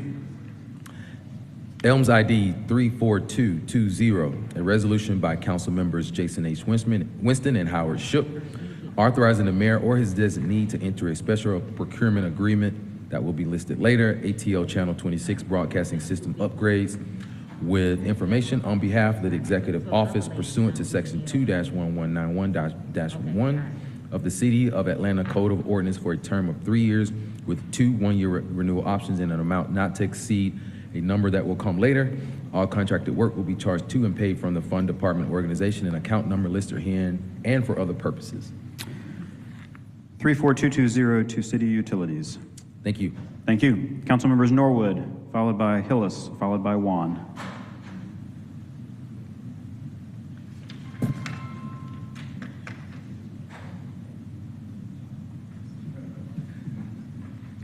Okay, an ordinance, Elms ID 34217, an ordinance by Councilmember Mary Norwood authorizing the mayor or his designee to enter into Amendment 1 for contract IFBC DOT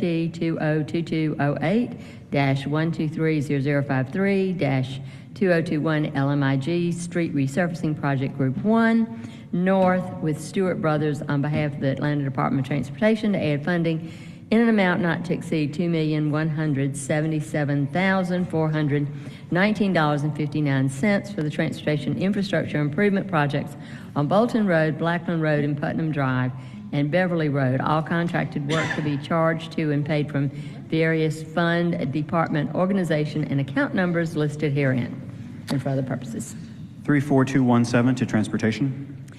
Elms ID 34174, a resolution by Councilmember Mary Norwood authorizing the mayor or his designee to execute an agreement for IFBC DOT 2022-09-1230108 intersection improvements on Moores Mill Road at 2 locations with BRTU Construction, Inc. on behalf of the Atlanta Department of Transportation for a term of 1 year with 2 one-year renewal options in an amount not to exceed $4,294,491.74. All contracted work will be charged to and paid from the fund, department, organization, and account numbers listed, and for other purposes. 34174 to transportation. Thank you. Councilmembers Hillis, followed by Juan, followed by Bond.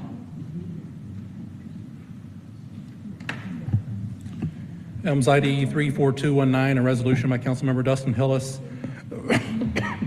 on behalf of the Atlanta Department of Transportation to correct Resolution 23R 3616, adopted by the Atlanta City Council on June 5, 2023, and approved per City Charter Section 2-403 on June 14, 2023, by deleting the incorrect funding sources and replacing it with the correct funding sources. All work to be charged to and paid from accounts listed and for other purposes. This is Elms 34219. Elms 34219 will be referred to the Transportation Committee.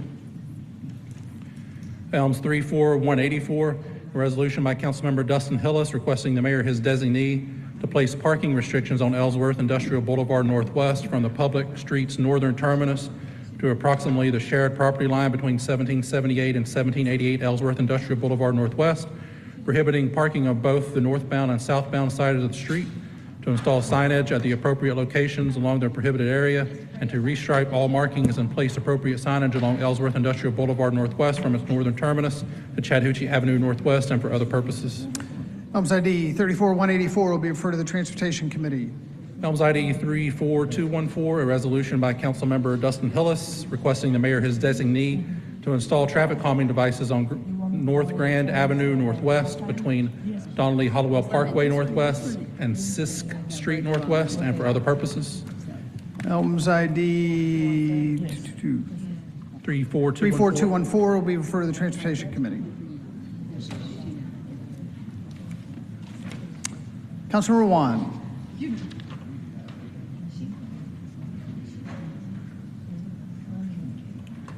Thank you, Mr. President. First item is Elms ID 34189, an ordinance by Councilmember Alex Vaughn authorizing the Chief Financial Officer to provide payment of 1/4 of the existing accumulated hazard pay compensatory time awarded during the COVID-19 pandemic, labeled as accrued FFCRA, to provide that following the payment authorized hereby, any remaining accumulated hazard pay compensatory time labeled as accrued FFCRA shall be lost and for other purposes. Elms ID 34189 will be referred to the Finance Exec Committee. Elms ID 34139, an ordinance by Councilmember Alex Vaughn waiving Article 10, Division 4 of the Procurement and Real Estate Code of the City of Atlanta Code of Ordinances to authorize the mayor or his designee to execute the Second Amendment to Agreement FC 9969 Workers' Compensation Third-Party Administration Services with PMA Management Corp.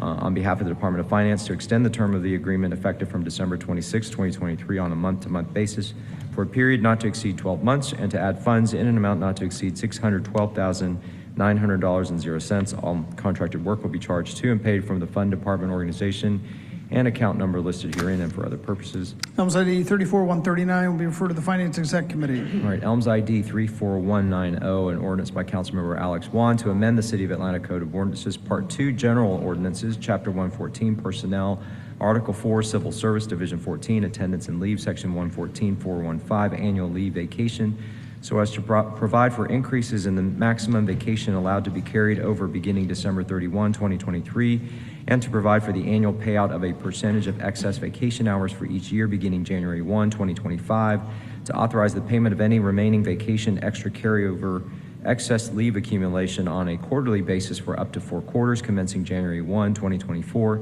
to amend Ordinance 23-01547 and for other purposes. Elms ID 34190 will be referred to the Finance Exec Committee.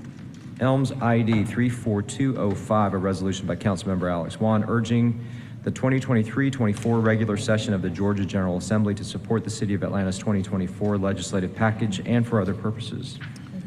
Elms ID 34205 will be referred to the Finance Exec Committee. Elms ID 34199, an ordinance by Councilmember Alex Wan to zone property located at 1767 North Decatur Road, 1775 North Decatur Road, 1779 North Decatur Road, and 1785 North Decatur Road, Atlanta, Georgia 30307 to OI Office Institutional Zoning District, and 465 Emory Drive Northeast, Atlanta, Georgia 30307 to the R4 Single Family Residential Zoning District and for other purposes. Elms ID 34199 will be jointly referred to the Zoning and ZRB Committees. Elms ID 34198, an ordinance by Councilmember Alex Wan to provide for the annexation of property located at 1767 North Decatur Road, 1775 North Decatur Road, 1779 North Decatur Road, 1785 North Decatur Road, and 465 Emory Drive Northeast, Atlanta, Georgia 30307 into the corporate limits of the City of Atlanta, Georgia, pursuant to the 100% method, to extend the boundaries of the Atlanta Independent School System, to notify the Department of Community Affairs of the State of Georgia of such annexation and for other purposes. Elms ID 34198 will be referred to the Finance Exec Committee. Elms ID 34200, an ordinance by Councilmember Alex Wan to amend the land use element of the 2016 City of Atlanta Comprehensive Development Plan, CDP, so as to designate property at 1767 North Decatur Road, 1775 North Decatur Road, 1779 North Decatur Road, and 1785 North Decatur Road, Atlanta, Georgia 30307 to OI Office Institutional Land Use Designation, and 465 Emory Drive Northeast, Atlanta, Georgia 30307 to the R4 Single Family Residential Land Use Designation and for other purposes. Elms ID 34200 will be referred to the CDHS Committee. Elms ID 34181, a resolution by Councilmember Alex Wan authorizing the Commissioner of the Department of Watershed Management to adjust water and sewer service charges on certain customer accounts incurred due to burst water service lines in an amount of X and for other purposes. Elms ID 34181 will be referred to the FEC Committee. Elms ID 34182, a resolution by Councilmember Alex Wan authorizing the Chief Financial Officer to refund customers for overpayments to water and sewer accounts in an amount of blank.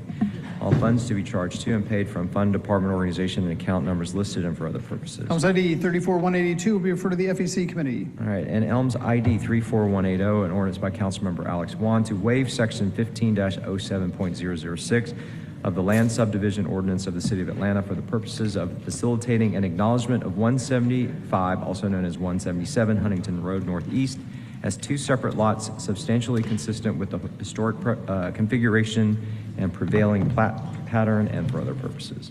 Elms ID 34180 will be referred to the Zoning Committee. Thank you, Mr. President. That's Thank you. Councilor Bond.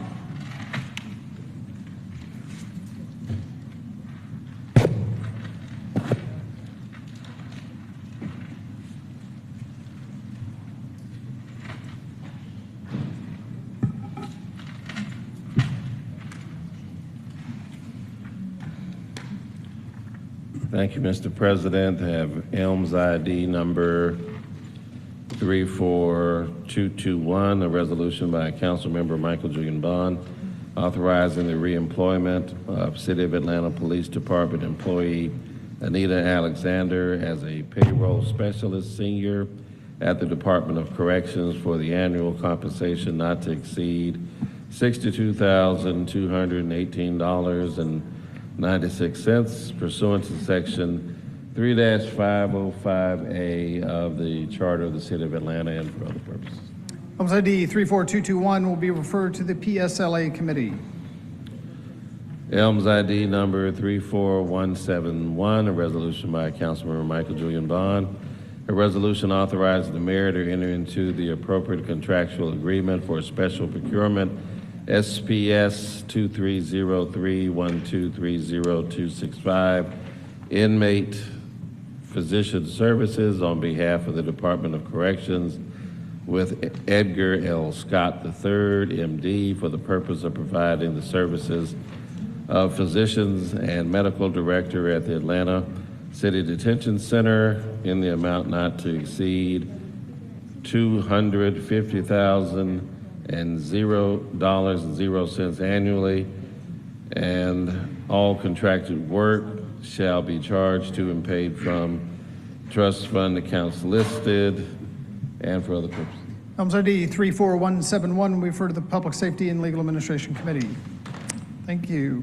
Councilmember Westmoreland.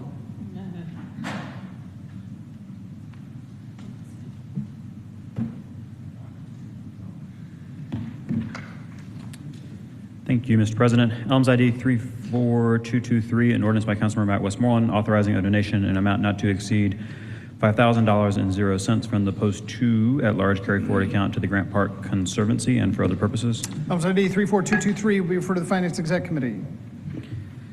34196, a resolution by Councilmember Westmoreland authorizing the City of Atlanta to donate a total amount not to exceed $2 million to Operation Hope, Inc. pursuant to Section 6-306 of the City of Atlanta's Charter to support financial literacy and entrepreneurial education for the City of Atlanta youth, authorizing the mayor or his designee to enter into a donation agreement which shall direct the actions of Operation Hope, Inc. to provide financial literacy and entrepreneurial education for Atlanta youth, and to authorize the chief financial officer or his designee to make all payments from the accounts listed herein and for other purposes. Elms ID 34196 will be referred to the FEC Committee. Elms ID 34213, an ordinance by Matt Westmoreland to waive Chapter 2, Article 9, Division 1, Section 2-10 grant applications, and to ratify the City of Atlanta's submission of an application on behalf of the Mayor's Office of Strategic Partnerships and Strategic Initiatives. 4, and to accept a Resilient Community Impacts Grant in an amount not to exceed $50,000.00 to support development of a thriving neighborhood index in partnership with the Center for Urban Research, to execute any necessary grant agreements, to amend the fiscal 2023 budget by adding anticipations and appropriations in an amount not to exceed $50,000.00. All grant funds must be charged to and paid from the fund and account numbers listed herein and for other purposes. Elms ID 34213 will be referred to the FEC Committee. Thank you. Thank you. Councilmember Bakhtiari.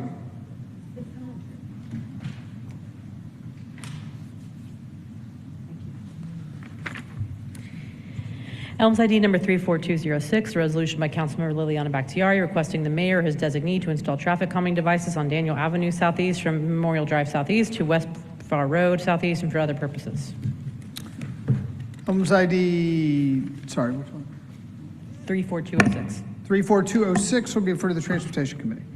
Elms ID number 34207, a resolution by Councilmember Liliana Bakhtiari requesting the mayor or his designee to make the intersection of Gaskell Street Southeast and Ty Street Southeast an always stop controlled intersection, to request the Atlanta Department of Transportation to install stop signs at the intersections and for other purposes. Elms ID 34207 will be referred to the Transportation Committee. Elms ID number 34208, a resolution by Councilmember Liliana Bakhtiari requesting the mayor or his designee to make the intersection of Gresham Avenue Southeast and Pendleton Avenue Southeast an always stop controlled intersection, to request the Atlanta Department of Transportation to install stop signs at the intersections and for other purposes. Elms ID 34208 will be referred to the Transportation Committee.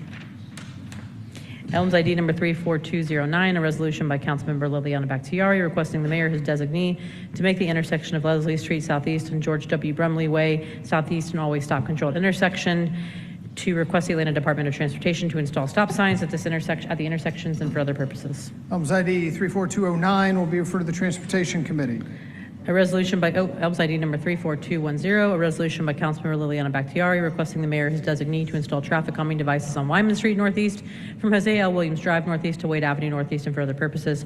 And I mean, just a lucky guess, but I think it might be referred to Transportation. Elms ID 34210 will be referred to Transportation Committee.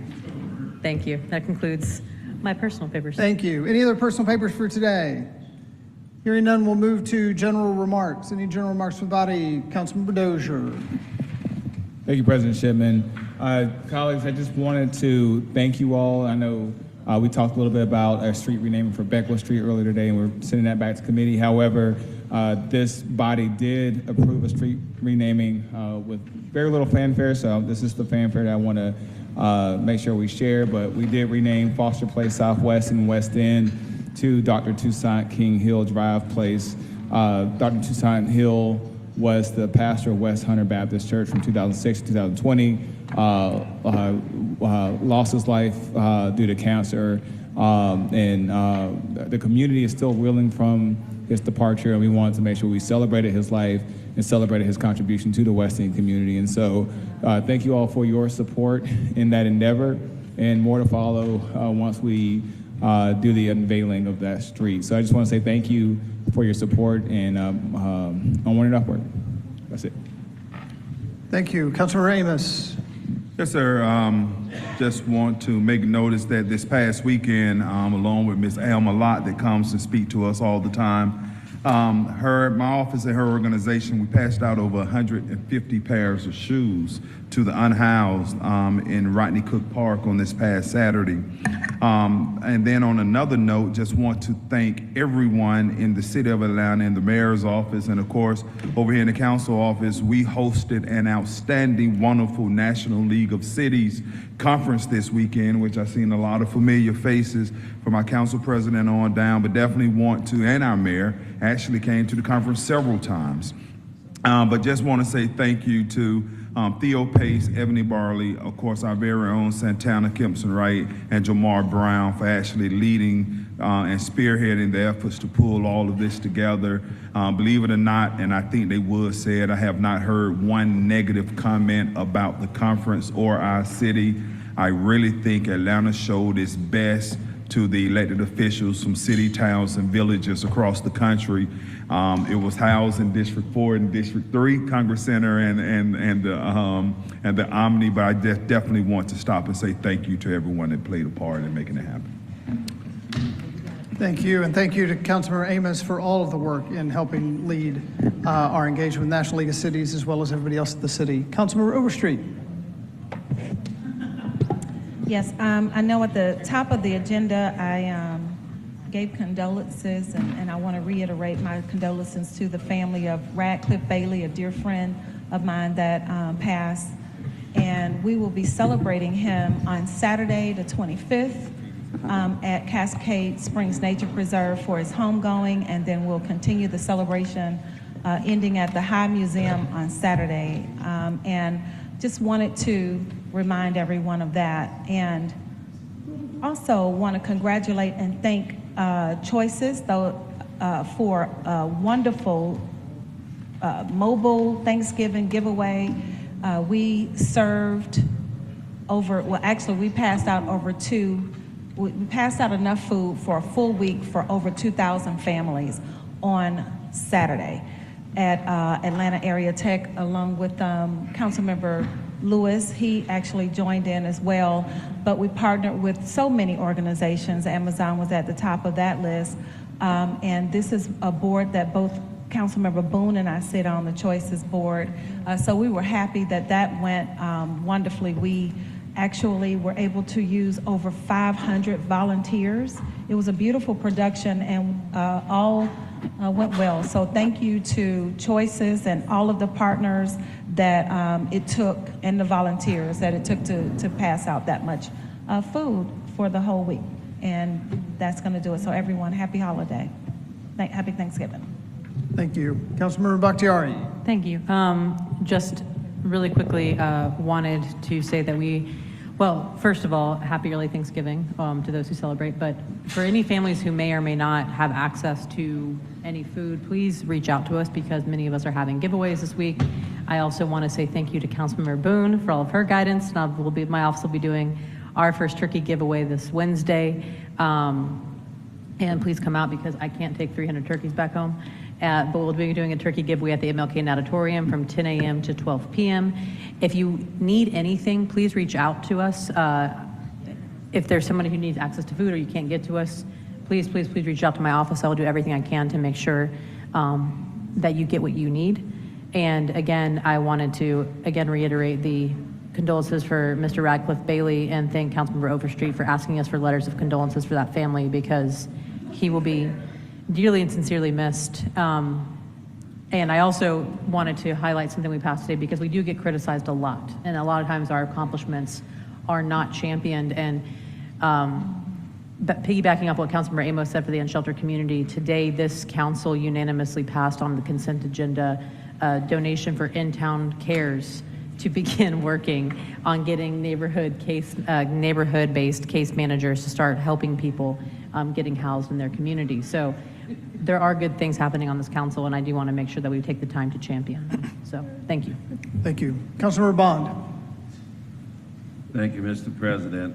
I just want to, add my voice to remember Radcliffe Bailey, who good friend of mine and a great artist, and it's a terrible loss for our city. And of course, I want to be on the record giving condolences. We've lost a more than talented, exceptional individual. It's just as beautiful as his heart. Also, I want to notify everyone, if it wasn't mentioned earlier, that a former council employee, Ms. Renee King, who was employed in District 11 office some years ago, also passed away.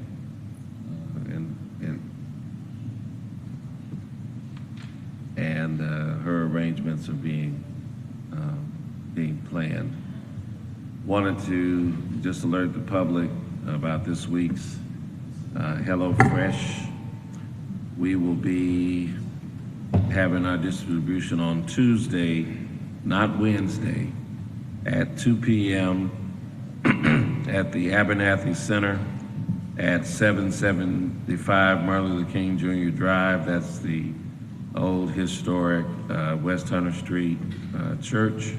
We'll be there, rain or shine, and we'll be there to give our regular distribution of Thanksgiving boxes on tomorrow. Hopefully, if you don't need it, please spread the word. There's no prerequisite to receive the help. Just come on by. Wanted to wish everyone a happy Thanksgiving coming this week. Thank you. Thank you. Councilmember Boone. Yes, thank you, Mr. President. I just would like to thank my colleagues who have been out in the field with diapers, turkeys, hot meals, shoes. They have truly been an action item, and your good deeds have not gone unnoticed. Congratulations to all of you all who have been out in the field, and also a special thanks to the Mayor's Office of Constituent Services. I think they have had 4 turkey giveaways. Thank you for all you do, and our mayor has been all over the city doing food events and other events in the field as well. This is the Thanksgiving season, so again, thank you all. We are so very proud of our young leaders. Thank you. Thank you. Let me just add, there are a few details regarding former First Lady Rosalynn Carter's services. There's a condolence book at the Jimmy Carter Library that can be signed by members of the public. And then next Monday, the 27th, she will be in repose from 6 to 10 p.m. At the Jimmy Carter Presidential Library Museum here in Atlanta, and members of the public are invited to express their, pay their respects to her and the family 6 to 10 on Monday, the 27th at the Carter Presidential Library. There's also a website with updated details. It is rosalyncartertribute.org. With that, we will call the closing roll. Madam Clerk.